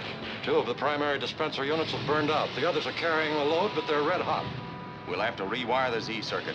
That means shutting down for at least an hour. We'll do it without shutting down. But that's impossible. There's a 500,000 volts in those circuits. If we close down, windstorms would rip us apart. Bring all the repair equipment you have from the supply room. Hurry. Calling Dick and Joan. Calling Dick and Joan. This is Joan, Commando. Where are you now? Just entering the rocket area. Good. Call me again just after takeoff. Right, Commando.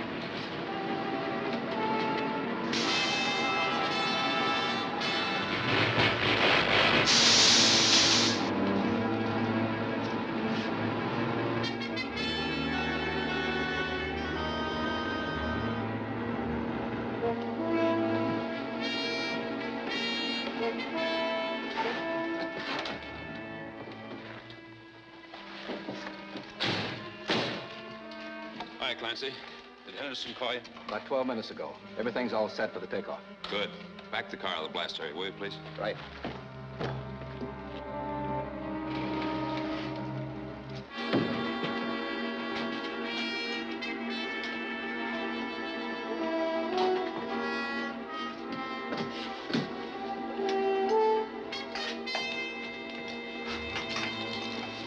Nervous? Not a bit. I've watched you and Commando do it 100 times. Good. Fire pilot jet. Fire pilot jet.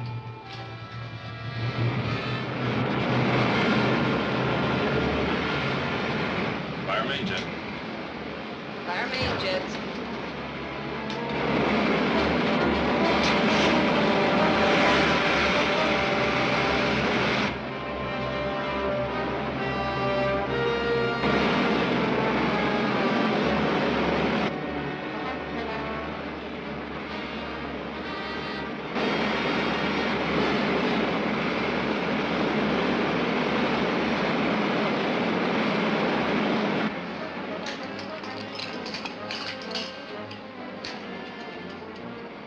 Commando Cody. Report, Joan. We finished takeoff and we're climbing at a rate of about 3 elevons per second. What's the atmospheric pressure outside the hull?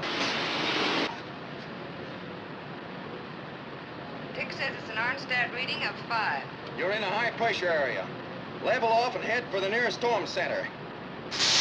Right, Commando. Hand me a boulder clamp.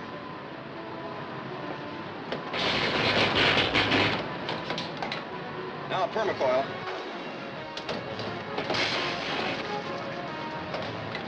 Wire cutters.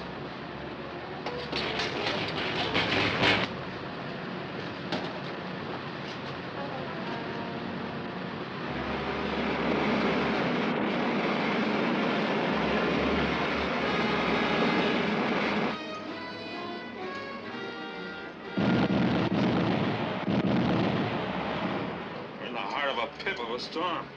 Check the outside pressure, Dick. 1.3 Arnstadt. Calling Commando Cody. Commando Cody. Go ahead, Joan. We've reached the storm center. The outside reading is 1.3 Arnstats. That means there's a weak spot in the dust blanket right above you. Start climbing and let me know when you reach the cloud level. Aye, aye, sir. It can't be done, sir. It's got to be done. What's the ionometer reading? We're only pushing 100,000 electro units. We've got to push 500,000 or we're lost.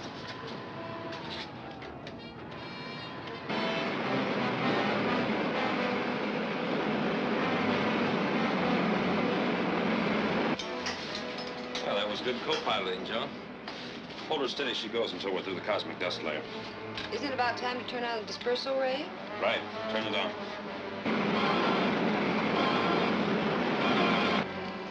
Calling Commander Cody.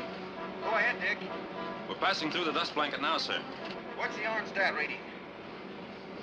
It's dropped to 1.2, sir. Stand by, Dick. We're going to throw on more power. Aye, sir. Start the auxiliaries. The whole plant will go up in smoke, Commando. You can leave if you want to, but first do as I say.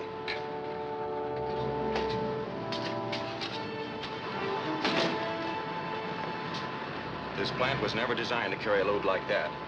I had to rewire the whole critical phase interlock according to a new principle. We'll know in a second if I figured it right.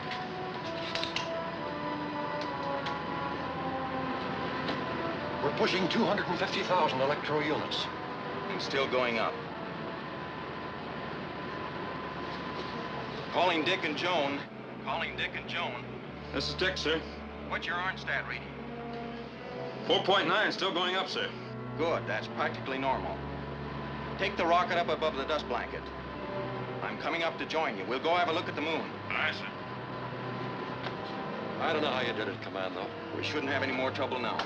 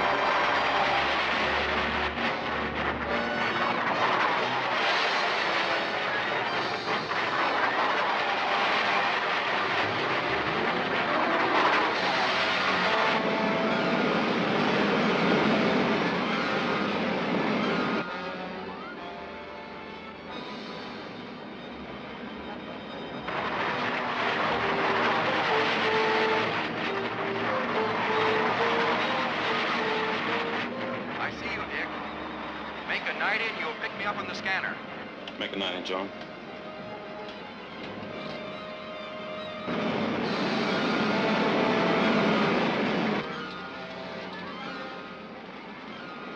Yeah, I see him. He's right over us.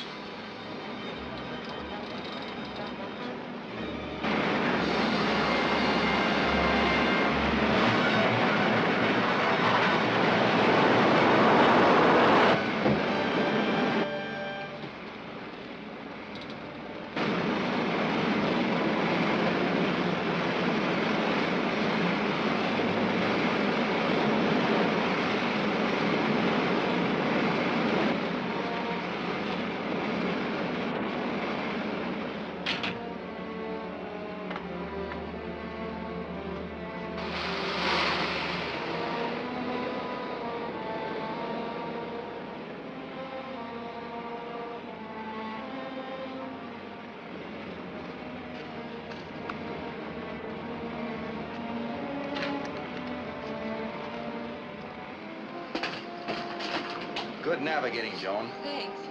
Center of the moon with the crosshairs in the scanner, Dick. Good enough. Port 73 degrees, John. 73 degrees. Up a hair. Here it is. Put on automatic. We've got our sights on the moon. The loss of pressure caused a rift in the cosmic dust blanket, which resulted in a tremendous updraft of air. Then, as the storms were at their worst and damage reached millions of dollars, from all over the world, reports came flooding in. The furious weather was abating.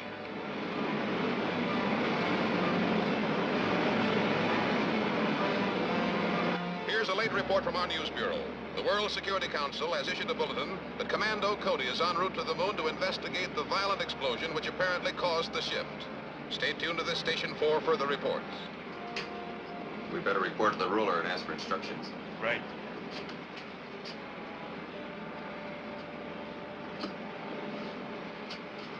Rocket ship RG-12 calling the ruler.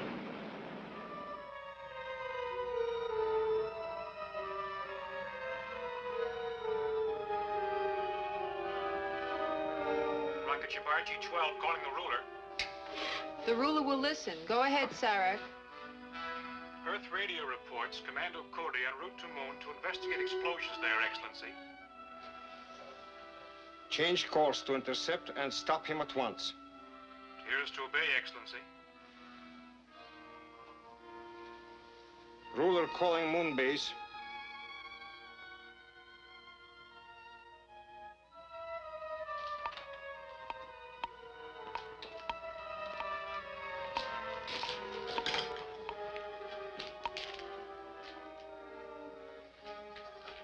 Krug speaking, Your Excellency. Was the underground ocean of liquid hydrogen disturbed by the first blast, Krug? No, Your Excellency. The capsular force field kept everything intact during the space jump. Has enough hydrogen sipped back into the huge air domes under the moon's craters to permit a second blast? Yes, Excellency. We're preparing one as of right now. How far did the moon travel? Approximately 60,000 miles nearer Earth. We can safely estimate Earth will be completely destroyed following the fourth and final blast. I trust you've made plans to remove us before then. Of course. The same rocket ships that picked up my agents on Earth will stop by for you. Now get on with the second blast. Yes, Excellency.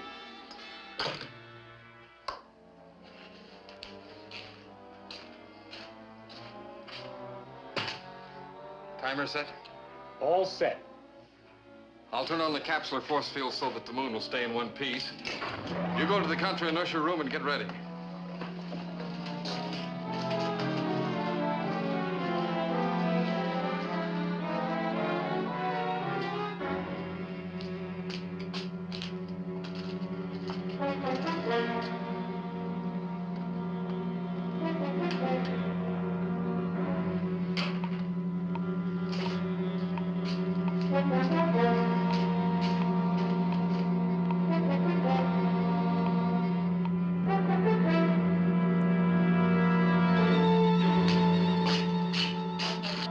Everyone take a deep breath.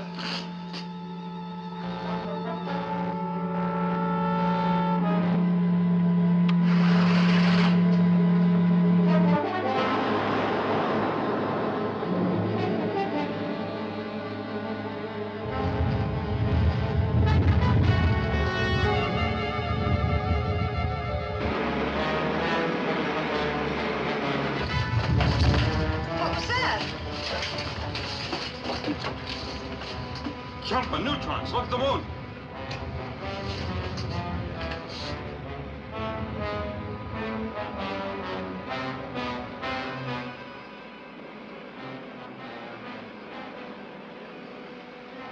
It stopped. What causes it, Commando? The first shift I attributed to some unknown but natural cause. The second allows but for one explanation. A ruler? I'm afraid so. Uh-oh, radar warning. Take the controls and swing to 60.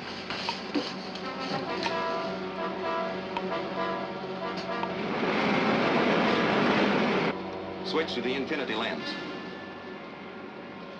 That's good. It's one of the ruler's rockets, all right. Are we on the right course? Almost. Battle stations.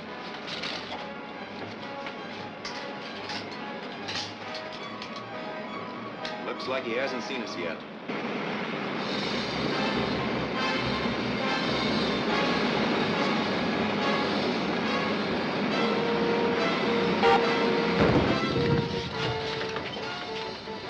His gun has a greater range than ours.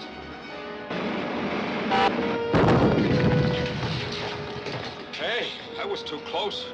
He's firing from a plastic turret. I'll try the freeze ray.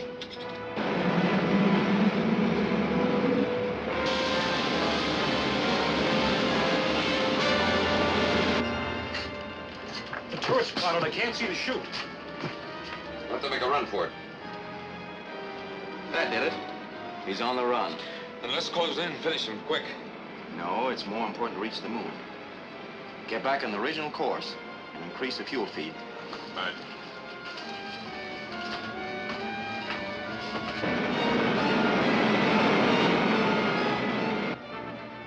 I'll call the moon base and warn them.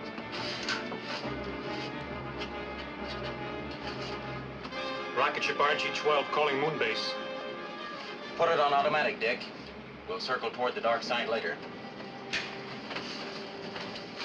So how are we going to locate the ruler's base? That's where this comes in.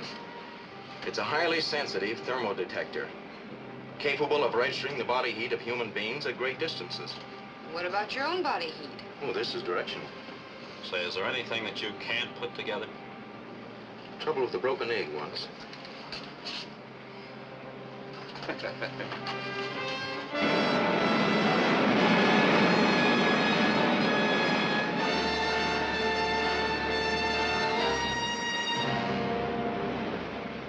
Hold her right there on course, John. Stay at this altitude. I'll check back by insignia radio.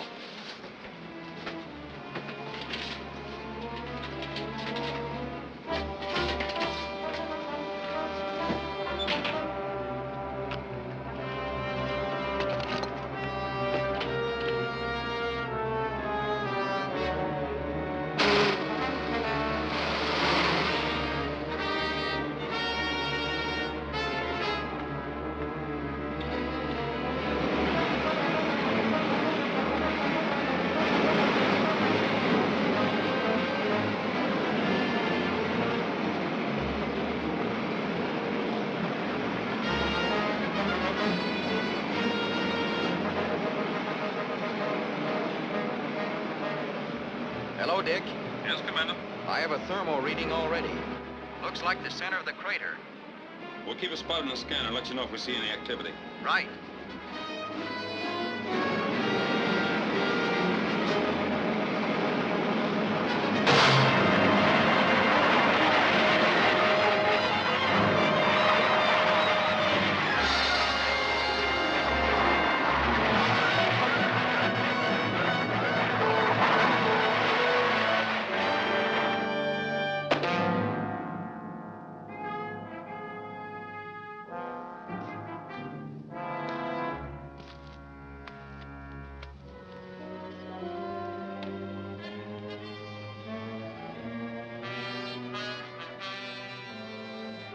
Commando to Dick. Commando to Dick. Yes, Commando. Just checking the insignia radio to see if the moon's low gravity was having any effect on communications. I don't feel like I weigh more than 40 pounds. You're coming in strong, sir. Good. The thermodetector points the way to a cave. I'm going in to investigate. All right, sir.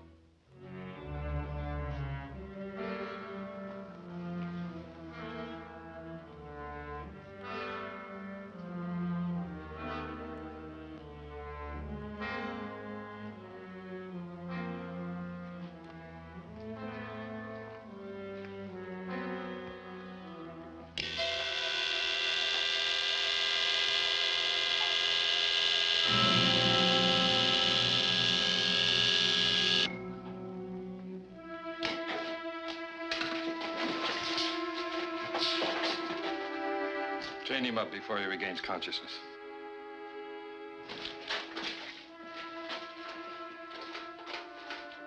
Yes, Your Excellency. Thanks to the warning from RG-12, we were able to paralyze Commando Cody with a shock ray and capture him without any difficulty.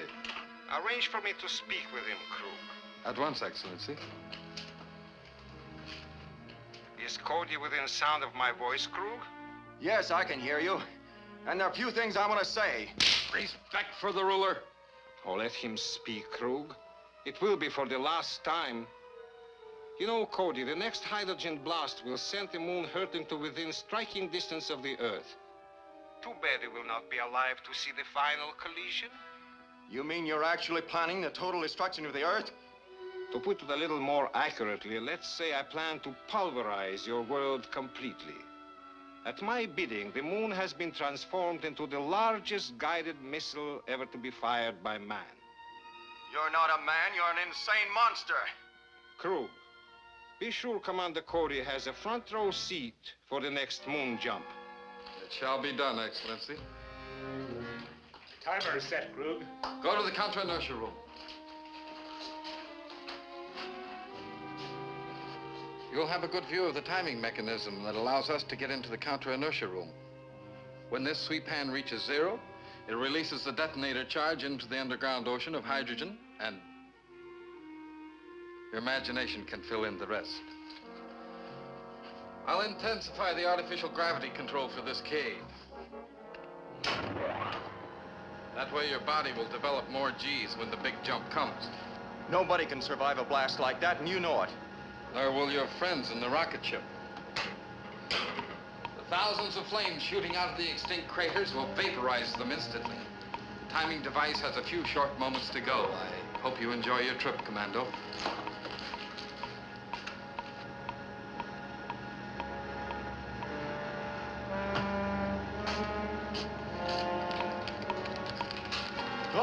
Calling Dick, come in, hurry. Commando calling, answer, Dick. Yes, sir. You've got to work fast. Convert your insignia radio to the energy band and send out a mold array. But, sir, a mold array will destroy your set. We'll be out of contact. It'll be worse than that if you don't hurry. All right. All ready, sir. All right, Dick, let her go.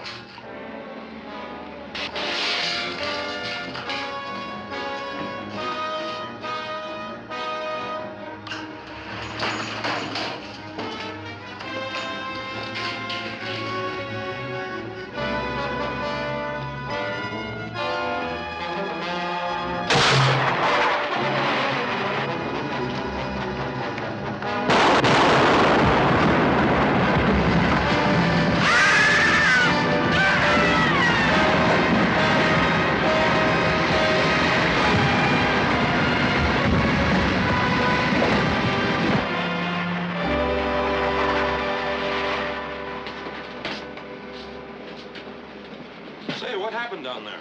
There was quite an explosion visible on the scanner. Not 1/1,000,000th part of the explosion there might have been. Set a course for home, Joan.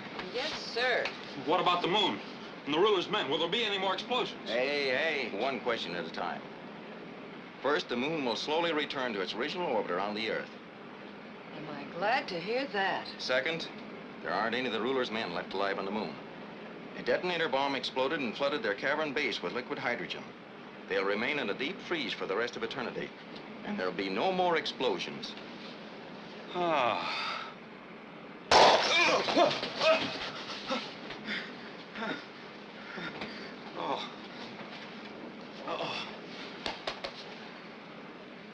I see the light.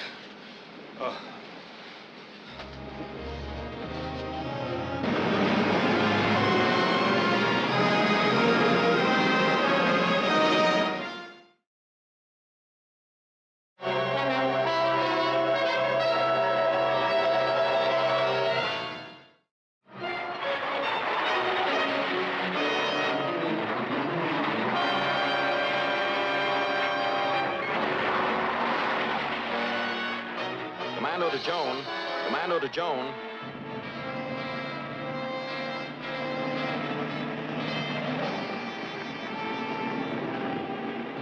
I'm right over you now at approximately 4,000 feet. You're coming through perfectly, Commando. No fading, no interference, no Doppler effect. I'm going to change course. Start counting. 1, 2... 7, 8... Good, Joan. Looks like we screened out most of the trouble. Dick? Yes, Commando? Take the Mars pack turnoff when you get to it. We'll check for dead ground areas. Right. I'm going upstairs. I'll call you when I reach 50,000. Over and out. Over and out, Commando. No wonder Commando Cody keeps the insignia radio a secret. There's hardly anything it won't do. Yep. He's practically got all the bugs out of it now. Somebody's coming, and fast.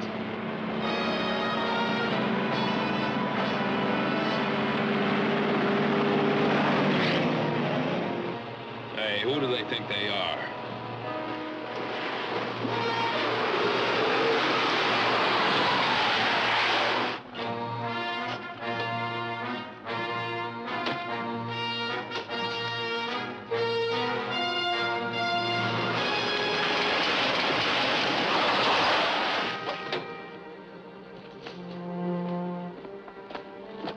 Climb out. All right, hurry it up. Hey, what's the big idea? If you fellows are looking for loose change, you're wasting your time. The young lady and I pay everything by check. You can save the flip talk, kid. We're after information, not money. Information? Such as the secret frequency call of Commando Cody's private set. No one but Cody himself knows that. Check the dial position on the shortwave set in the car.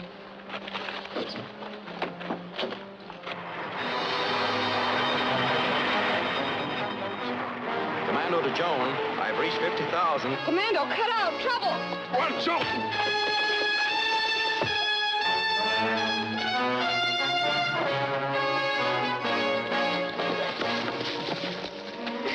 Commando, help!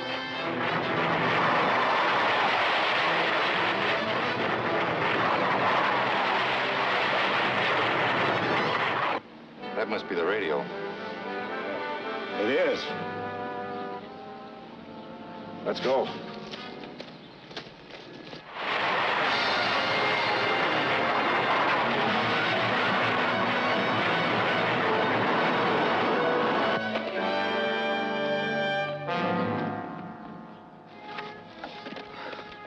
Where's Joan? Commando! I'm sorry, Commando. They took the radio. Well, that's all right, Joan. I'll get you another one. Calling wonder what- Commando Cody. Hey, that's one of them now. This is Commando. Go ahead.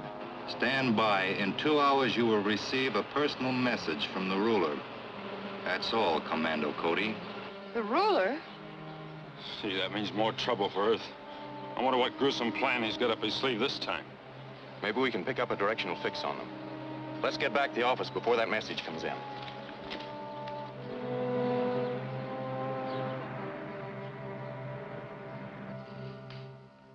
All ready and monitoring? Ready as of this moment, Commando. I'll try to keep the ruler talking as long as I can. What possible threat to Earth is there? As long as the cosmic dust blanket is protecting it. Time. Commando Cody, this is the ruler. They're on. This is Commando This Cody. is the first of 7 Before you say any more, communications which I have prepared. 7 times will Recording. you hear my voice.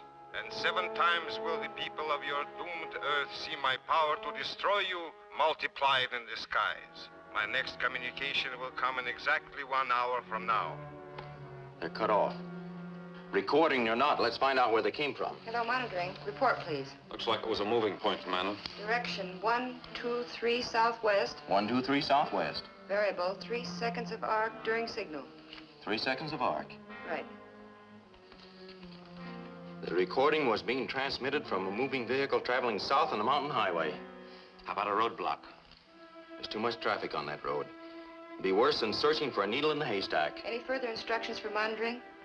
Tell them to stand by to try again in an hour. We'll try again an hour from now. I wonder what the ruler could have meant when he said the doomed Earth would see his power to destroy us multiplied in the sky. Commando, look how bright it's become outside.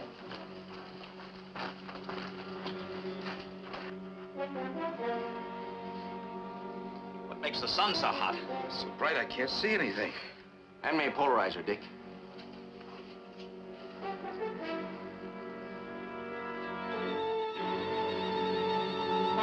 Take a look, Dick. Shades of bikini. But what do you see? Speak up, man. There are 2 suns in the sky. You're right, there are 2 suns. But how can that be possible? But anything as big as the sun can't be duplicated just like that. What does this mean, Commando? It means serious skin burns for one thing, if we don't get out of the direct rays.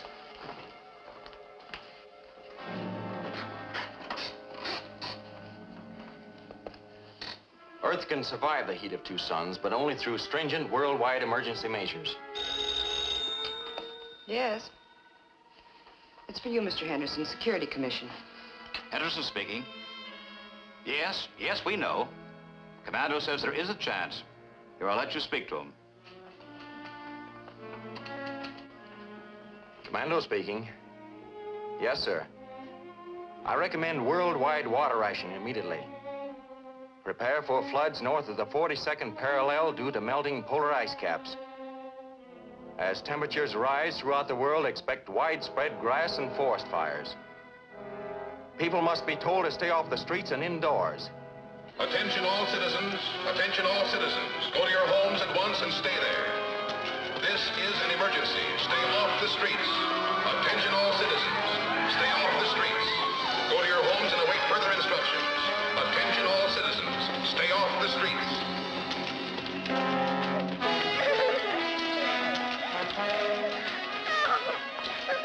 The sight of twin suns in the sky has caused widespread panic in every major city in the daylight zones of the planet. Martial law has been put in operation throughout both North and South America. A water curfew is now in effect in the United States, and temperatures are still rising. Commando Cody is leaving for outer space to investigate. Things won't get really bad for several days. By then, I hope we found out something.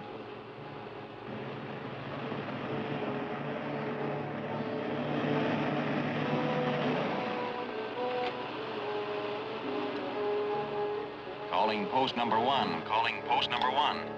Post number 1. This is Commando Cody. We're entering the rocket area. Clear us with the other post. Yes, sir. Calling post number 2. Calling post number 2. Post number 2. Commando Cody coming in.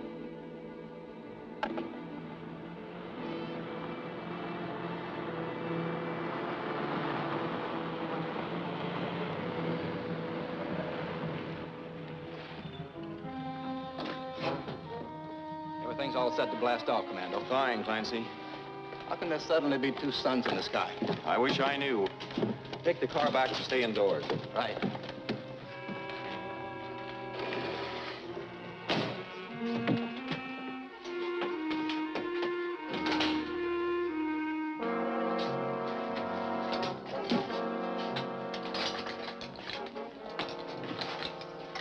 The ruler's number 2 communication will be due in about 8 minutes, Commander. I know. I want to get above the dust blanket before then. Fire pilot jet. Fire pilot jet.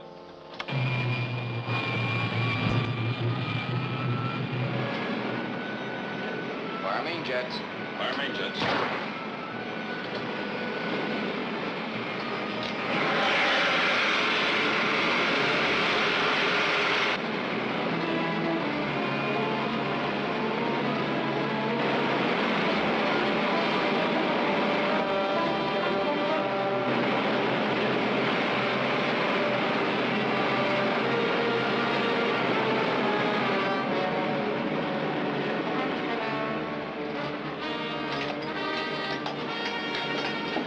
Take over, Joan. Right.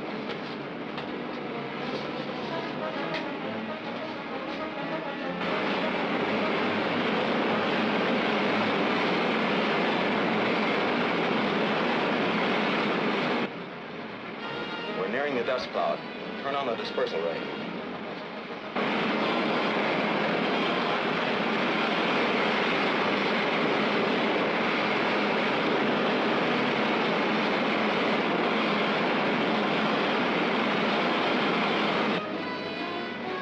As soon as we get above the dust cloud, we'll level off and have a look around.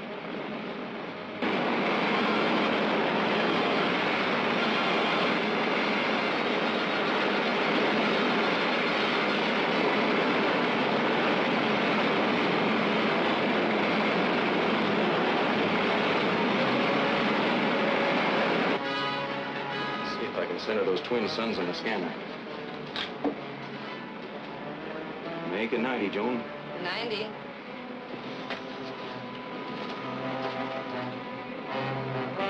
That's right. Hold it. Come take a look, Dick. Still two suns in the sky. Two suns with twice the light and twice the heat. But there's still something missing. You know what it is? Oh, what? There should be twice the sun's normal gravity. That's right. Our big planet in the solar system should be pulled in closer. But they're not. So that means that actually there's still only one true sun in the sky. Commander Cody. A ruler. It Right has on been schedule. exactly 1 hour since my last communication. By now, you have probably explained to the Earth governing officials how it will be possible to survive the heat of 2 suns. Look again at the sky, Commando. Perhaps you will now find it a little more difficult to reassure your world that it will still be safe. What was that crack of his about reassuring the world? There's your answer. Take a look.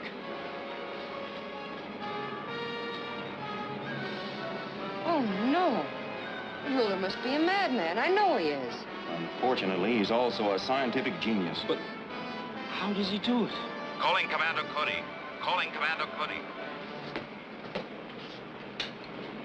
Commando speaking. Commando, have you seen it?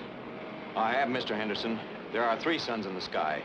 The people are shouting that this is the end of the world. Well, we're not licked yet. But this throws out all your calculations. I'll make new ones. The Security Commission wants you to return to Earth at once for a special meeting. Tell them I'll be there. Set a return course for Earth.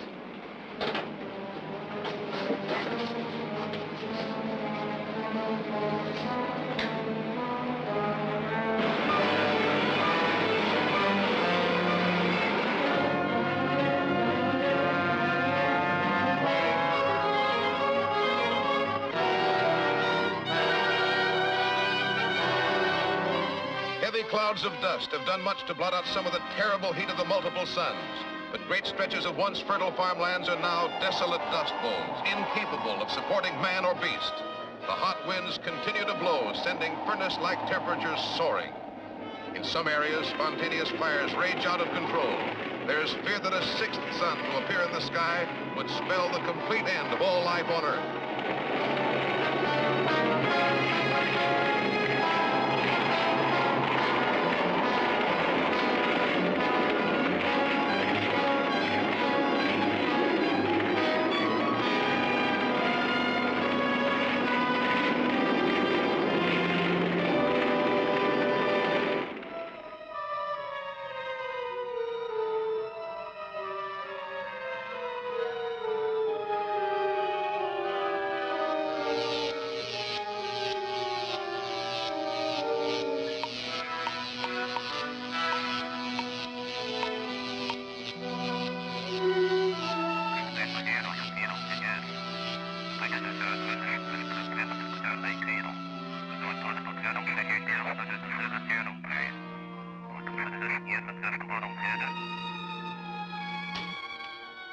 This is Baylor reporting from Earth. There were 4 suns in the sky by sunset. It's night here now, but the Earth is still a furnace. People of all nations are rioting and threatening to overthrow their governments unless something is done.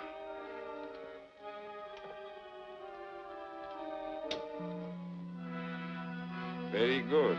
Tomorrow morning there will be 5 suns in the sky. By noon there will be 6.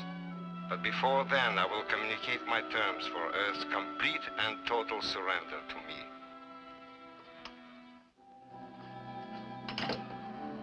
We can't stay here and wait for Earth to surrender, Baylor. This heat's getting unbearable. Don't worry. We're moving to a vacant refrigerator plant. Well, isn't that where Kirk and Nordahl have their headquarters? Yeah, in between broadcasts to Commando Cody, they both managed to keep cool and comfortable there. Somehow the ruler is able to multiply the images of the sun, possibly by reflecting it from various positions in space. Yes, but mirrors large enough to do the job wouldn't be practical, would they? The ruler wouldn't need mirrors if he had the secretive refractive force field. A desert mirage is a reflection without mirrors. You're on the right track, Joan.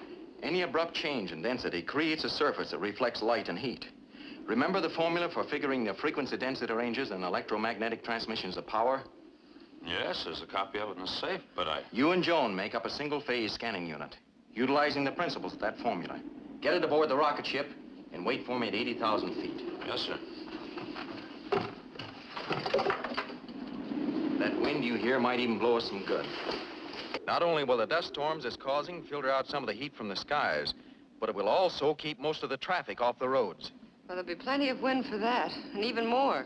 Say, maybe you'll be able to spot the outfit that's sending those broadcasts. I'm hoping so. In the meantime, you and Joan get busy on that density detector.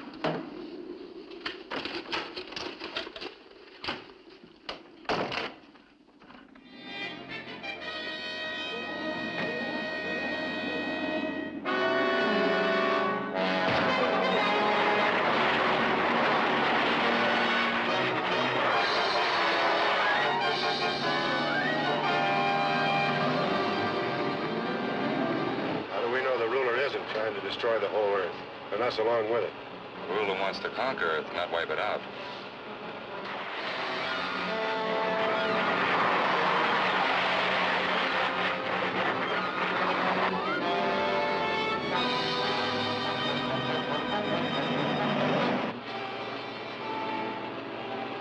It's time.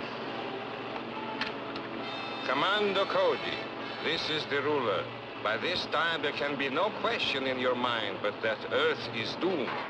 Tomorrow morning, 5 suns will rise above the horizon to blister your world. The next move will be up to you. You will have 12 hours in which to arrange for Earth's unconditional surrender to me. Should this be not forthcoming at the appointed time, I will cause a 6th and final sun to appear in the sky. Earth will be burned to a crisp.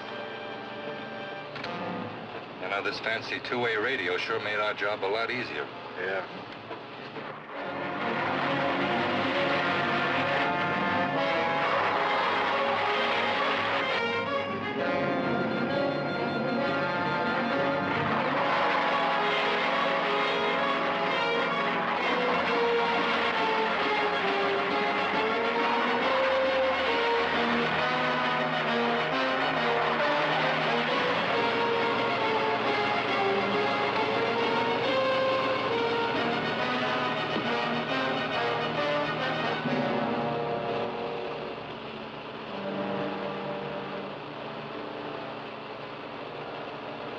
We may as well go back to the hideout.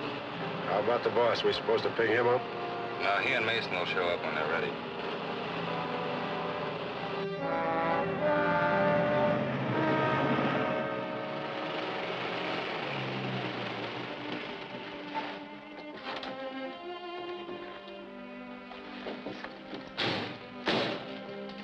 Hi, Clancy. Did Henderson call you? About 12 minutes ago. Everything's all set for the takeoff. Good. Back the car to the blast area, will you, please? Right.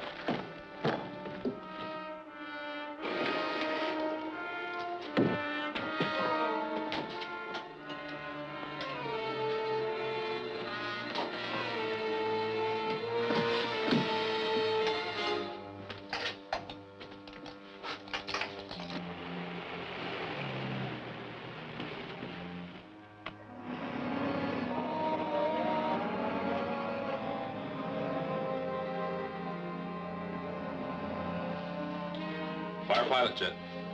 Fire pilot jet.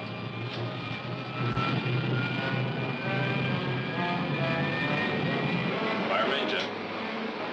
Fire main jets.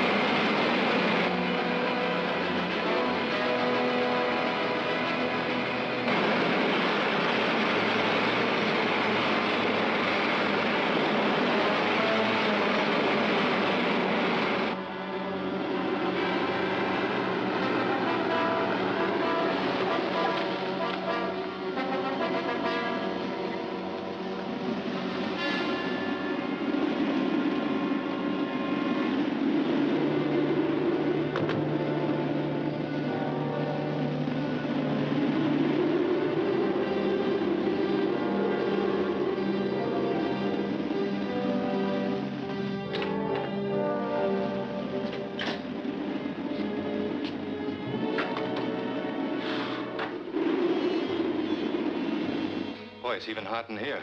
Better start the refrigeration unit.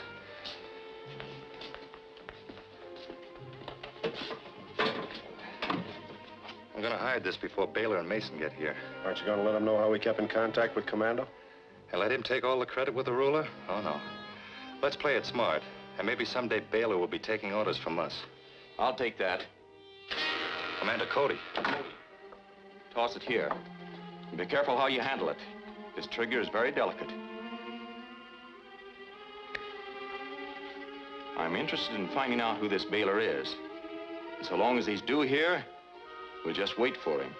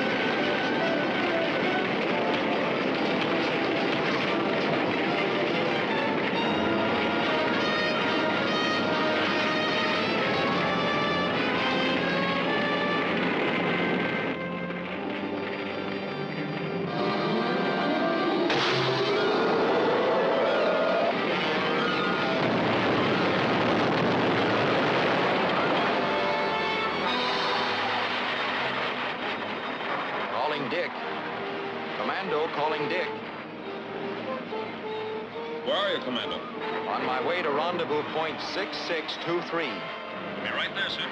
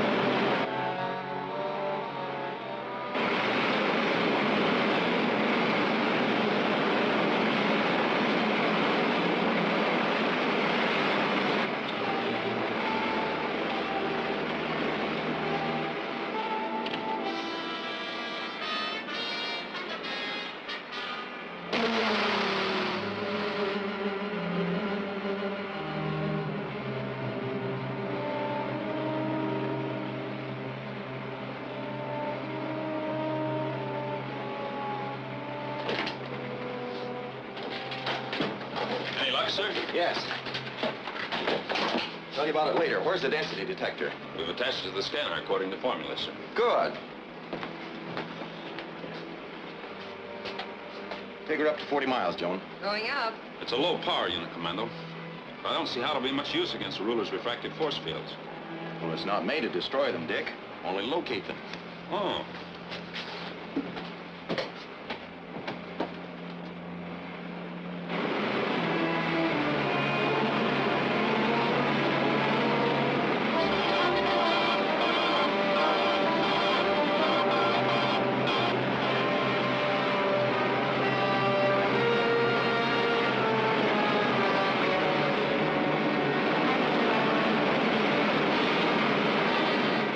Altitude 40 miles, Commando.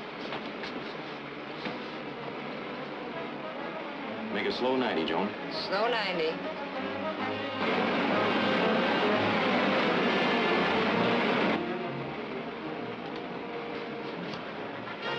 There they are. Yeah, all 5 of them. Hold it right there, Joan. Holding. What now, Commando? Ready the ray gun for combat. You gonna try to shoot out those extra suns? In a way. According to my figuring, the ruler is using 3 rocket ships for each refractive force field. By knocking out 1 ship in each triangle, we'll be able to clear space of each one of those reflected suns. Yes, but it might take days to locate those ships, Commander. That's why I had you and Joan put together this density detector. Oh. The ruler's ships are going to furnish us with their own range and position. Take a look. By golly, Commando, it works. We've only started. Elevate 14. Elevate 14. That's it. Hold it steady. Holding steady. Fire.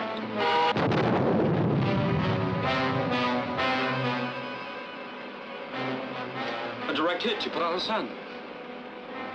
Elevate 10. Elevate 10. That's it right there.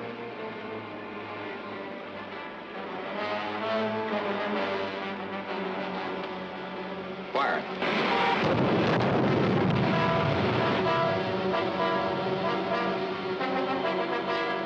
Two down, 2 to go.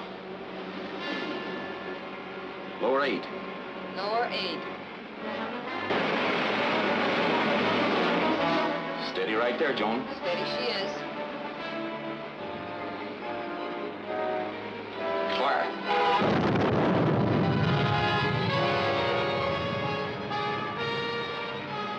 Three down. Change course to 25.3, lower 9. Changing 25.3, lowering 9.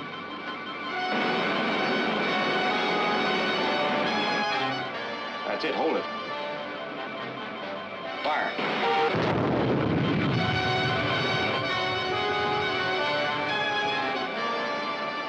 Hey, that does it, Commander. I want to see too. Come take a look. I Never knew one sun could look so good before. Me too. I feel like cheering. Well, cheer. What do you know? Must have been tuned into my frequency. Oh.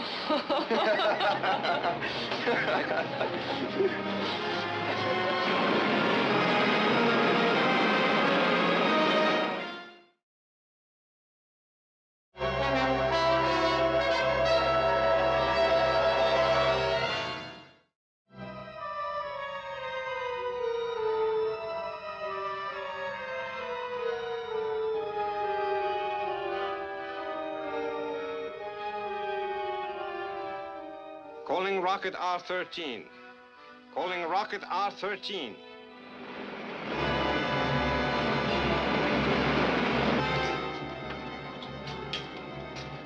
This is R13. Inger speaking, Excellency.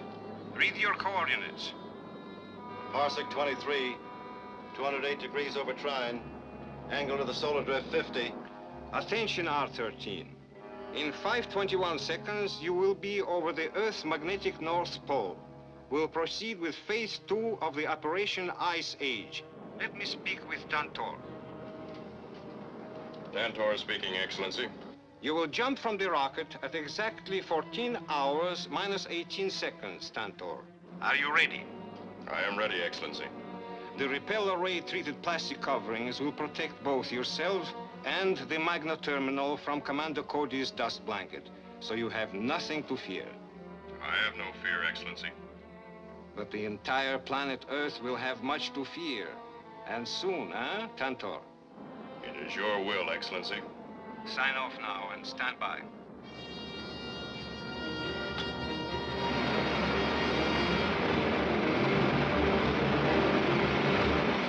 Radar station Baker 12 to Commando Cody.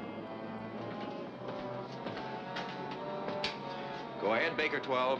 Unidentified ship now cruising at an altitude of 80,000. Earth longitude 40, latitude 105. Over. Check, Baker 12. Investigating. Over. Got that, Dick? Check and double check, Commando.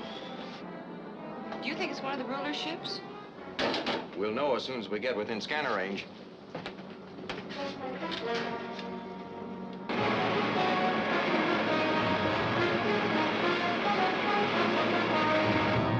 Hold it, Dick. I picked him up. It is one of the ruler's rockets, but he's headed for outer space at full speed. Will we follow them, Commando? No, we'd have to switch to Nova Drive to catch him now. Besides, whatever his game was, I'm sure we've interrupted it. I wonder if they could have dropped something down on Earth. Are you kidding? How could anything get through the cosmic dust cloud? No, that's right. Set a course for home, Dick. Chart the course, will you, Joe? Right away.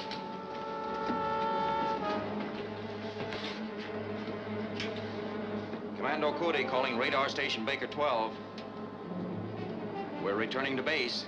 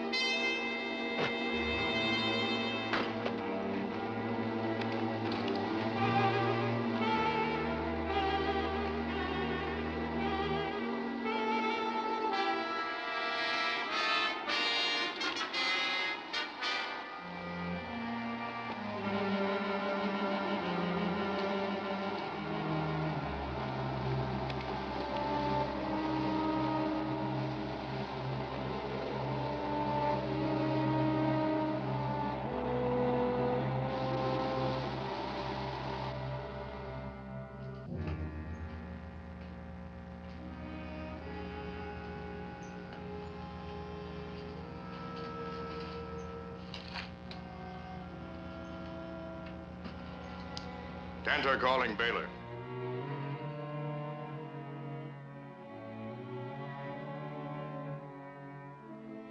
Phase 2 is completed. Stand by.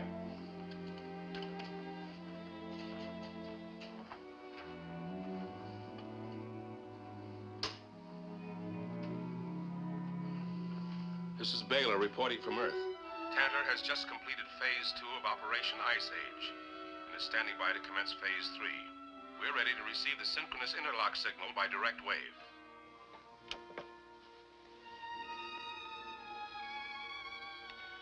Calling station X7 on Saturn.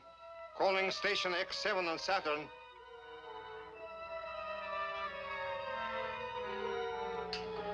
Station X7, Turin speaking. Stand by for the synchronous interlock signal. Standing by, Your Excellency.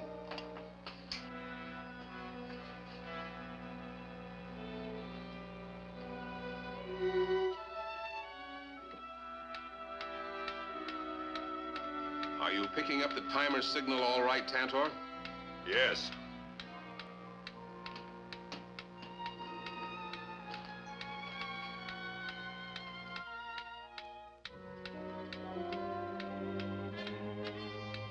Now!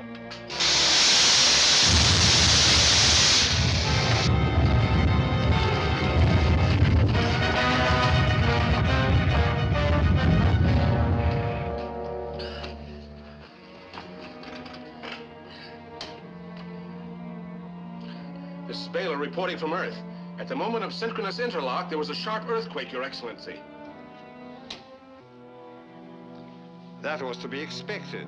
With the simultaneous activation of the magnet terminals on Saturn and Earth, Earth became the doomed captive of the larger world.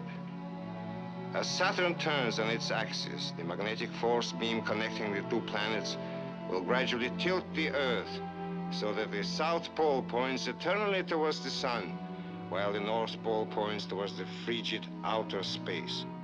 As the sun side of the Earth burns, the dark side will become locked in frozen death. How long will this take? A week. The Earth has 7 days in which to surrender. Well, what if the scientists find some way to counteract this magno-force ray? That's impossible. Even Commando Cody will have to admit defeat this time.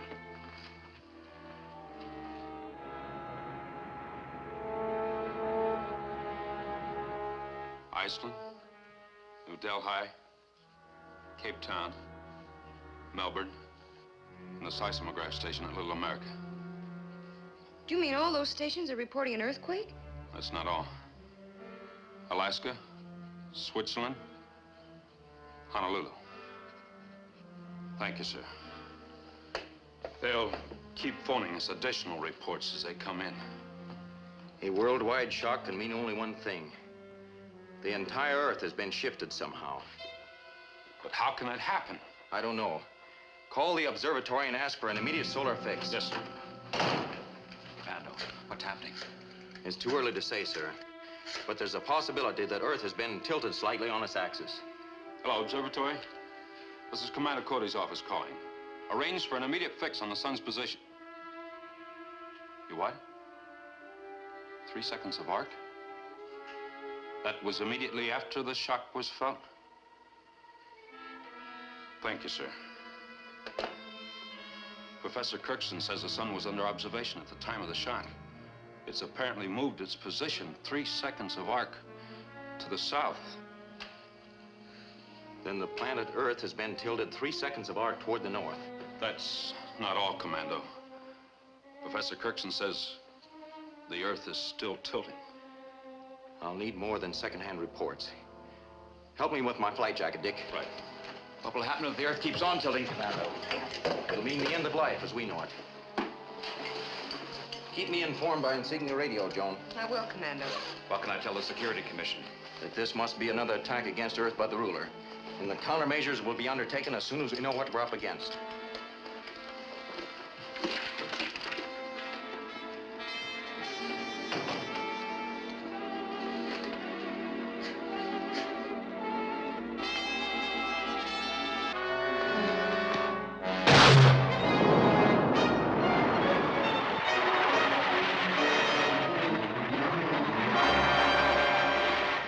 Results are just beginning to be known, regardless of what caused the Earth to shift. Winds of hurricane force are reported along all coastal areas.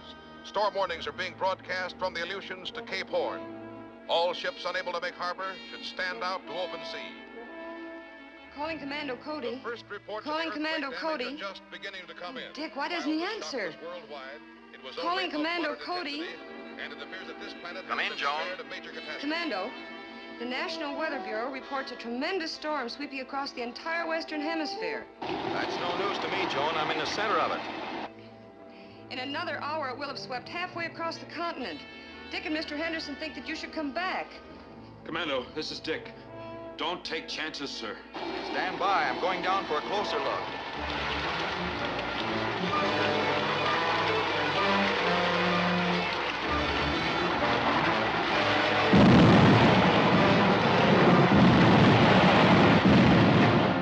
Calling Commando Cody. Come in, Commando. Calling Commando Cody. Come in, please. Okay, Dick. It's hard to hear you. This storm is the worst I've ever seen.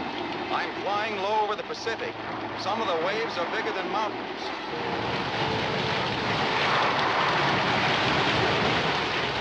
I'm going to have to get above the storm. Has it reached you yet? Not yet, sir. Then you and Joan take off in the rocket before it does. Pick me up upstairs above the cosmic dust blanket. Right away, sir. We're on our way. We're on our way to the rocket area, Commando. We'll be there in 10 minutes. When you take off, set a rocket course of 175 degrees and start scanning for me at 100,000 feet. Check, Commando. I'm heading into the dust layer now. Hope the dispeller tubes weren't damaged by that storm down below.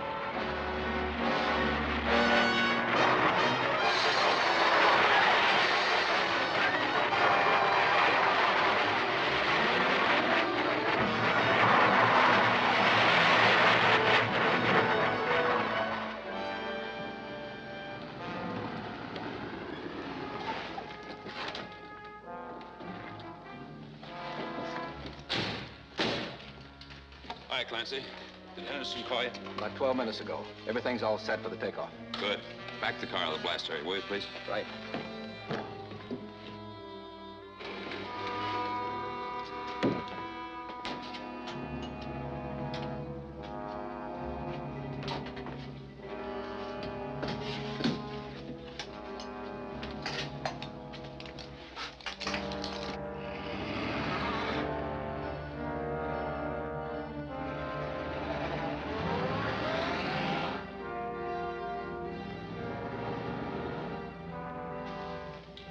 Fire pilot jet.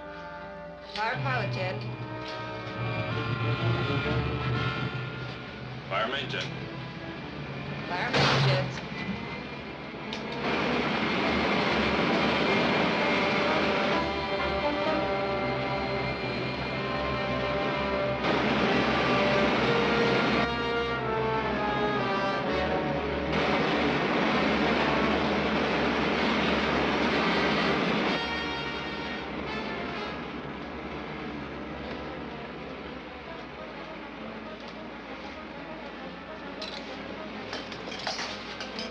Well, that was good co-piloting, John.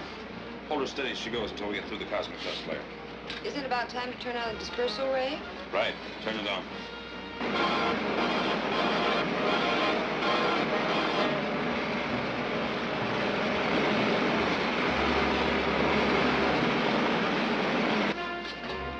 Calling Commando Cody. Come in, Dick. We're passing through the dust layer now, sir. I'll keep a lookout for you.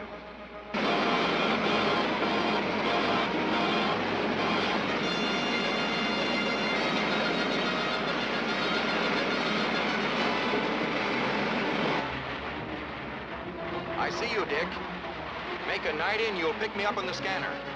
Make a night in, John.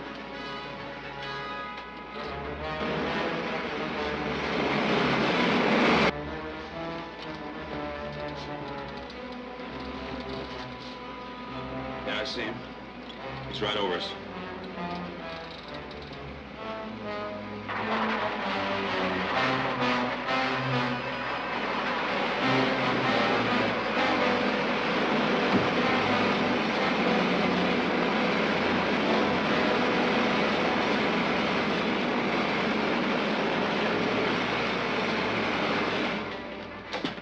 Good rocket piloting, Jones. Say, what'd you find out? Set a course for the North Pole and put all controls on automatic. I'll bring you up to date as I talk to Mr. Henderson.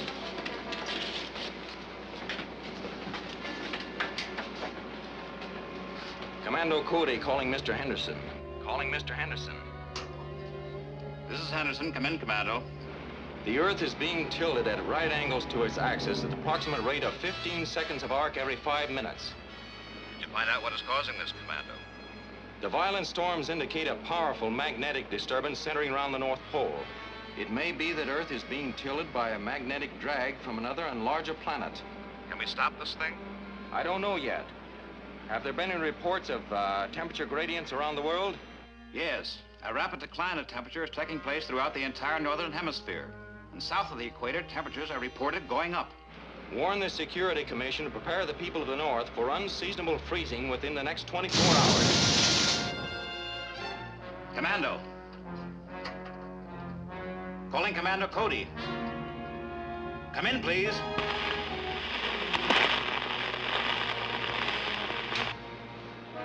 We'll be without radio contact as long as we're anywhere near the North Pole. You mean that noise has something to do with the magnetic drag you were talking about? What's more, it's going to lead us right where we want to go. Take over from automatic, Dick. Aye, sir. Joan, keep an eye on the scanner.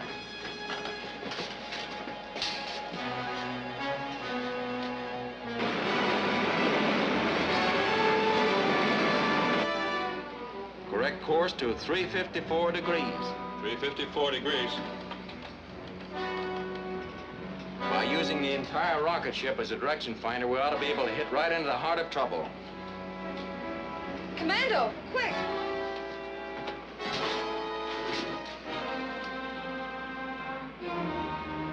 It's a magnetic force field, all right. Well, what'll it do to us? I don't know. Better head back, Dick. Yes, sir.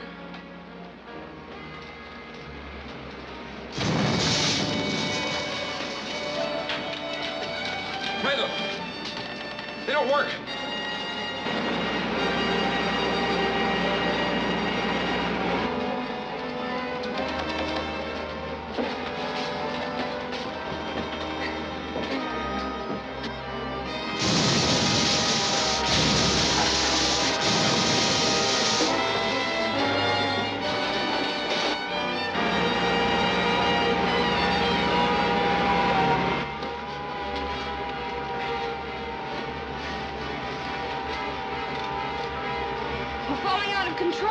Emergency stations.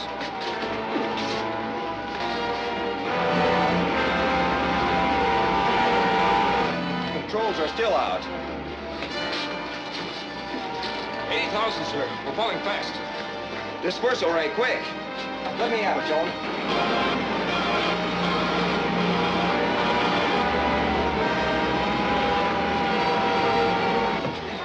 Now, Dick, all together. With the controls on manual, it takes plenty to operate them. You can say that again.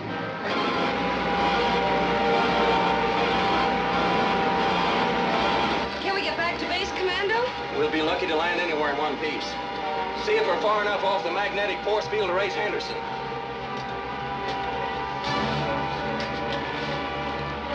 Calling Henderson.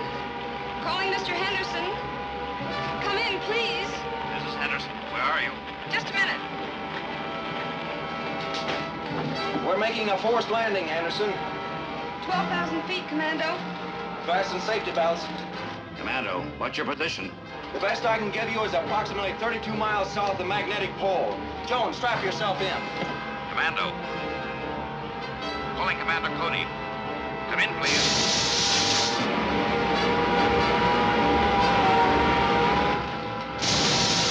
Brace yourselves. Calling Commander Cody. Calling Commander Cody. Come in, please. Henderson calling. Calling Commander Cody. Come in, please. Henderson calling Commander Cody.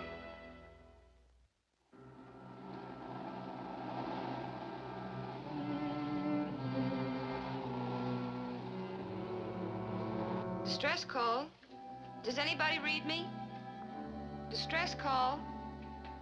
Come in, please, if you read me. Might as well save the batteries, Joan.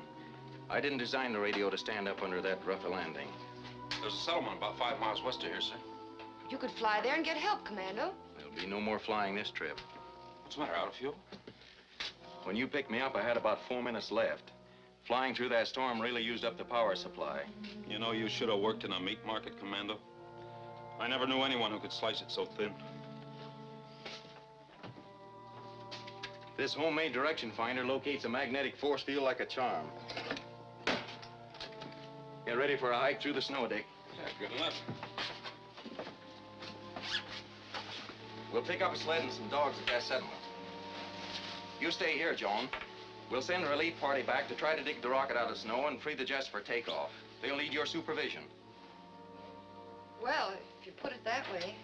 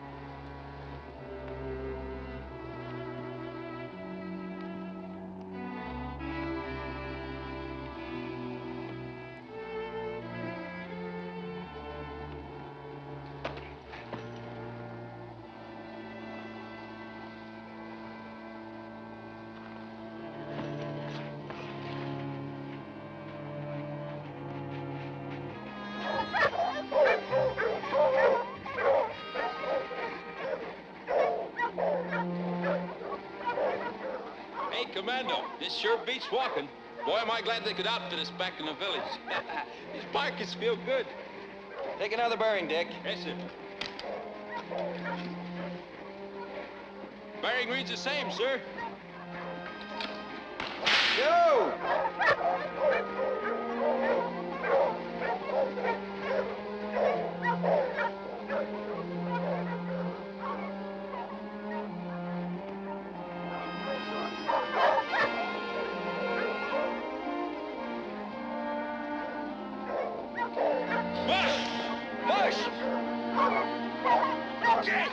Gee up, boy!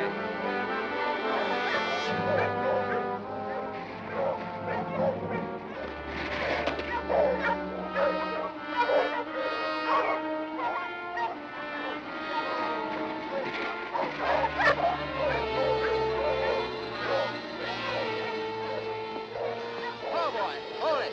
Steady!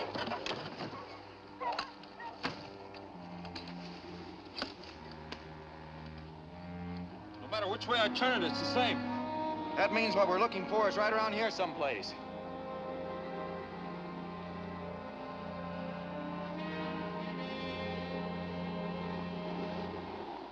Hey, look at that. Get the team ready for a fast getaway in case that's the place I think it is. Right.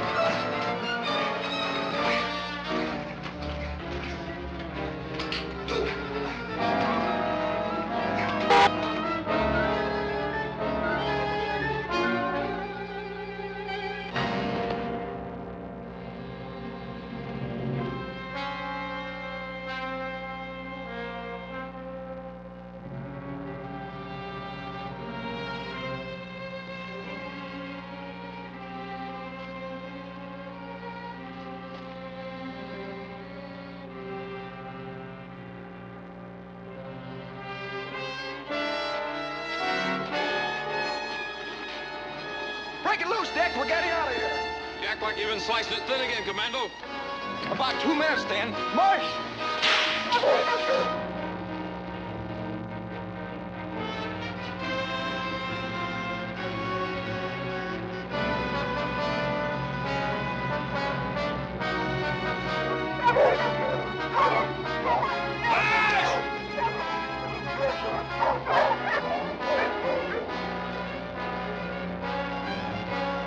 What'd you do, set a blast off to blow the whole place up? It's more than that, Dick. What happens when you stretch a rubber band as far as you can, then cut it? It snaps back. Right. And that's just what's going to happen to the whole world any time now. March along, boys. Get out. Get out.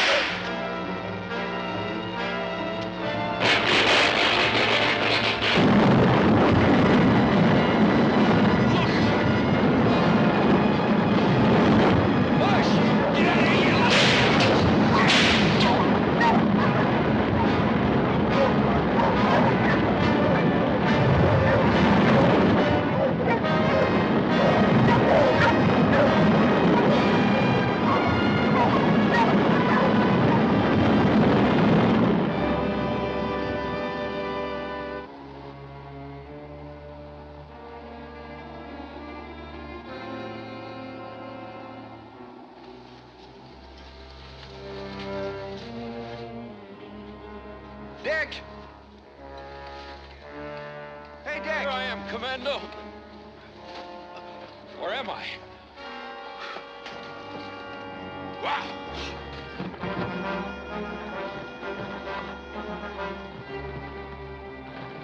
Hey, Commando. Look what that quake did to the river. Oh, boy, am I glad we don't have to cross it. What makes you think we don't? Joan and the rocket are on the other side.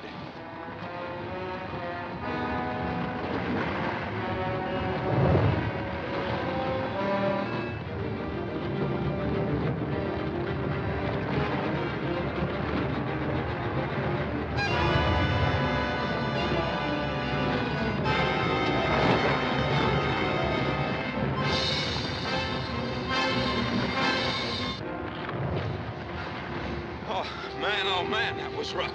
That it was, Dick. But we're almost there. Just over the next hill.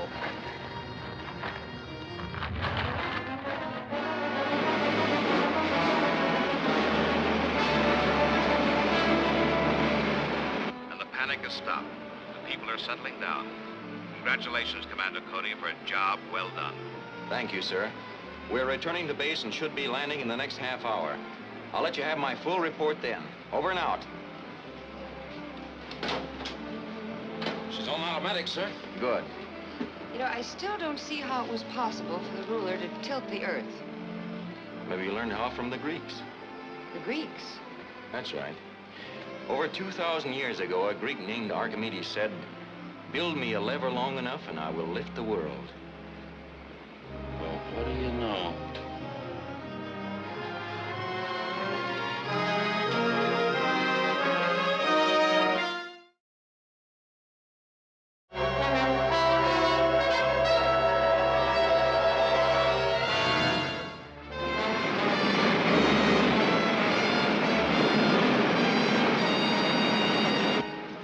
We'll make it home before dark, all right. It's about time. The pressure's beginning to drop in the atomic pile chamber. We'll have to recharge it before we take another trip. We'll have plenty of time. We got a good look at all the points of danger on this patrol. We shouldn't have to go out again for a while. That suits me. That's pretty monotonous just floating around space. Now that everything's so peaceful. You ought to be glad that we don't have to... There's a ship. It's one of the ruler's rockets. Take after him full speed. Right. Full speed isn't so good now with that pressure down.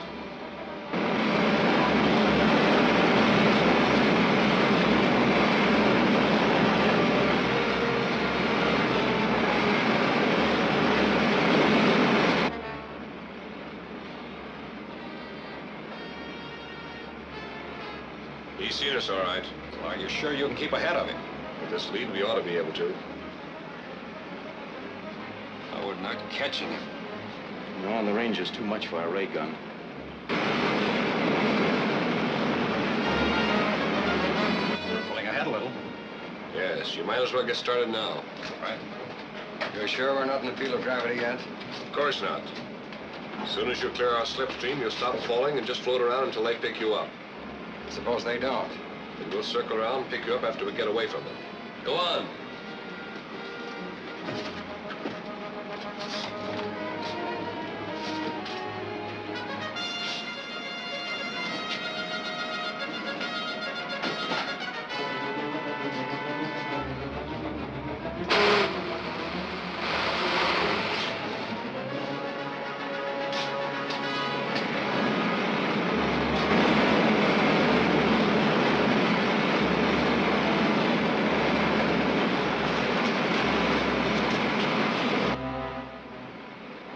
Looks like two men fighting on top of that rocket. What?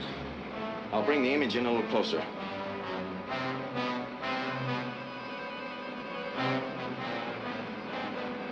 What do you suppose it's all about?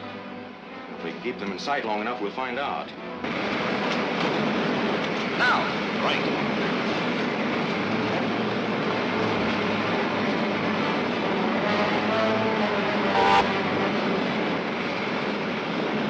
Hey, one of them jumped overboard.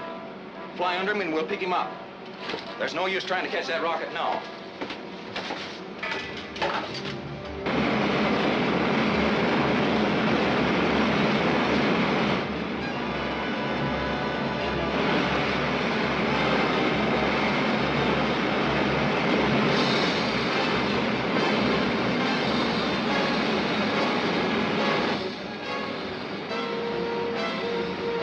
As close to him as you can and I'll grab him.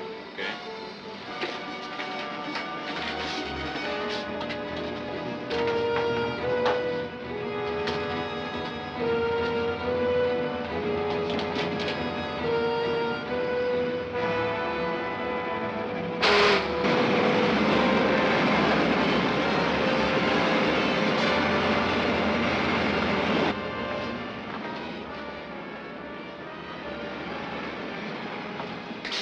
They're diving to pick him up.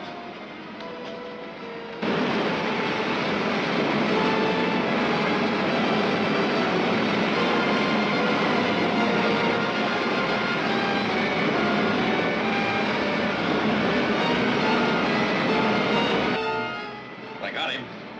Good.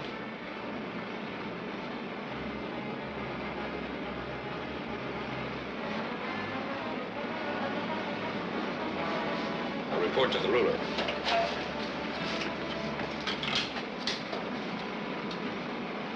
Narcos calling ruler. Narcos calling ruler.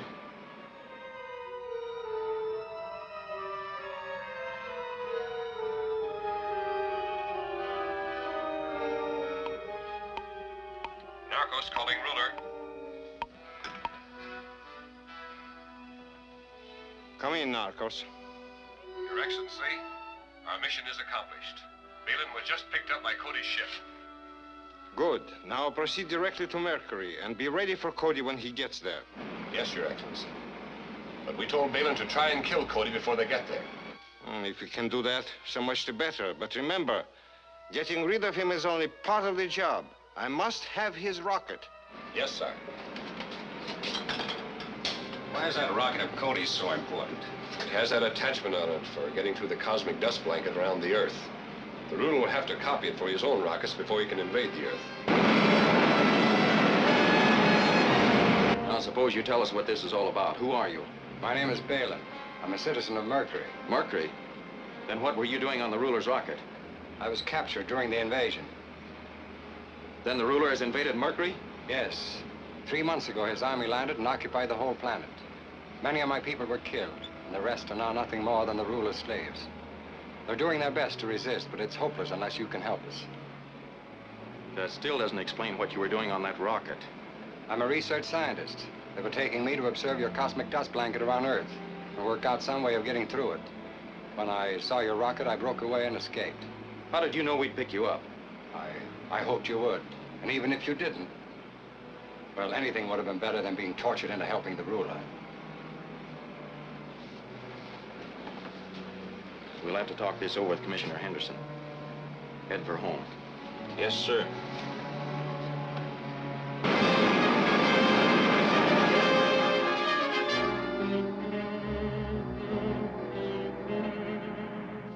can't even be sure this man is a Mercurian. No, but from what he told us about Mercury, I'm sure he's at least been there. His story about the ruler's conquest of the planet sounds convincing, and that's serious. It certainly is. The Mercurians are a very intelligent and hard-working people, and the planet has plenty of natural resources. With their help, the ruler could build up a very destructive war machine. And also have another base of attack against other planets. You're right. Even though he still can't get at us through the cosmic dust blanket, he could encircle us and cut off our communications with the rest of the universe. You think we ought to send an expedition to Mercury? We're not sure enough about the situation to warrant sending an army. But I'd like to take the rocket up there and find out just what's going on. That seems like the logical thing to do. How soon can you start? Now, the pile chamber is being recharged now. We can make it day after tomorrow. Will we take the Mercurian with us? Yes, but why do you say we? Are you sure you're going along? Well, if you and Dick are going to be scouting around, you'll need someone to fly the ship. Maybe you better take her along, Commando. Of course, I was only teasing her. So let's get our supply list figured out.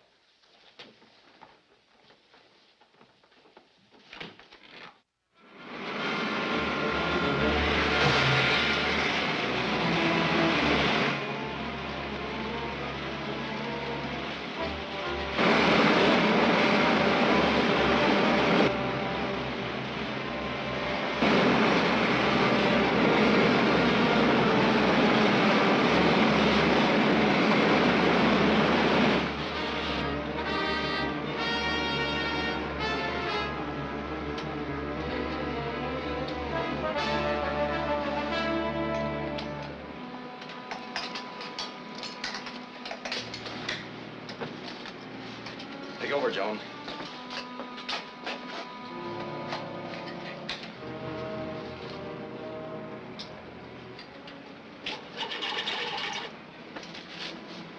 Let's see if those stores in the aft compartment are stowed all right before we hit the cosmic dust blanket.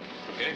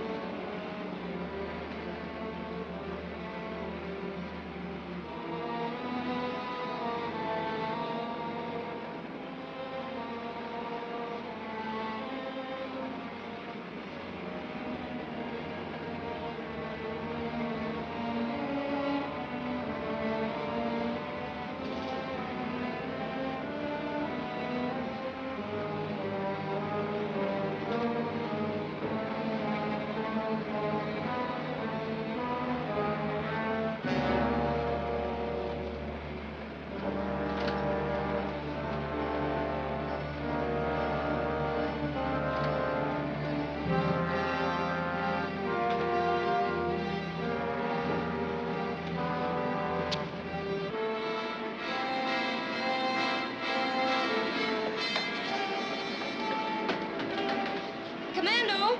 Dick! What's the matter? The left steering control is out. It's wide open. We're going in circles.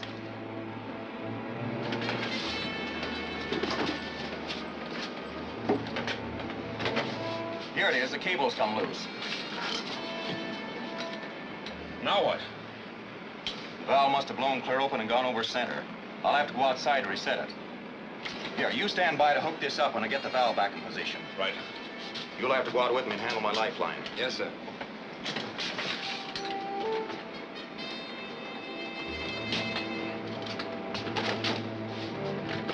Put on this space helmet. Remember, we're still in the field of gravity, so hang on. I'll be careful.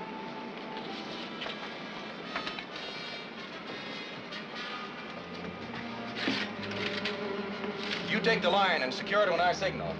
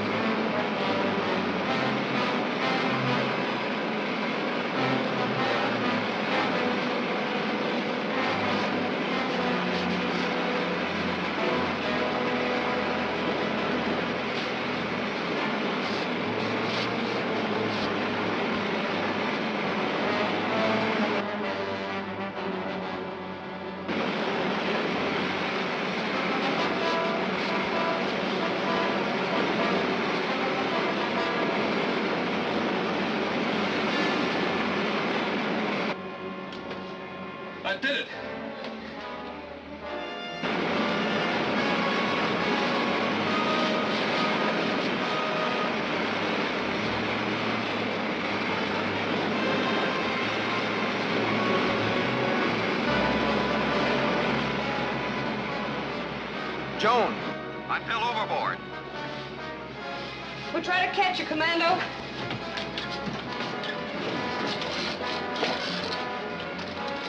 There he is. Spin back, we'll dive under him.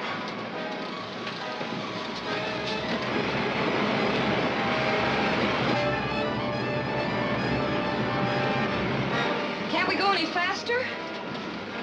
We're all out now. Hey, we're catching him.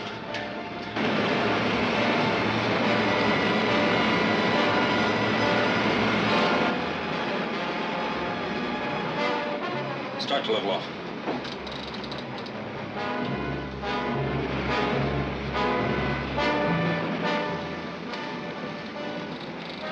We're under him. Right. Dead slow.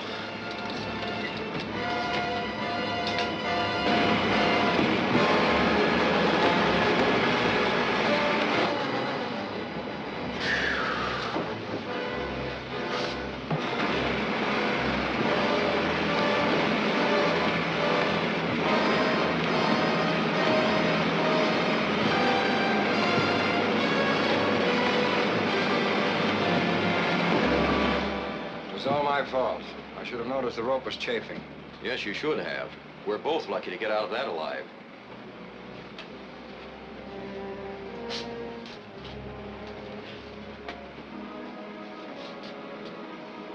Up 10, Dick. Up 10.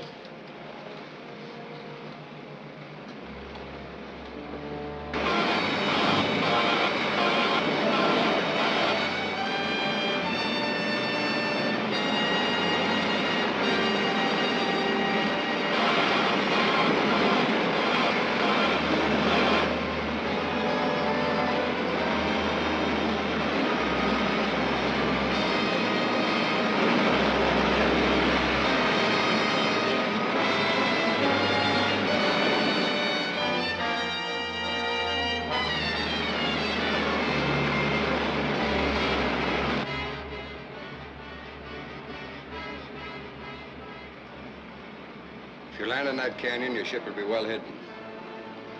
You're sure there aren't any of the ruler's troops around there? Positive. Nobody even lives in that desert section. All right, Dick. Let's put her down. Going down.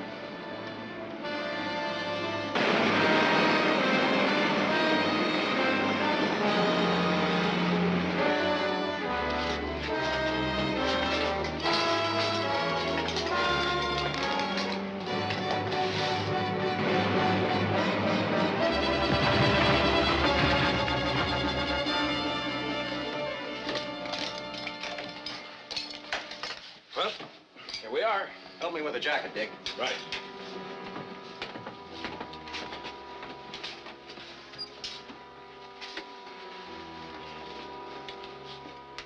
Some of the Mercurians are hidden in the hills near here. I could lead you to them. We'll try that later. I'm going to fly out ahead and make sure there's nobody else around. Get me a pistol, Joan.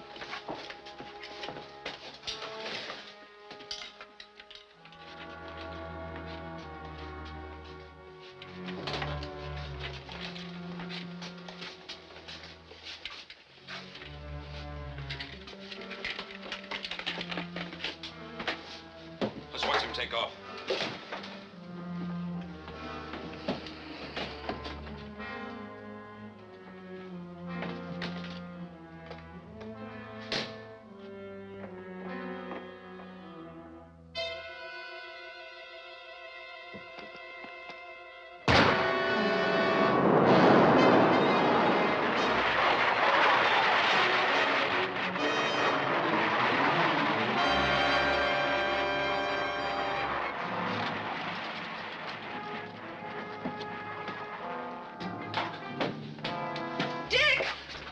Hey, what's the idea? Stand where you are.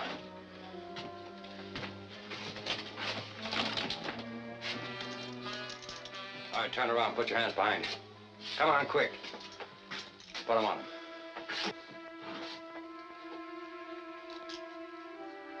Hurry up. You two, come up here.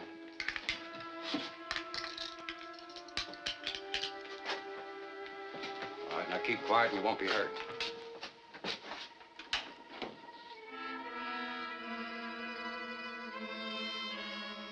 calling R7. Balin calling R7.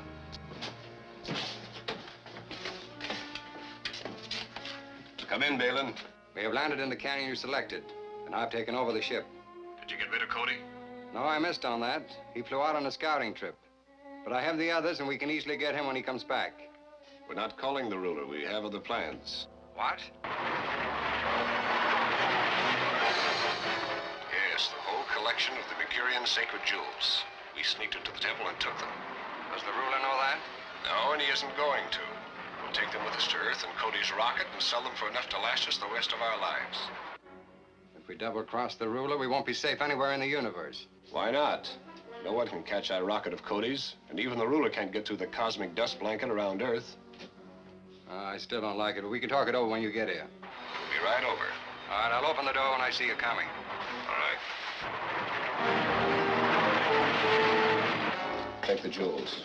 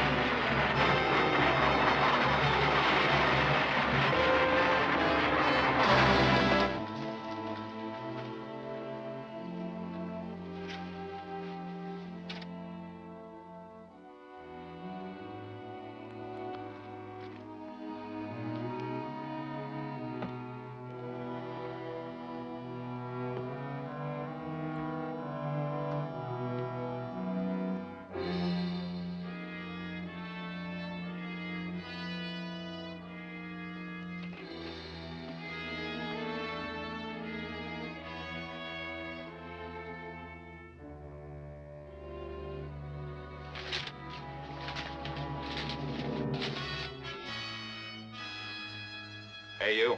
What are you gonna do when your friends get here? Hi, Phelan. Don't move.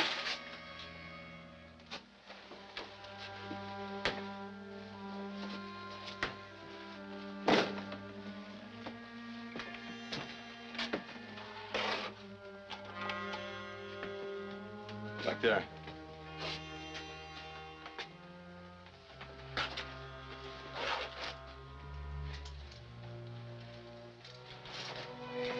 Put them on our passenger.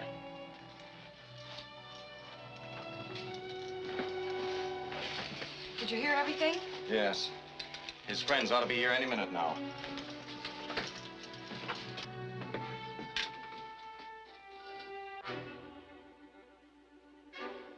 Here they come. What do we do now? They won't be expecting any trouble, so it should be easy.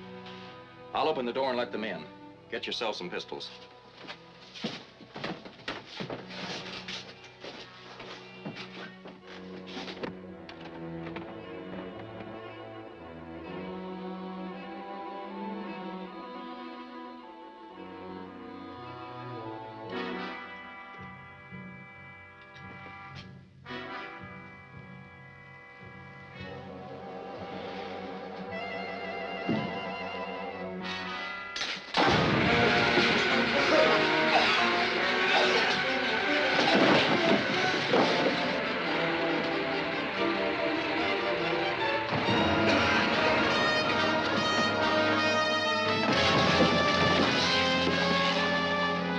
What's Cody doing here? Let's find out. Put on your helmet, that's gas.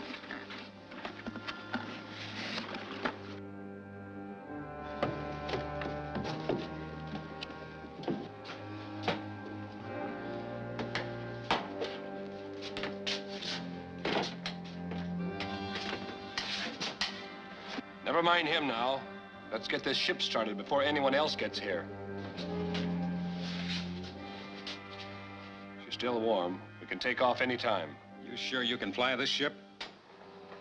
Well, the controls are different from ours, but I can figure them out.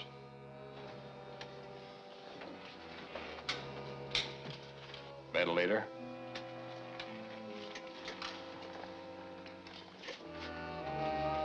Door.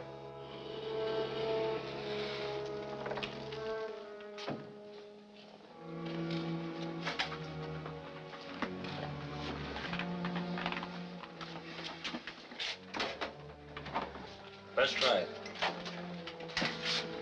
Buckle your seatbelt.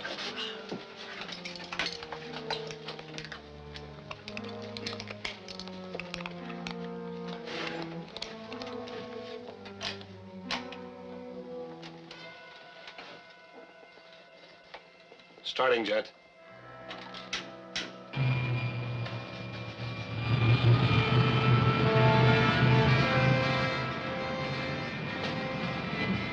Full blast.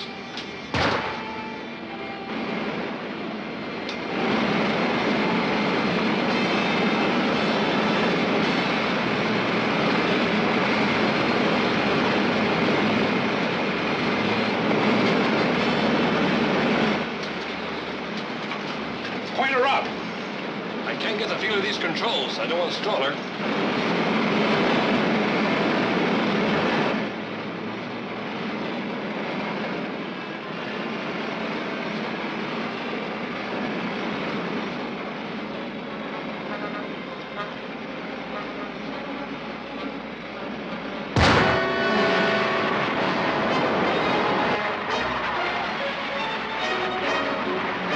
Can't you get her under control? I'm trying to. Get Balin loose. Maybe he can help us.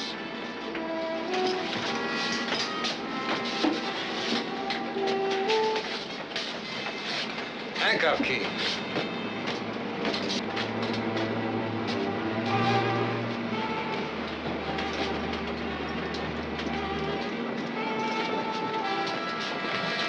Handcuff him. I can't get her leveled off. I don't know much about it either. These controls are awfully sensitive. Just move them a little at a time.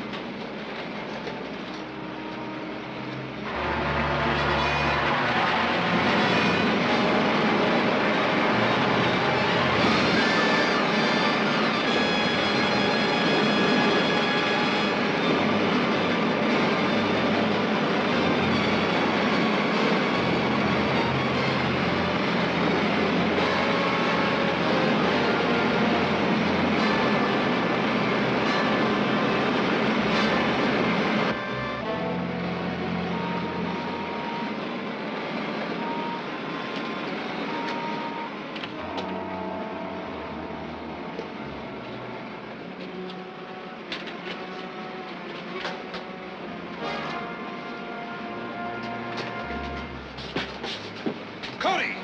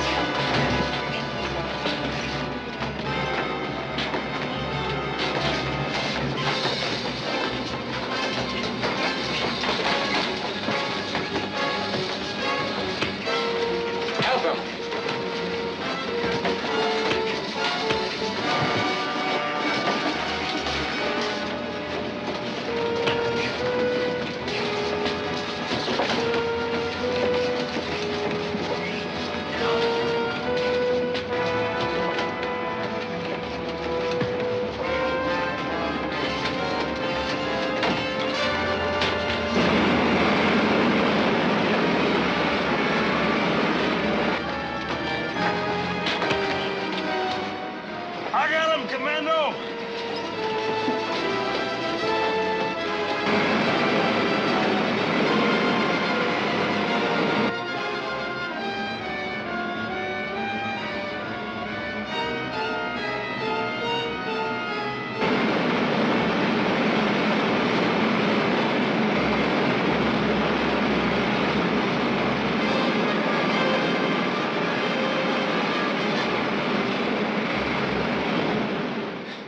If I hadn't have seen it, I wouldn't have believed it. Hey, get a load of this. Automatic control. Oh, mighty pretty. Say, but if you give these back to the Mercurians, how can you be sure the ruler won't get them again? That's our next job. We've got to figure out some way of making sure that the ruler will never be able to use that planet again as a base of attack against the rest of the universe. That's a pretty big order, Commando. Oh, boy, what I wouldn't give for a handful of these. Oh, you just give them to your girlfriends? Yeah, and would I? Why, John, what an idea. Quite an idea.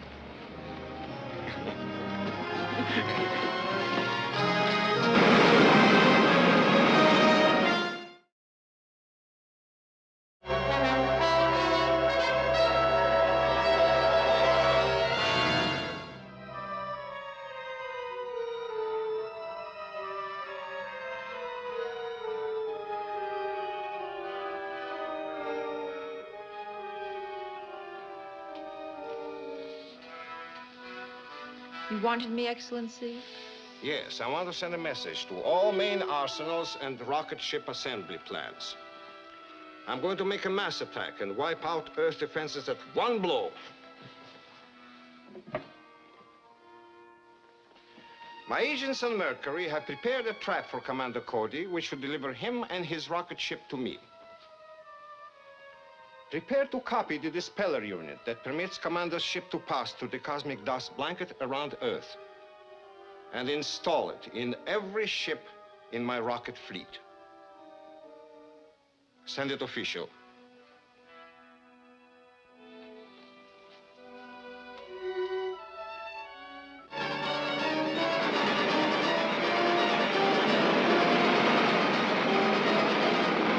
Narcos calling the ruler. Narcos calling the ruler. Come in, Narcos. Did you get Commando and his rocket? Yes, Your Excellency. We're in the rocket now, but we haven't been able to figure out the control system. Then wait. We can't risk damaging that ship. I'll go to Mercury and fly it myself. Very well, Your Excellency. This field is too short for your rockets to land safely, so I suggest you land at coordinates N36 and W171. There's a road between the fields, and it's only a short distance. Very well. I'll take off at once. But guard that ship carefully until I get there. Yes, sir.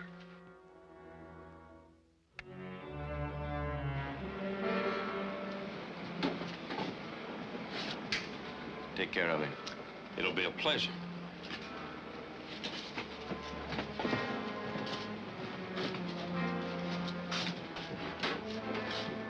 Watch him. Calling CC-37.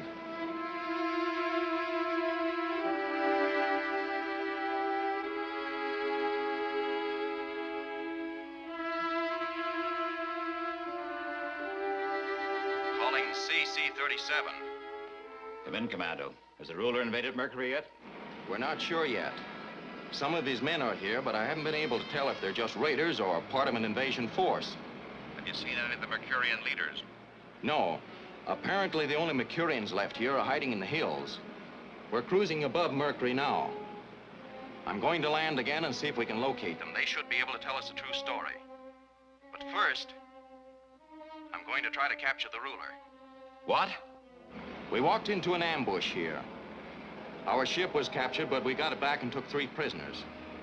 Under threat of turning them over to the Queen of the Mercurians, they radioed the ruler that his ambush had been successful. He's on his way to Mercury now to fly my ship back to his planet. I see. I see, but suppose this doesn't work out, Commando. Suppose he does get your rocket. It's a calculated risk, Mr. Henderson. Also a chance to stop the ruler once and for all. It should work. Well, all right. Good luck, Commando. You'll need it. On that we agree. Over and out. Land again, Dick. The same place. Okay, Commando.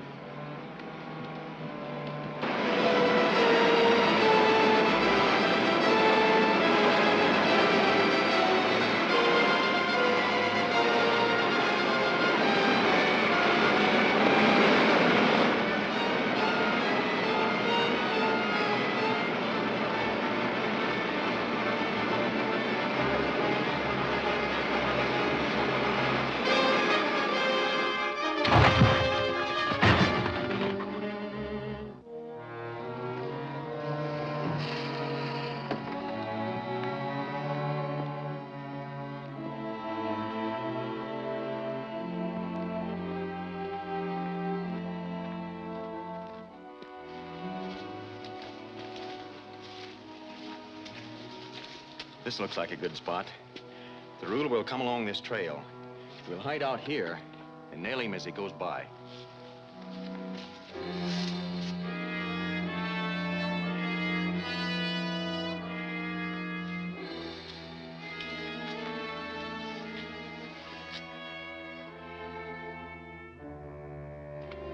I hope we don't have to wait too long. I'm worried about our prisoners.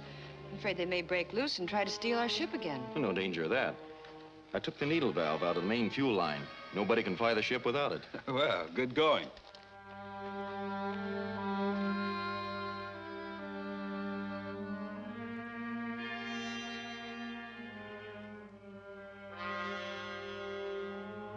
No! Wait, Mercurians. We're your friends. You're our prisoners.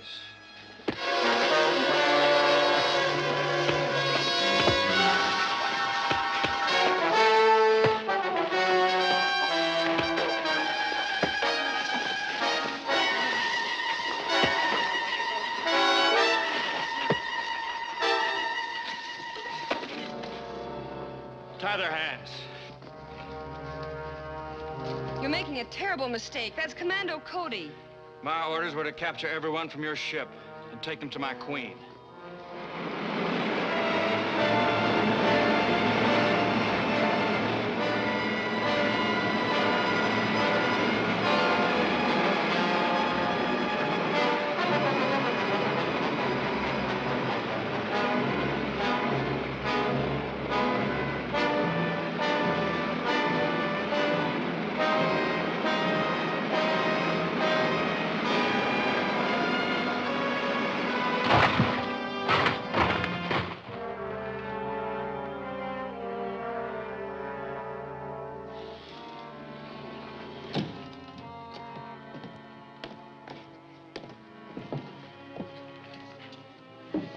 As soon as I get Commando's rocket ready to take off, I'll radio you and we'll take both ships back together. Yes, Excellency.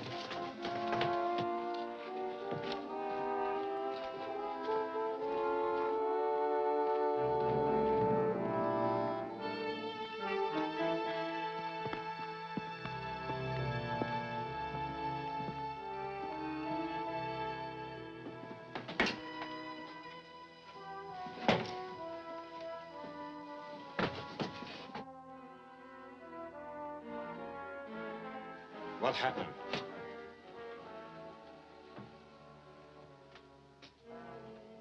Speak up. Cody tricked us, Your Excellency. We thought we'd killed him, but just after we called you, he and his men sneaked back and captured us. Where are they now? They went out to try to contact the Mercurians. Release them.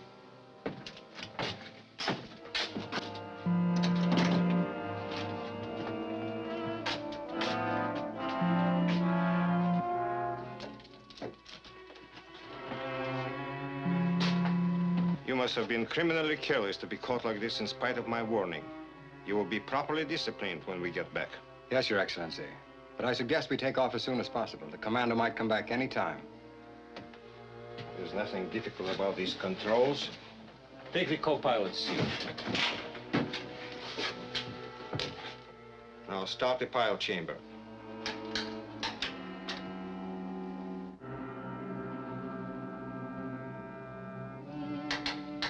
We're getting no pressure in the fuel line, Your Excellency. So I see. Check the line. It must be shut off somewhere.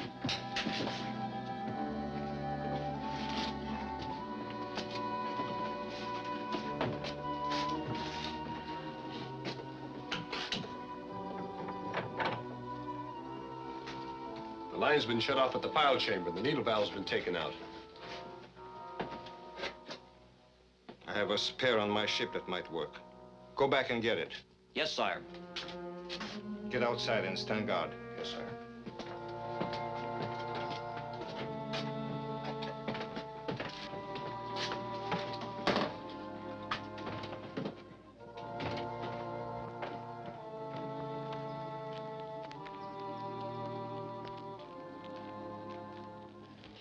I must apologize for this mistake, Commando Cody. My spies reported a strange ship that flew off and then came back again. They did not tell me this was your ship. We tried to explain to your men, but they wouldn't listen to us. They took their orders a little too literally. You see, they're soldiers, the only attendants I have left, since the ruler captured our capital and drove us into the hills. I hope this won't upset your plans too much. Well, there's still time. The ruler must have reached my ship by now, but he can't start it. We should be able to catch them there. My men will be glad to help you, although, as you can see, we only have one ray gun left. We'll be glad of their help anyway. I'll fly on ahead. You and the others get there as fast as you can. Right. Come on.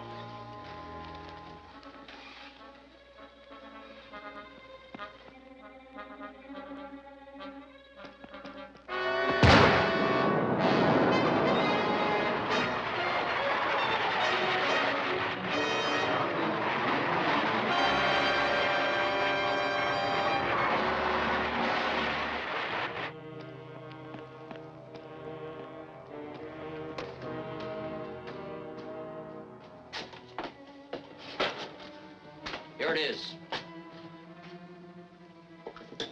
It will do. Connect it in a line. Stand guard with the others. Yes, sir.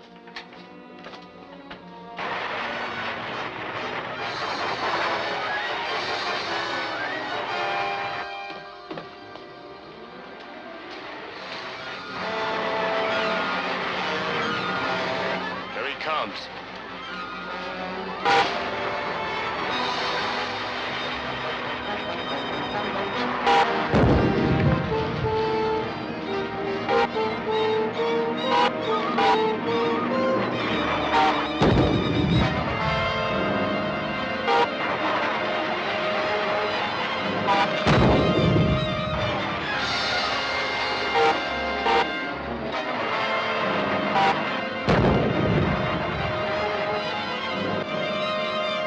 Get back to the ship.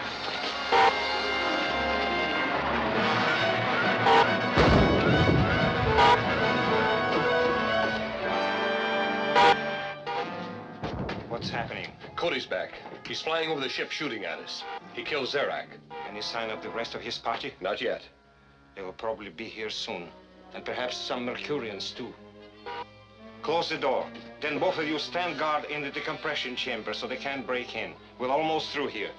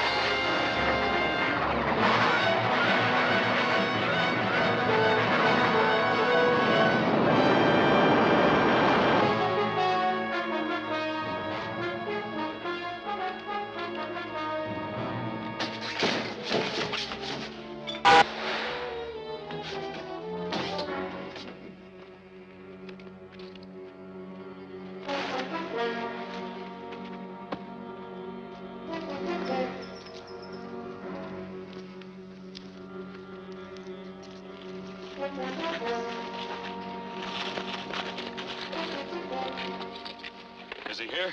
He must be. Our prisoners were loose. They went inside and shut the door, and I started shooting at them. How about the hatch? I tried that. They're guarding it. Well, at least we got them stopped. They can't start the ship, and we can keep them from getting out. But they've got enough supplies in there to last them a month. Yes, and we never know when some more of the ruler's men may show up. Has your queen got any kind of gas we can use against them? Yes, sir. We have a small supply in our camp. But how can you get it into the ship? We'll burn a small hole in the hull with a ray pistol and patch it up later. Go get that gas and hurry back here as fast as you can. Yes, sir. That does it. Now we'll start warming up the pile chamber.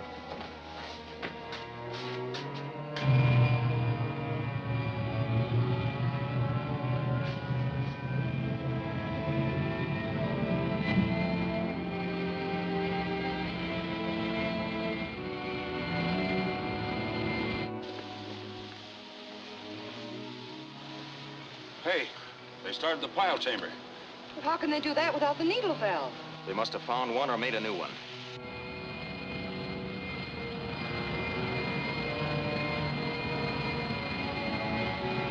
The ruler gets away with that rocket.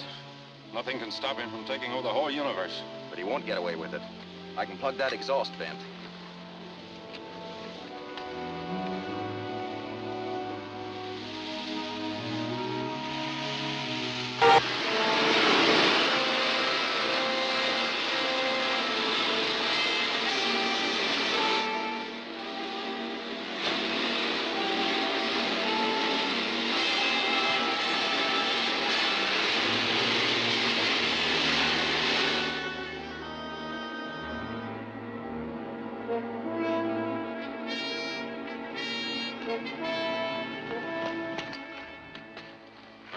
did it.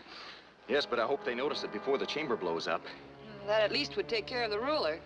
And leave us stranded a long way from home. Now we should be able to take off in a few minutes. The exhaust line sprung the leak. Check the pressure.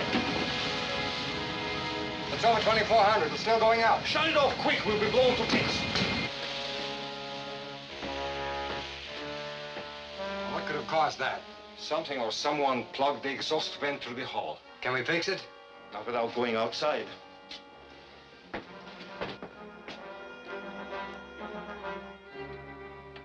Calling R1. Calling R1. Yes, Excellency? Cody has stopped our takeoff. Fly over and blast him and his men with your ray gun. Yes, sir. Then report to me here. That is all. Ready?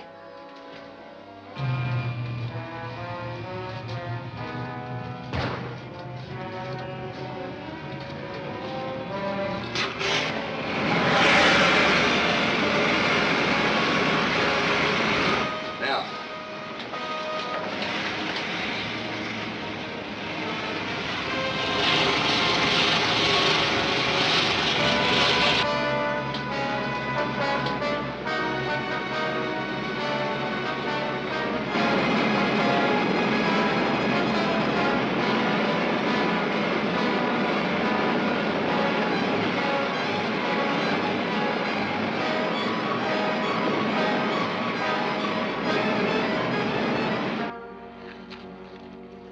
Here he comes. I'll handle the gas. The rest of you...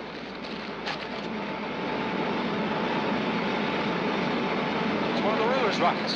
Get out!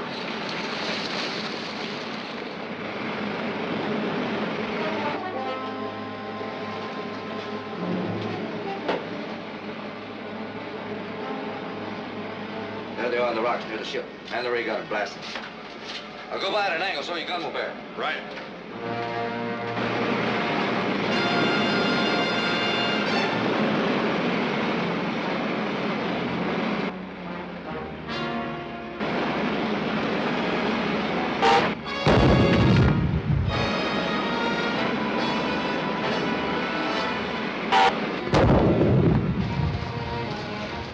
Over there, quick!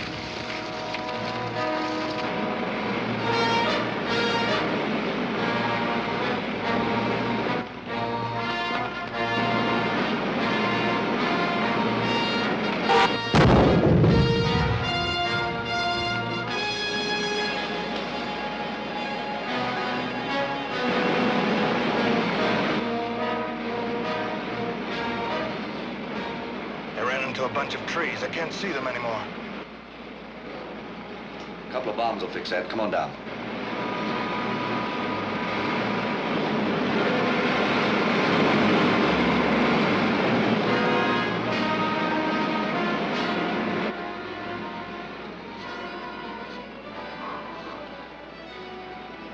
How are we going to keep them from clearing the exhaust vent from here? I don't think they'll try that yet.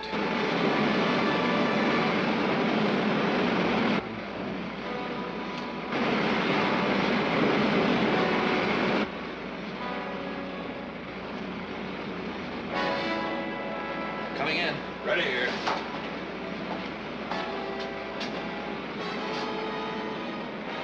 On target.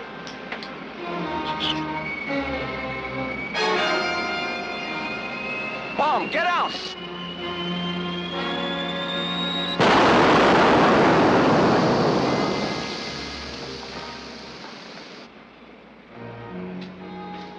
How'd it look? All right, but we'll circle back and make another run.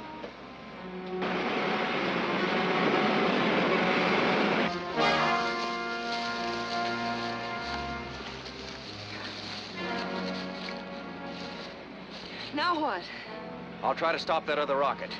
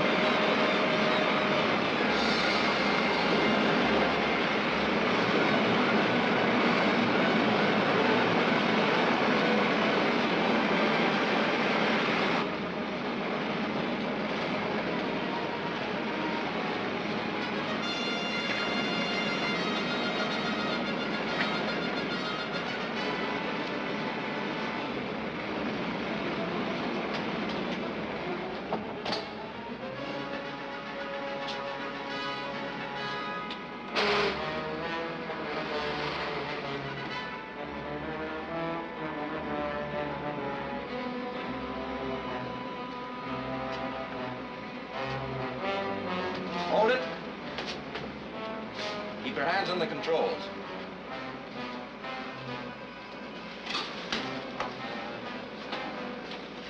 Sit down.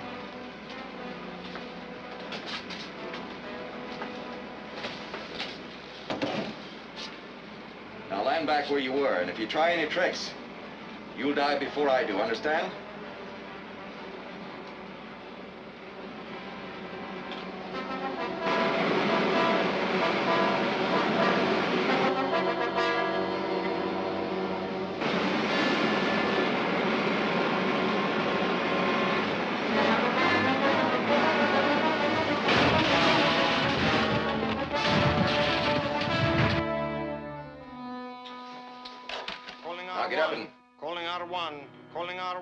Is that your call? Yes. Answer it. Well, what do I say? I'll let you know. But if you give me away... Yes, Excellency? Did you drive off Cody's men? Yes, sire. We just landed again. Good. Get over here as fast as you can. And bring an electro-thermal torch. Yes, sire.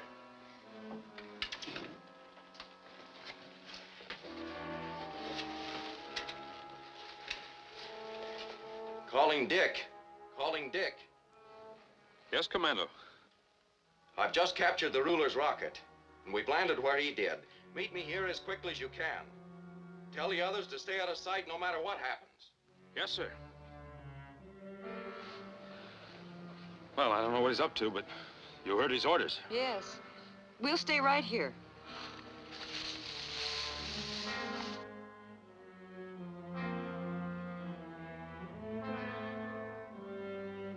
Do you see anyone? No, sire. I think they've gone. Then I'm going outside to take a look at that vent.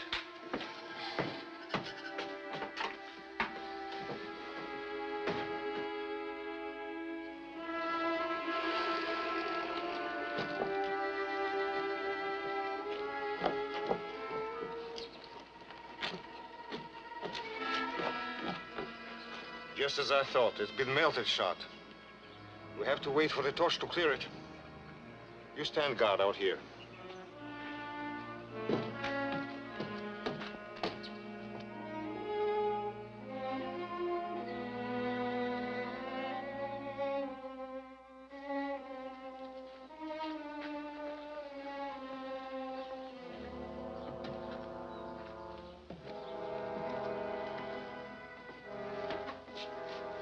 Well, looks like the situation's under control. Yes, we finally got a break. Take off those uniforms. Hurry up.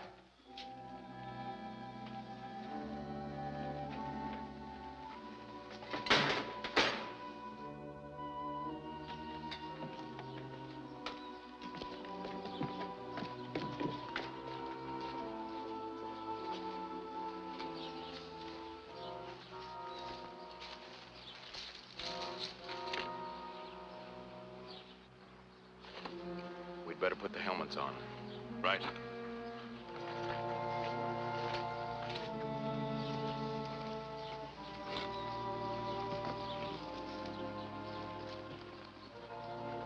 Here they come now.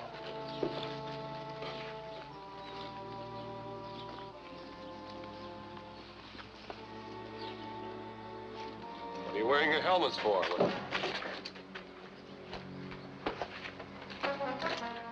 Go in ahead of us.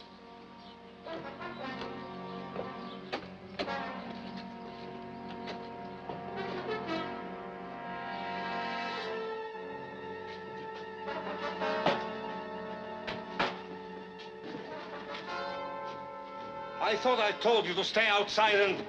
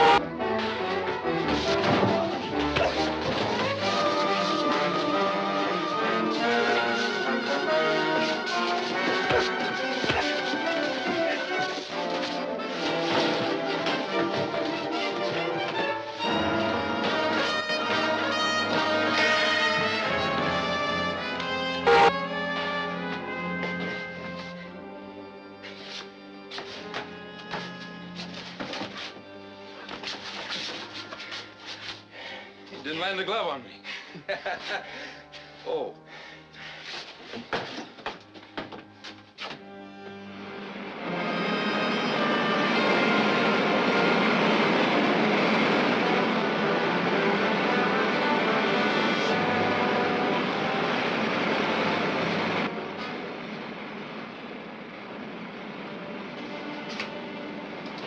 Automatic control. Am I to be kept here chained like a slave?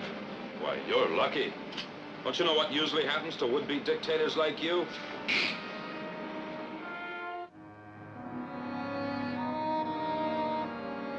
Calling Commando Cody. Calling Commando Cody. Calling Commando Cody. Just a minute, Mr. Henderson. Tell Henderson it isn't over yet. My subjects will tear your world apart to rescue me. Hello, Henderson. We've captured the ruler and we're on our way home. Captured the ruler? Why, that's great. Congratulations. That explains a message security just received. The planets of outer space wanted to send emissaries to negotiate a universal peace. That doesn't sound like your men want to tear our world apart. Why, do you know what this means? The end of the war between the worlds? An era of prosperity. No more deathless. A production for peace instead of for war. Why, folks, this is one of the greatest